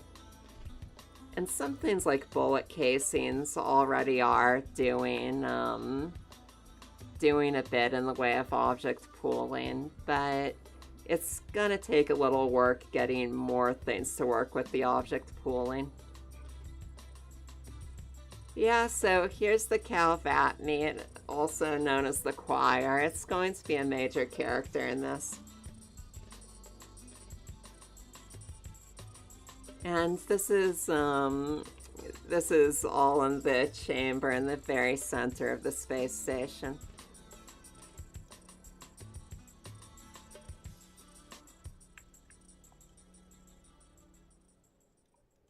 Yeah, it's a thing. It's a thing that happens in space.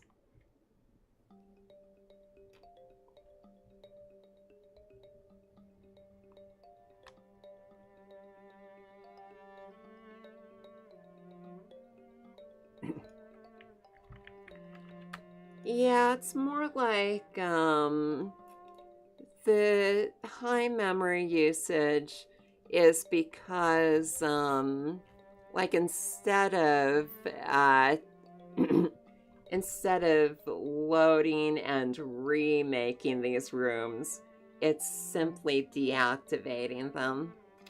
And dynamically loading them is what I'm going to have to take on as the next step.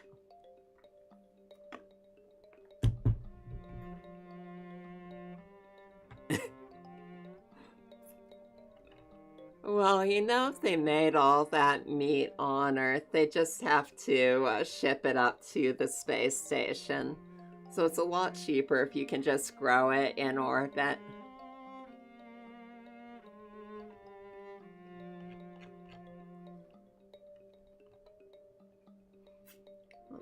Sounds like a lot of work, Raven.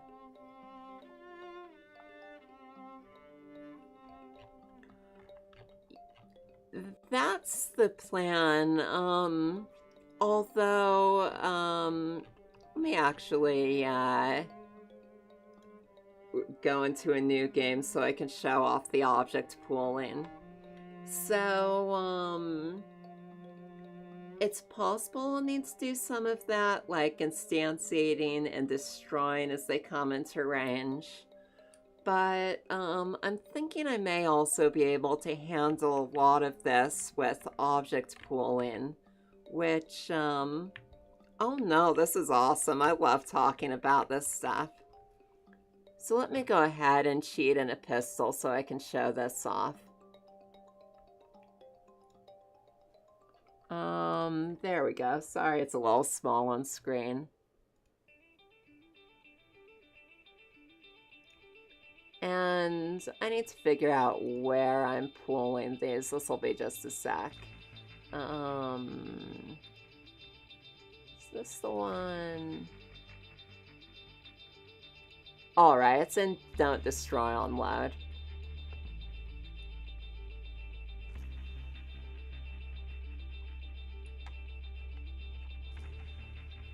Alright, so, here you can see these are the bullet casings that I have in the scene right now. So, you can see my list of total bullet casings. And when I fire this gun, you can see that they disappear from that list. And that's just because they're moving around in here. So, yeah, they're temporarily getting parented to the room that I'm in. But, like, once I exit this room, once the player goes far enough, they're going to reappear there because they're going back into that list when I don't need them anymore. Yeah, so just reusing objects.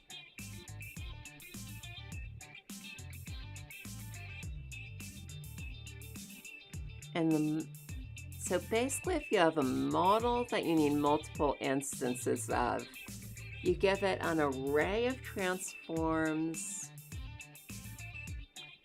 Oh, wow.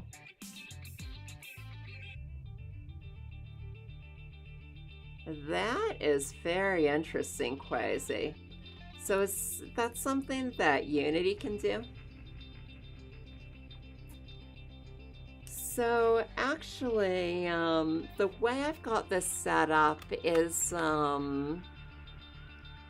if you fire more bullets than the total number of pooled bullets, then what it does is it instantiates a new bullet and puts that in the pool. And eventually the goal is, this isn't quite in the object pooling yet, but the goal is that if it detects that you've gone a long time without using everything in the pool, maybe it will shrink the pool by destroying some of those objects and resizing the array.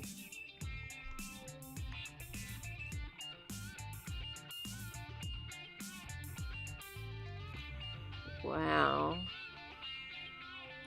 This is very interesting.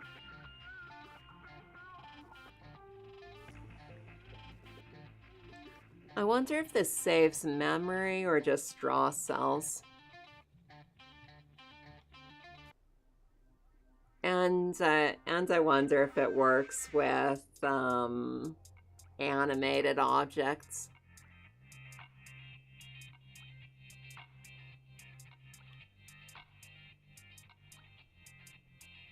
Significantly improves rendering performance.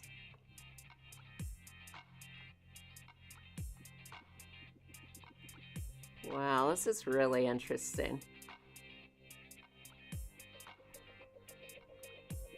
Still, a lot of things in this game aren't animated.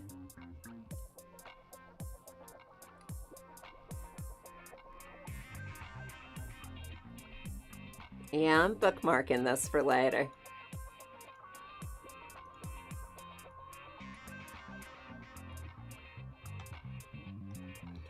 Yeah, so,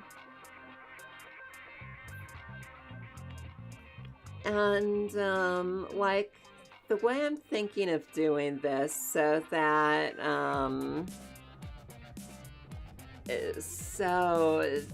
it uses less memory, that's also going to be tied into the save load system, right?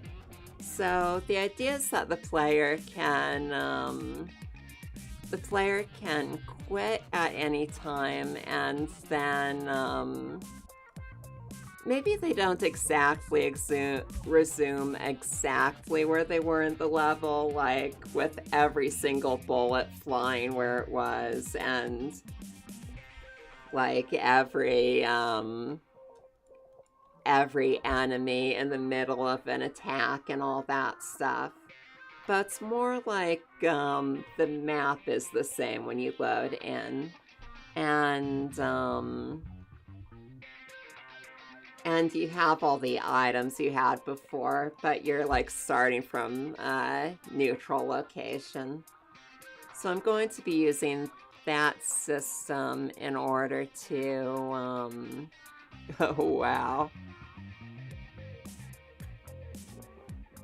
Going to use that system in order to do the dynamic saving and loading too.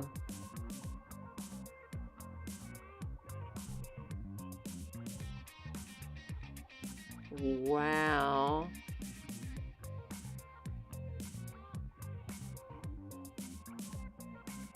That is very impressive.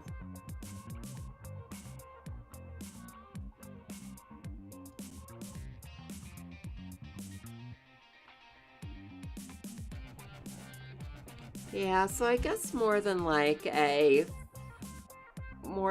full save load, it's more like a checkpoint. Like you reach a checkpoint and then you go back to the same map.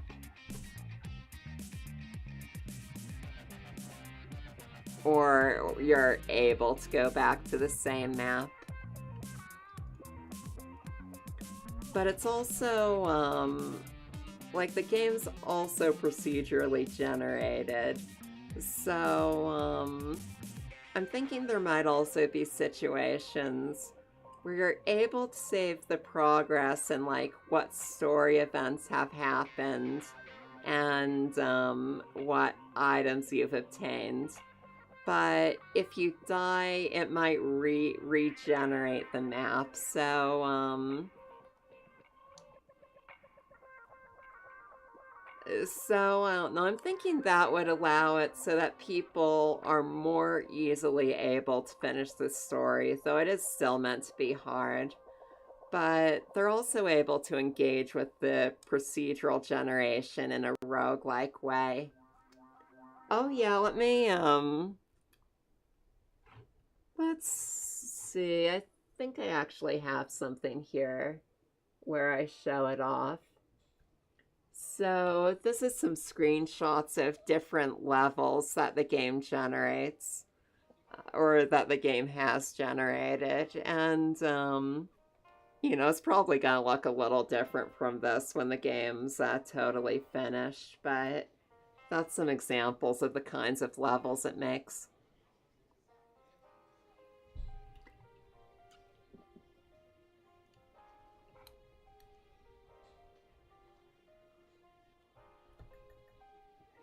That would be pretty cool, Quasi. I might consider doing that.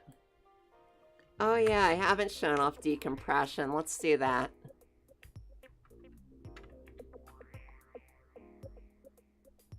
That's right, Stream Genie. So like when you go into the game, it generates the whole level. And then, probably when you die but you've reached a checkpoint, you might be able to do a new level, but, you know, using, picking up with the progress that you had where you left off.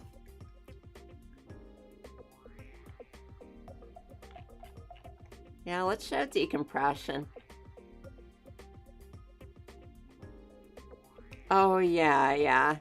Oh, sorry, City, I'm getting distracted. So, something we were talking about earlier is, would you expect a pistol to work in the vacuum of space? Like, doing research on this, it looks like the answer is,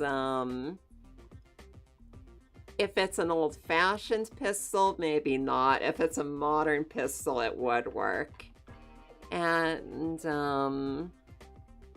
I don't know, there's,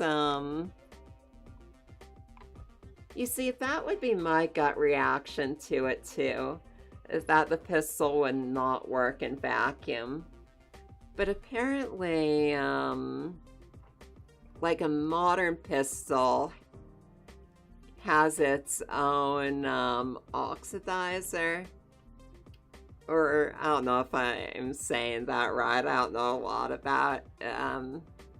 about firearms, but a modern pistol is set up such that it doesn't need external oxygen to work.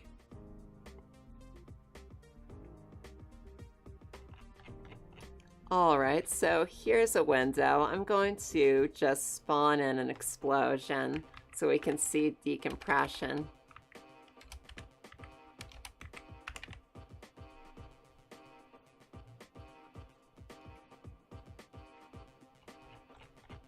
Ah, yeah, a primer.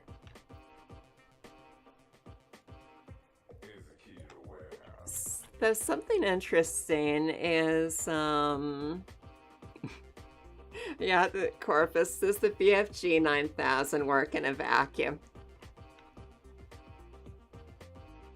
There could be a pistol designed for space. Right.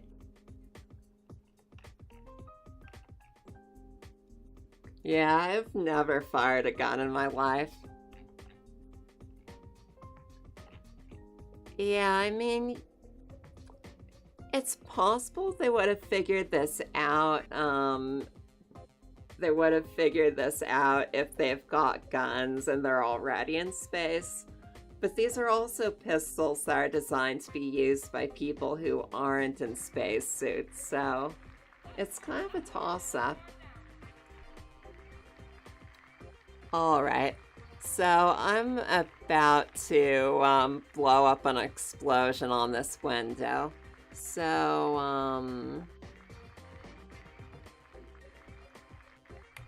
Hang on, let's turn on sounds too so we can hear it going out. Alright, so the window's about to crack. Everything's getting sucked out of the window. And this isn't really realistic, but the color drains from the walls so that we get a better visualization of it. And now we're running around in a vacuum, so there's no sound anymore. Music's still going to be playing in the game. And there's an NPC who is unfortunately in the airlock right now, so we get to see what happens when they get into a decompressed area. Yeah, and it's not a good thing to be a human in decompression. And then let's cycle through the airlock again.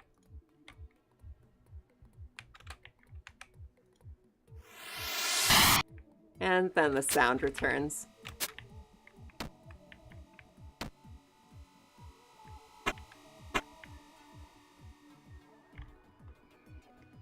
Yeah, so as far as just gameplay considerations go, I'm almost inclined to not make the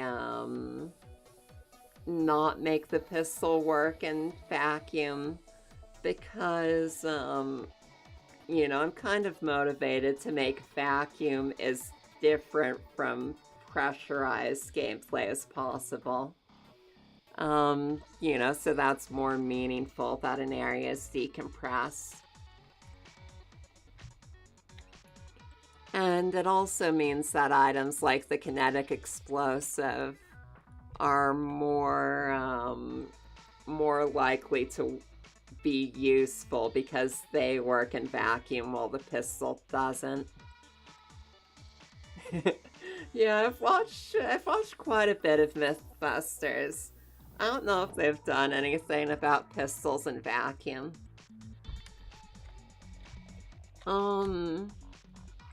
But you know, the thing that really comes to mind thinking about this, yeah, maybe a big railgun.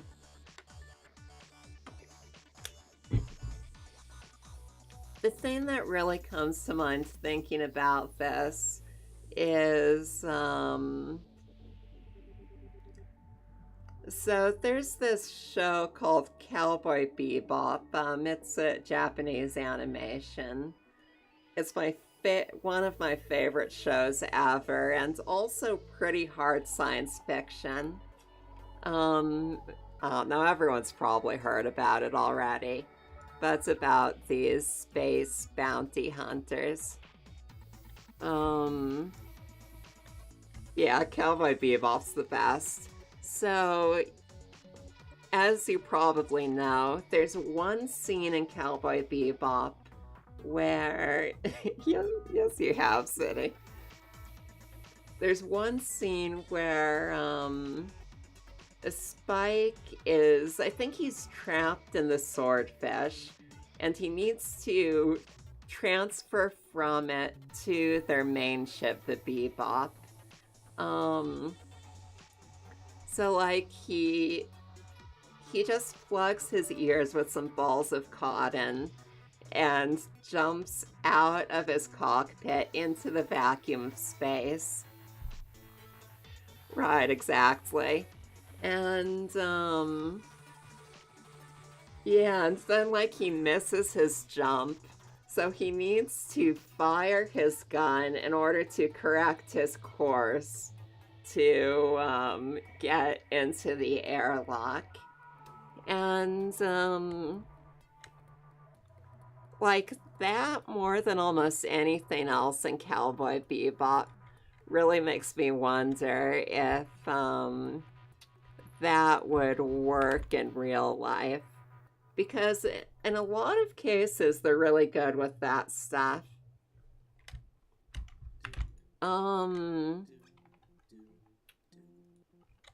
Like, I don't know, there's, I'm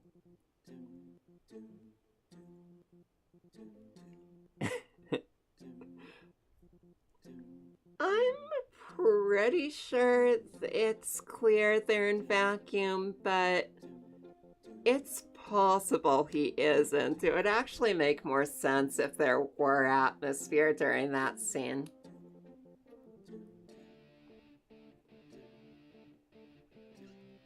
And I don't know if that jump lasts longer than 30 seconds. Now he's holding his breath and he's putting the balls in to keep his ears from popping. So I mean, maybe it's not like a 100% hard vacuum. But I'm pretty sure it's at least not full atmosphere.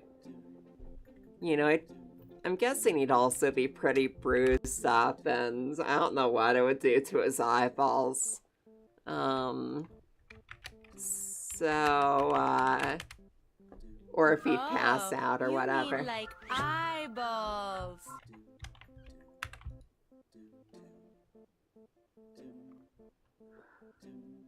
Now, that is a great question. I'm pretty sure they do stream Genie. Yeah, you'd think your eyes would start like the moisture would start foaming out of your eyes.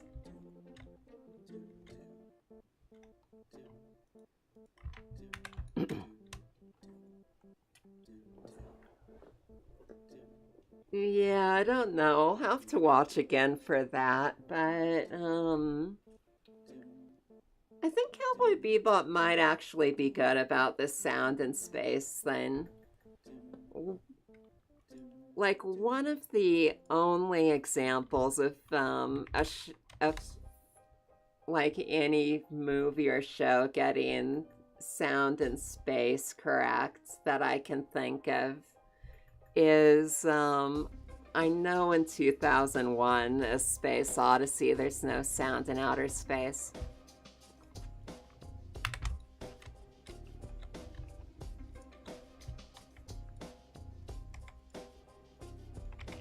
Alright, so I think those bones are actually in the right place, so I can start rigging this up, and yeah, we can hope for the best.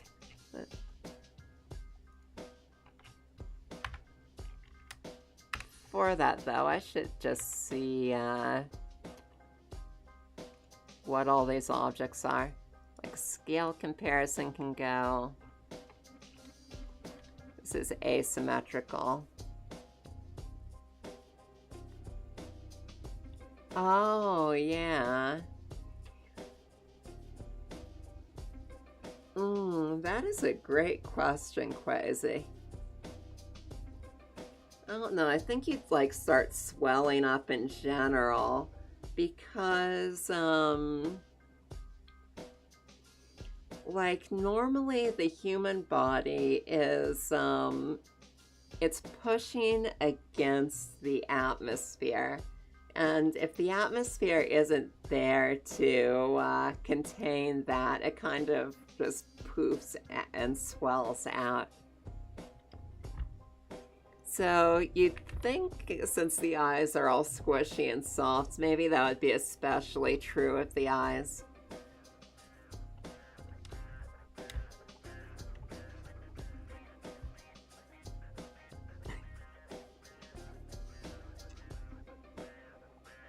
I think so. I'm not really an expert on decompression, though.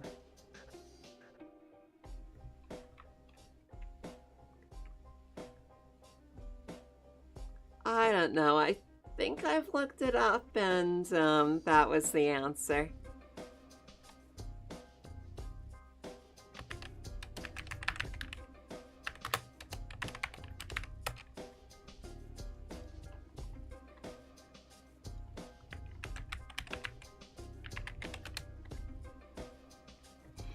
At any rate, I remember that from looking it up, like the biggest takeaway was it's not as quickly fatal as I would have expected.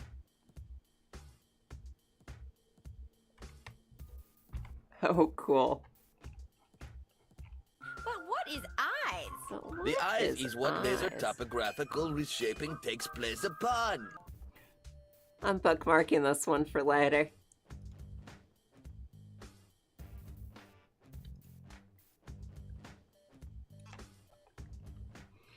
Yeah, I don't know. So, like another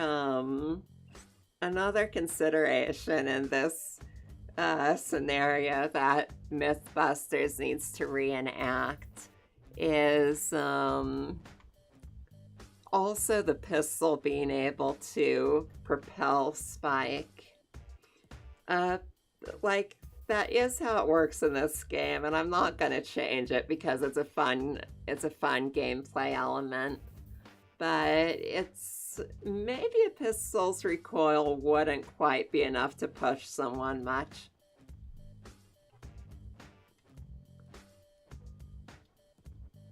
You see, that's what I think too, but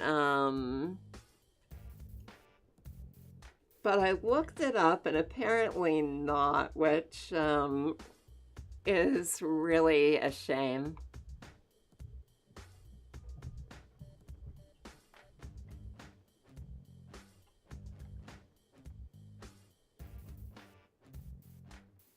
So what does happen exactly? Yeah, like if it was like something with a really solid recoil, maybe it would be different from like a handgun.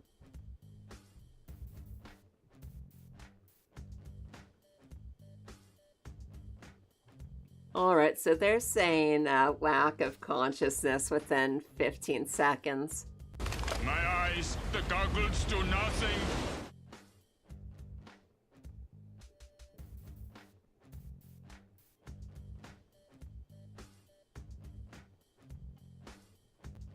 Now, I don't know if they're talking about... oh, they're saying if you don't hold your breath.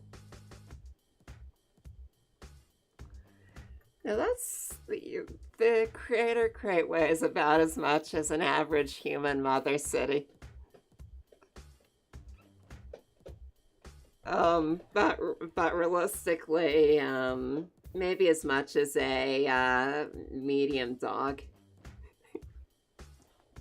Okay, if you do hold your breath, the loss of external pressure would cause gas inside your lungs to expand. Oh, wow. Okay, so they're saying not holding your breath is what you'd actually want to do.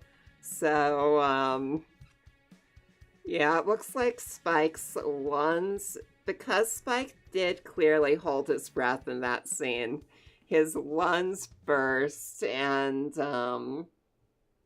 he died even before the 15-second mark.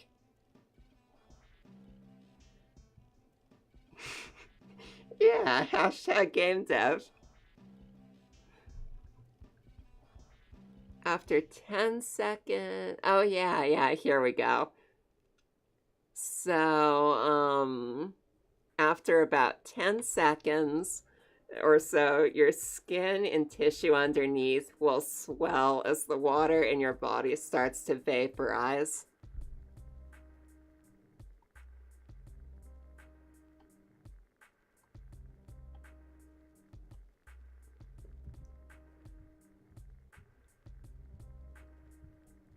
Yeah, that was my takeaway too, Stream Genie.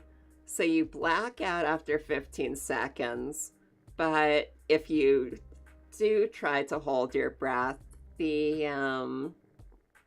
air inside your lungs, like, bursts your lungs, so that's not good.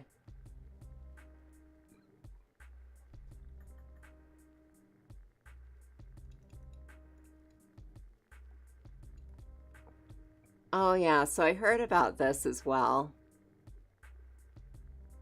So this is someone who was in like he He was in a spacesuit testing situation where he had a spacesuit leak. So it says he remained conscious for 14 seconds. And his tongue, which, you know, is a little more moist than eyes, did start bubbling.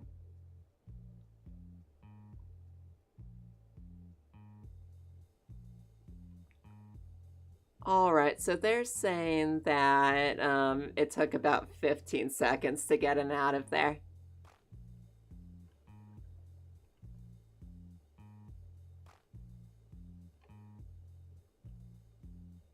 Alright, so heat might not be an issue.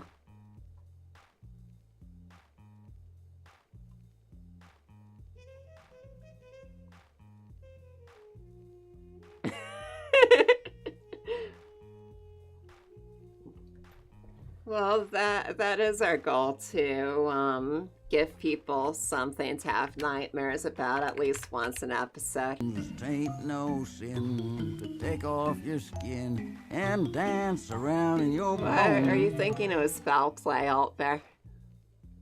So if you... Yeah, so it sounds like maybe there's an outside chance Spike could get from one ship to another in his 15 seconds or so.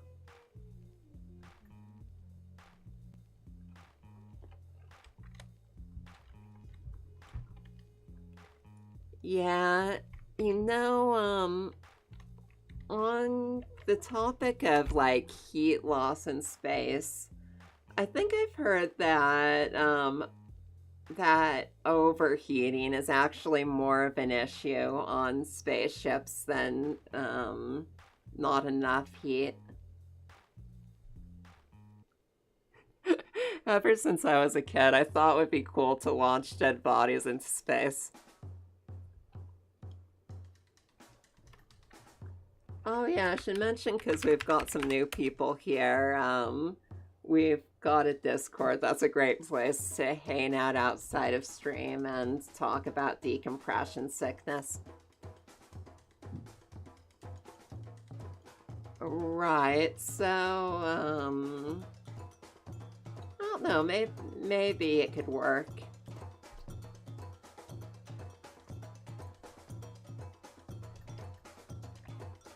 So, rigging this thing up.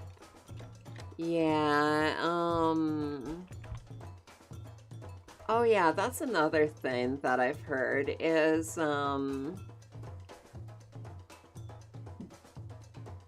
like another problem with, interstellar travel that you never ever see covered in science fiction is just how they're going to get rid of the heat from their engines. Apparently that's also a big issue. It's just really hard to remove heat from a spaceship.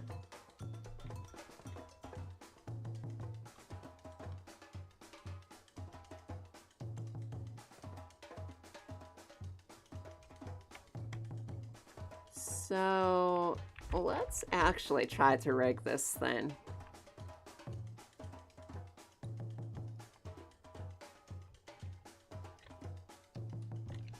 First, I'm going to remove these IK targets from here. Separate those into their own armature.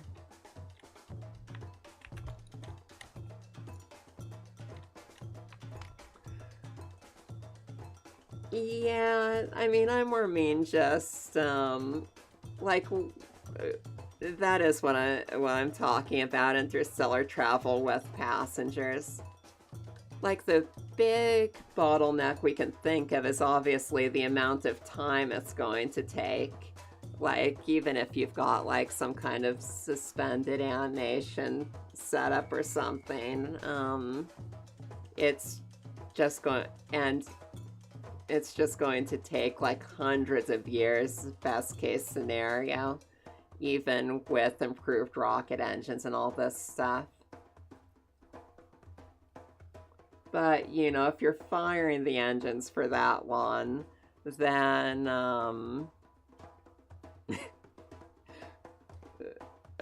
then that's also going to build up heat in the system.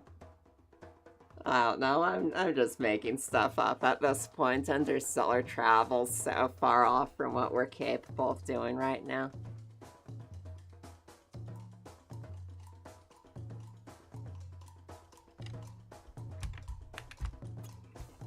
Yeah, light sail technology is really interesting. So, have you heard it's not very feasible for manned spacecraft, Stream Genie?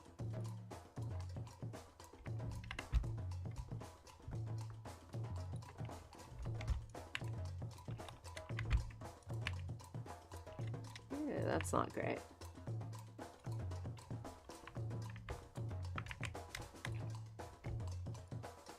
So I can probably set the shoulders as being a bit farther out. Maybe there. And try this again. Oh, that makes sense.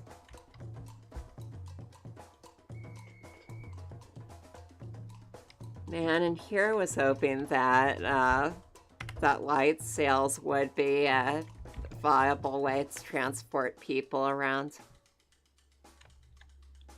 something I'm noticing is I might need to push these sections in a bit. Or at least lower this down so that doesn't get in the way of the arms so much.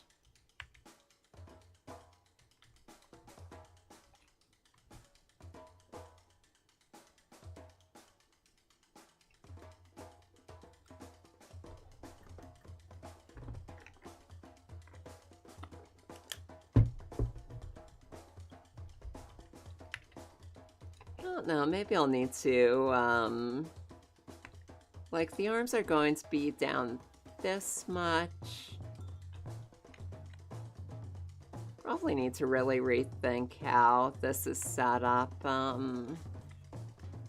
So, actually, probably can just rig this in Unity so that, like, it's splaying out the arms more during the animation. I bet that's gonna be possible.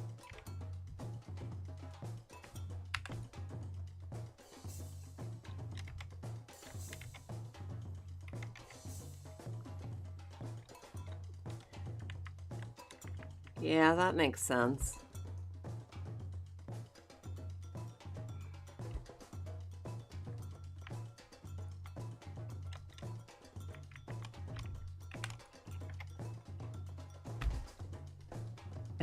And the flux capacitor. Yeah, so Yeti actually has a pretty good system for retargeting animations from one human to another. The way they have it masked off is a little bit clunky. Like, you're able to say, okay, the animation isn't going to affect an arm, or it isn't going to affect the head. But it's hard to get more granular than that.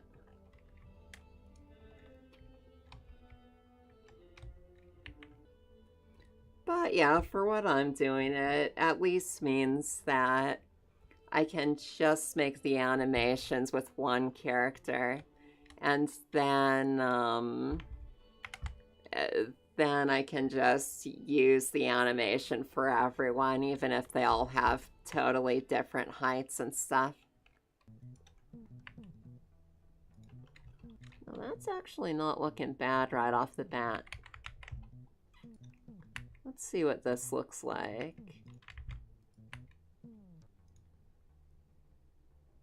Yeah, it could be worse.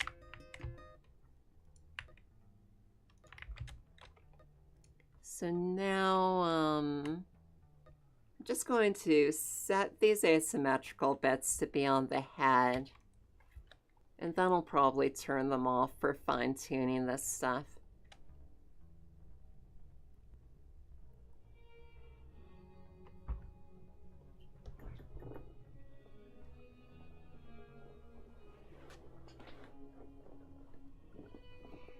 Yeah, I bet those would work with the, with anything set up with a humanoid rig.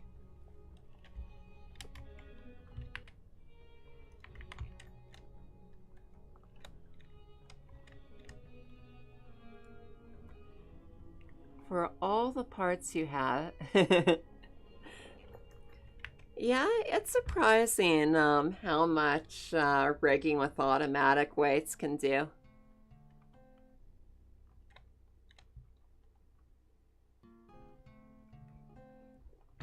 Yeah, I've made all of the animations from scratch for the video game. But would be interesting checking out what's available as far as motion capture goes.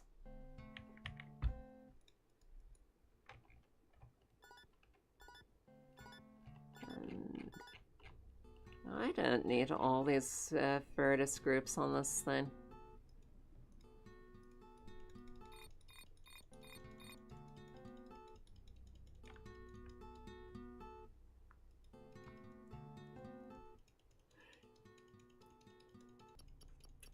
Yeah, there's oh, let me think. So, was I talking about mixed results with animation retargeting or something else, Gypsy Boy? Also, how are you doing?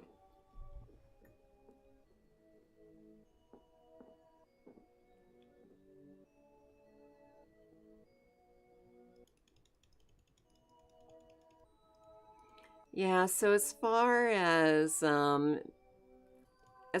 mixed results with the animation retargeting stuff goes, it's worked really well. It's just it's hard to get really granular with it. So like if I just wanted the animation to affect the top of the arm but not the hand or something, that might not be something that Unity could retarget easily.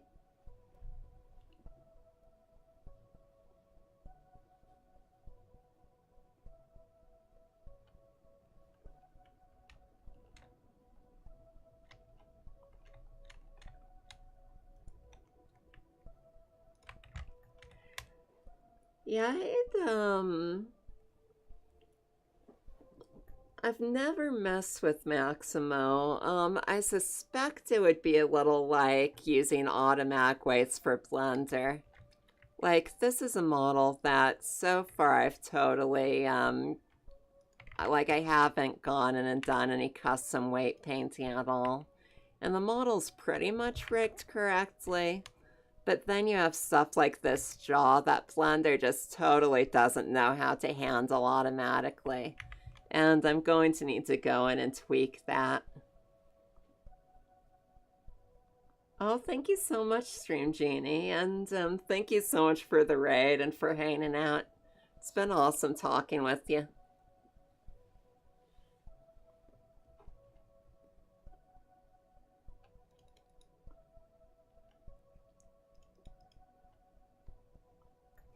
Yeah, I think, man,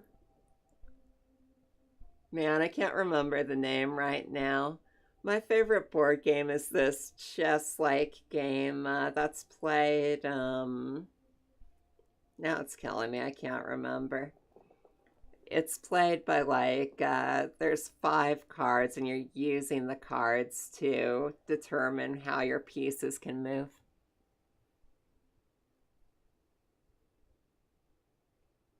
Oh, interesting. Yeah, I wonder if I should start messing with Maximo.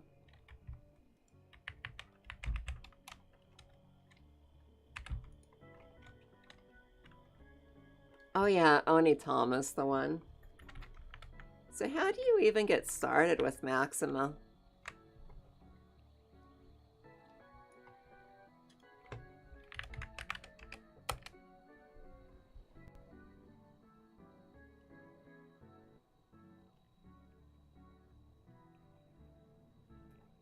Like, is it an online thing or something you download or like a pay for program?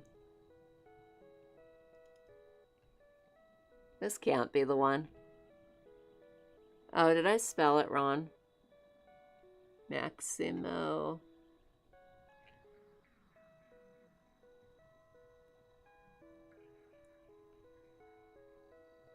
Oh, Meek's Ammo. This has got to be the one.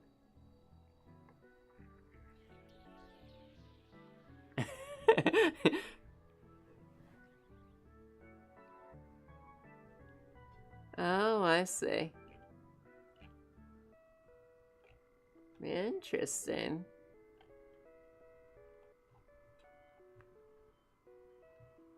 Yeah, maybe I'll check this out.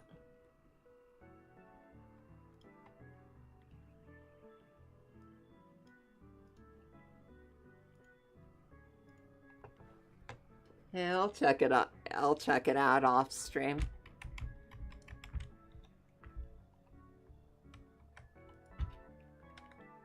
Yeah, it would be really cool if I could save a bit of time with rigging things up that way.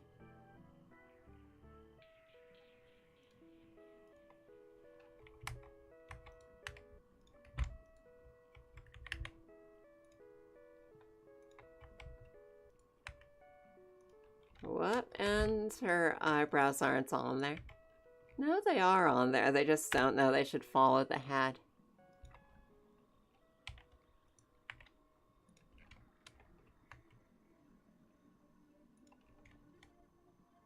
Okay, and it turns out I didn't color this properly.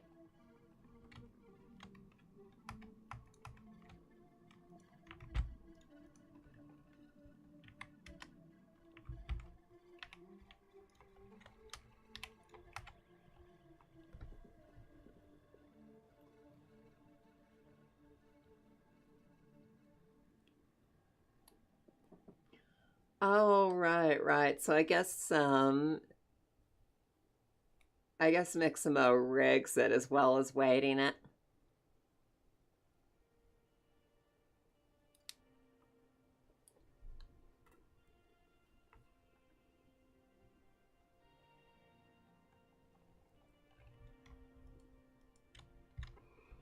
Yeah, so do you also 3D model characters, Gypsy Boy?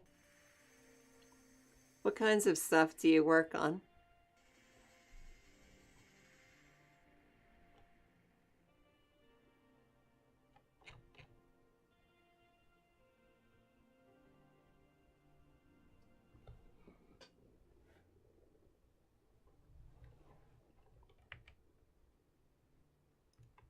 Alright, so that looks fine.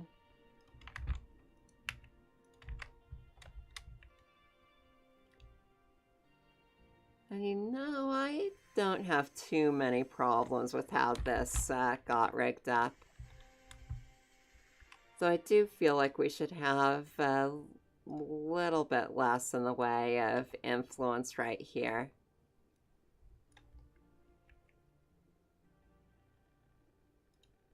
And maybe here. But this is actually, in general, one of the nicer elbow weighting jobs that Automac Weights has done.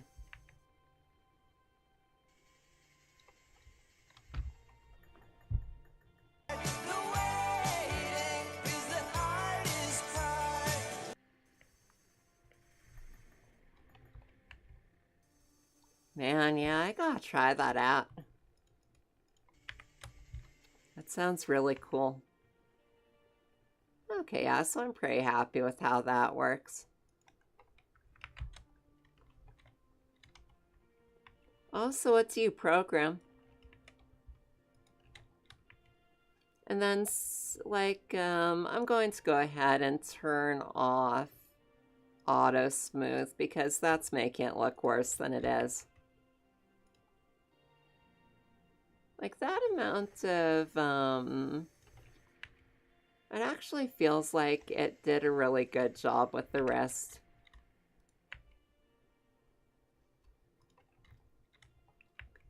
As far as the shoulder goes, it's having way too much influence on this stuff.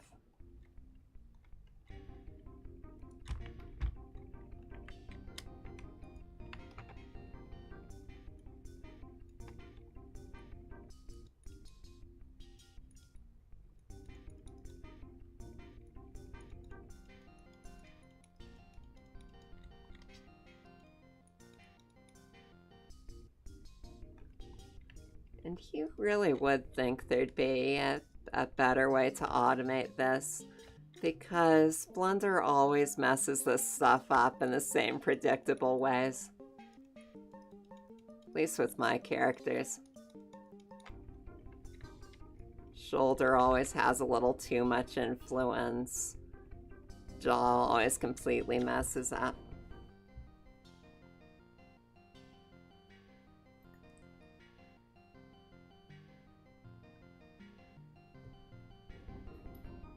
Oh, that's awesome. So what kinds of stuff have you done in Unity?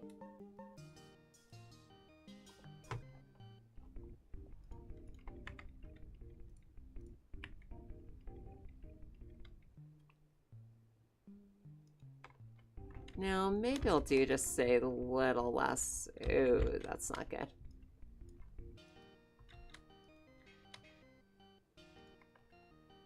Be nice if this didn't collapse quite as much.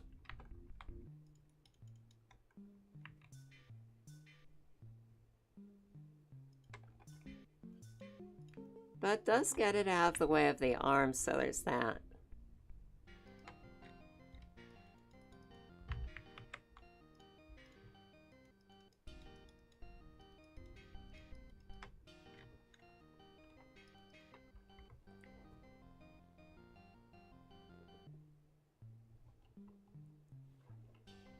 Oh, that sounds like a lot of fun.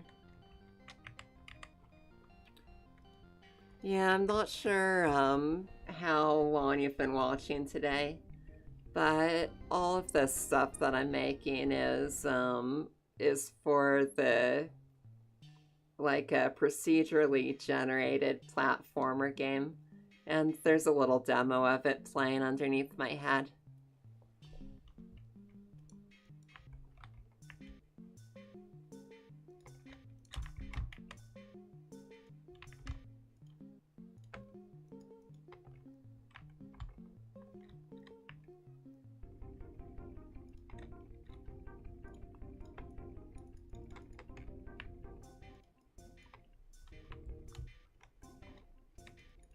Yeah, so it's about this robot who's trying to escape from a space station.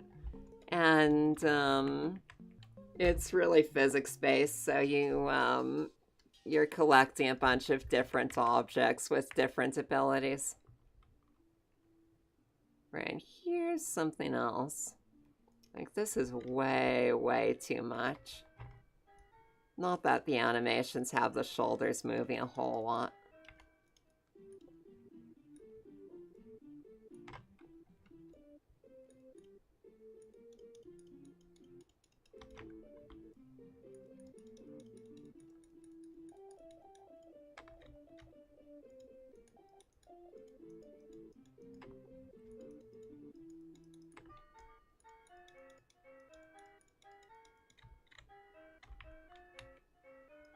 It looks like I messed up the mesh a little back here, so we'll go ahead and fix that.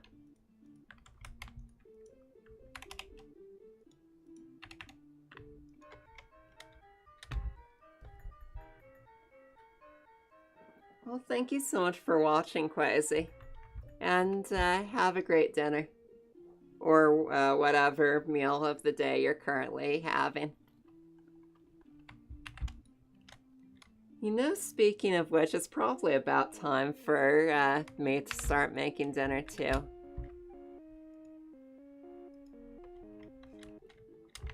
So, yeah, maybe this is a good time to go ahead and see if there's any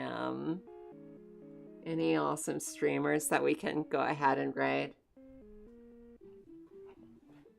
And I've got a second modder again, so I can do this on the sly while you're looking at Blender. Let's see who's going at the moment.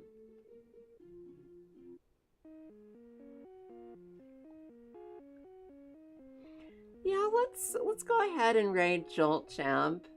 So he's another game developer. He's working in Unity to make this It's a platformer runner game called Save the Hero, where you're trying to chase down a wizard who stole your sandwich. And he's also working with a lot of procedural generation stuff, so really interesting work process. So we're gonna be... No, he's working Game Maker. Did I say Unity? I meant Game Maker. So, we're going to be checking out what he's doing. And, I hope you'll all stick around and say hello to him.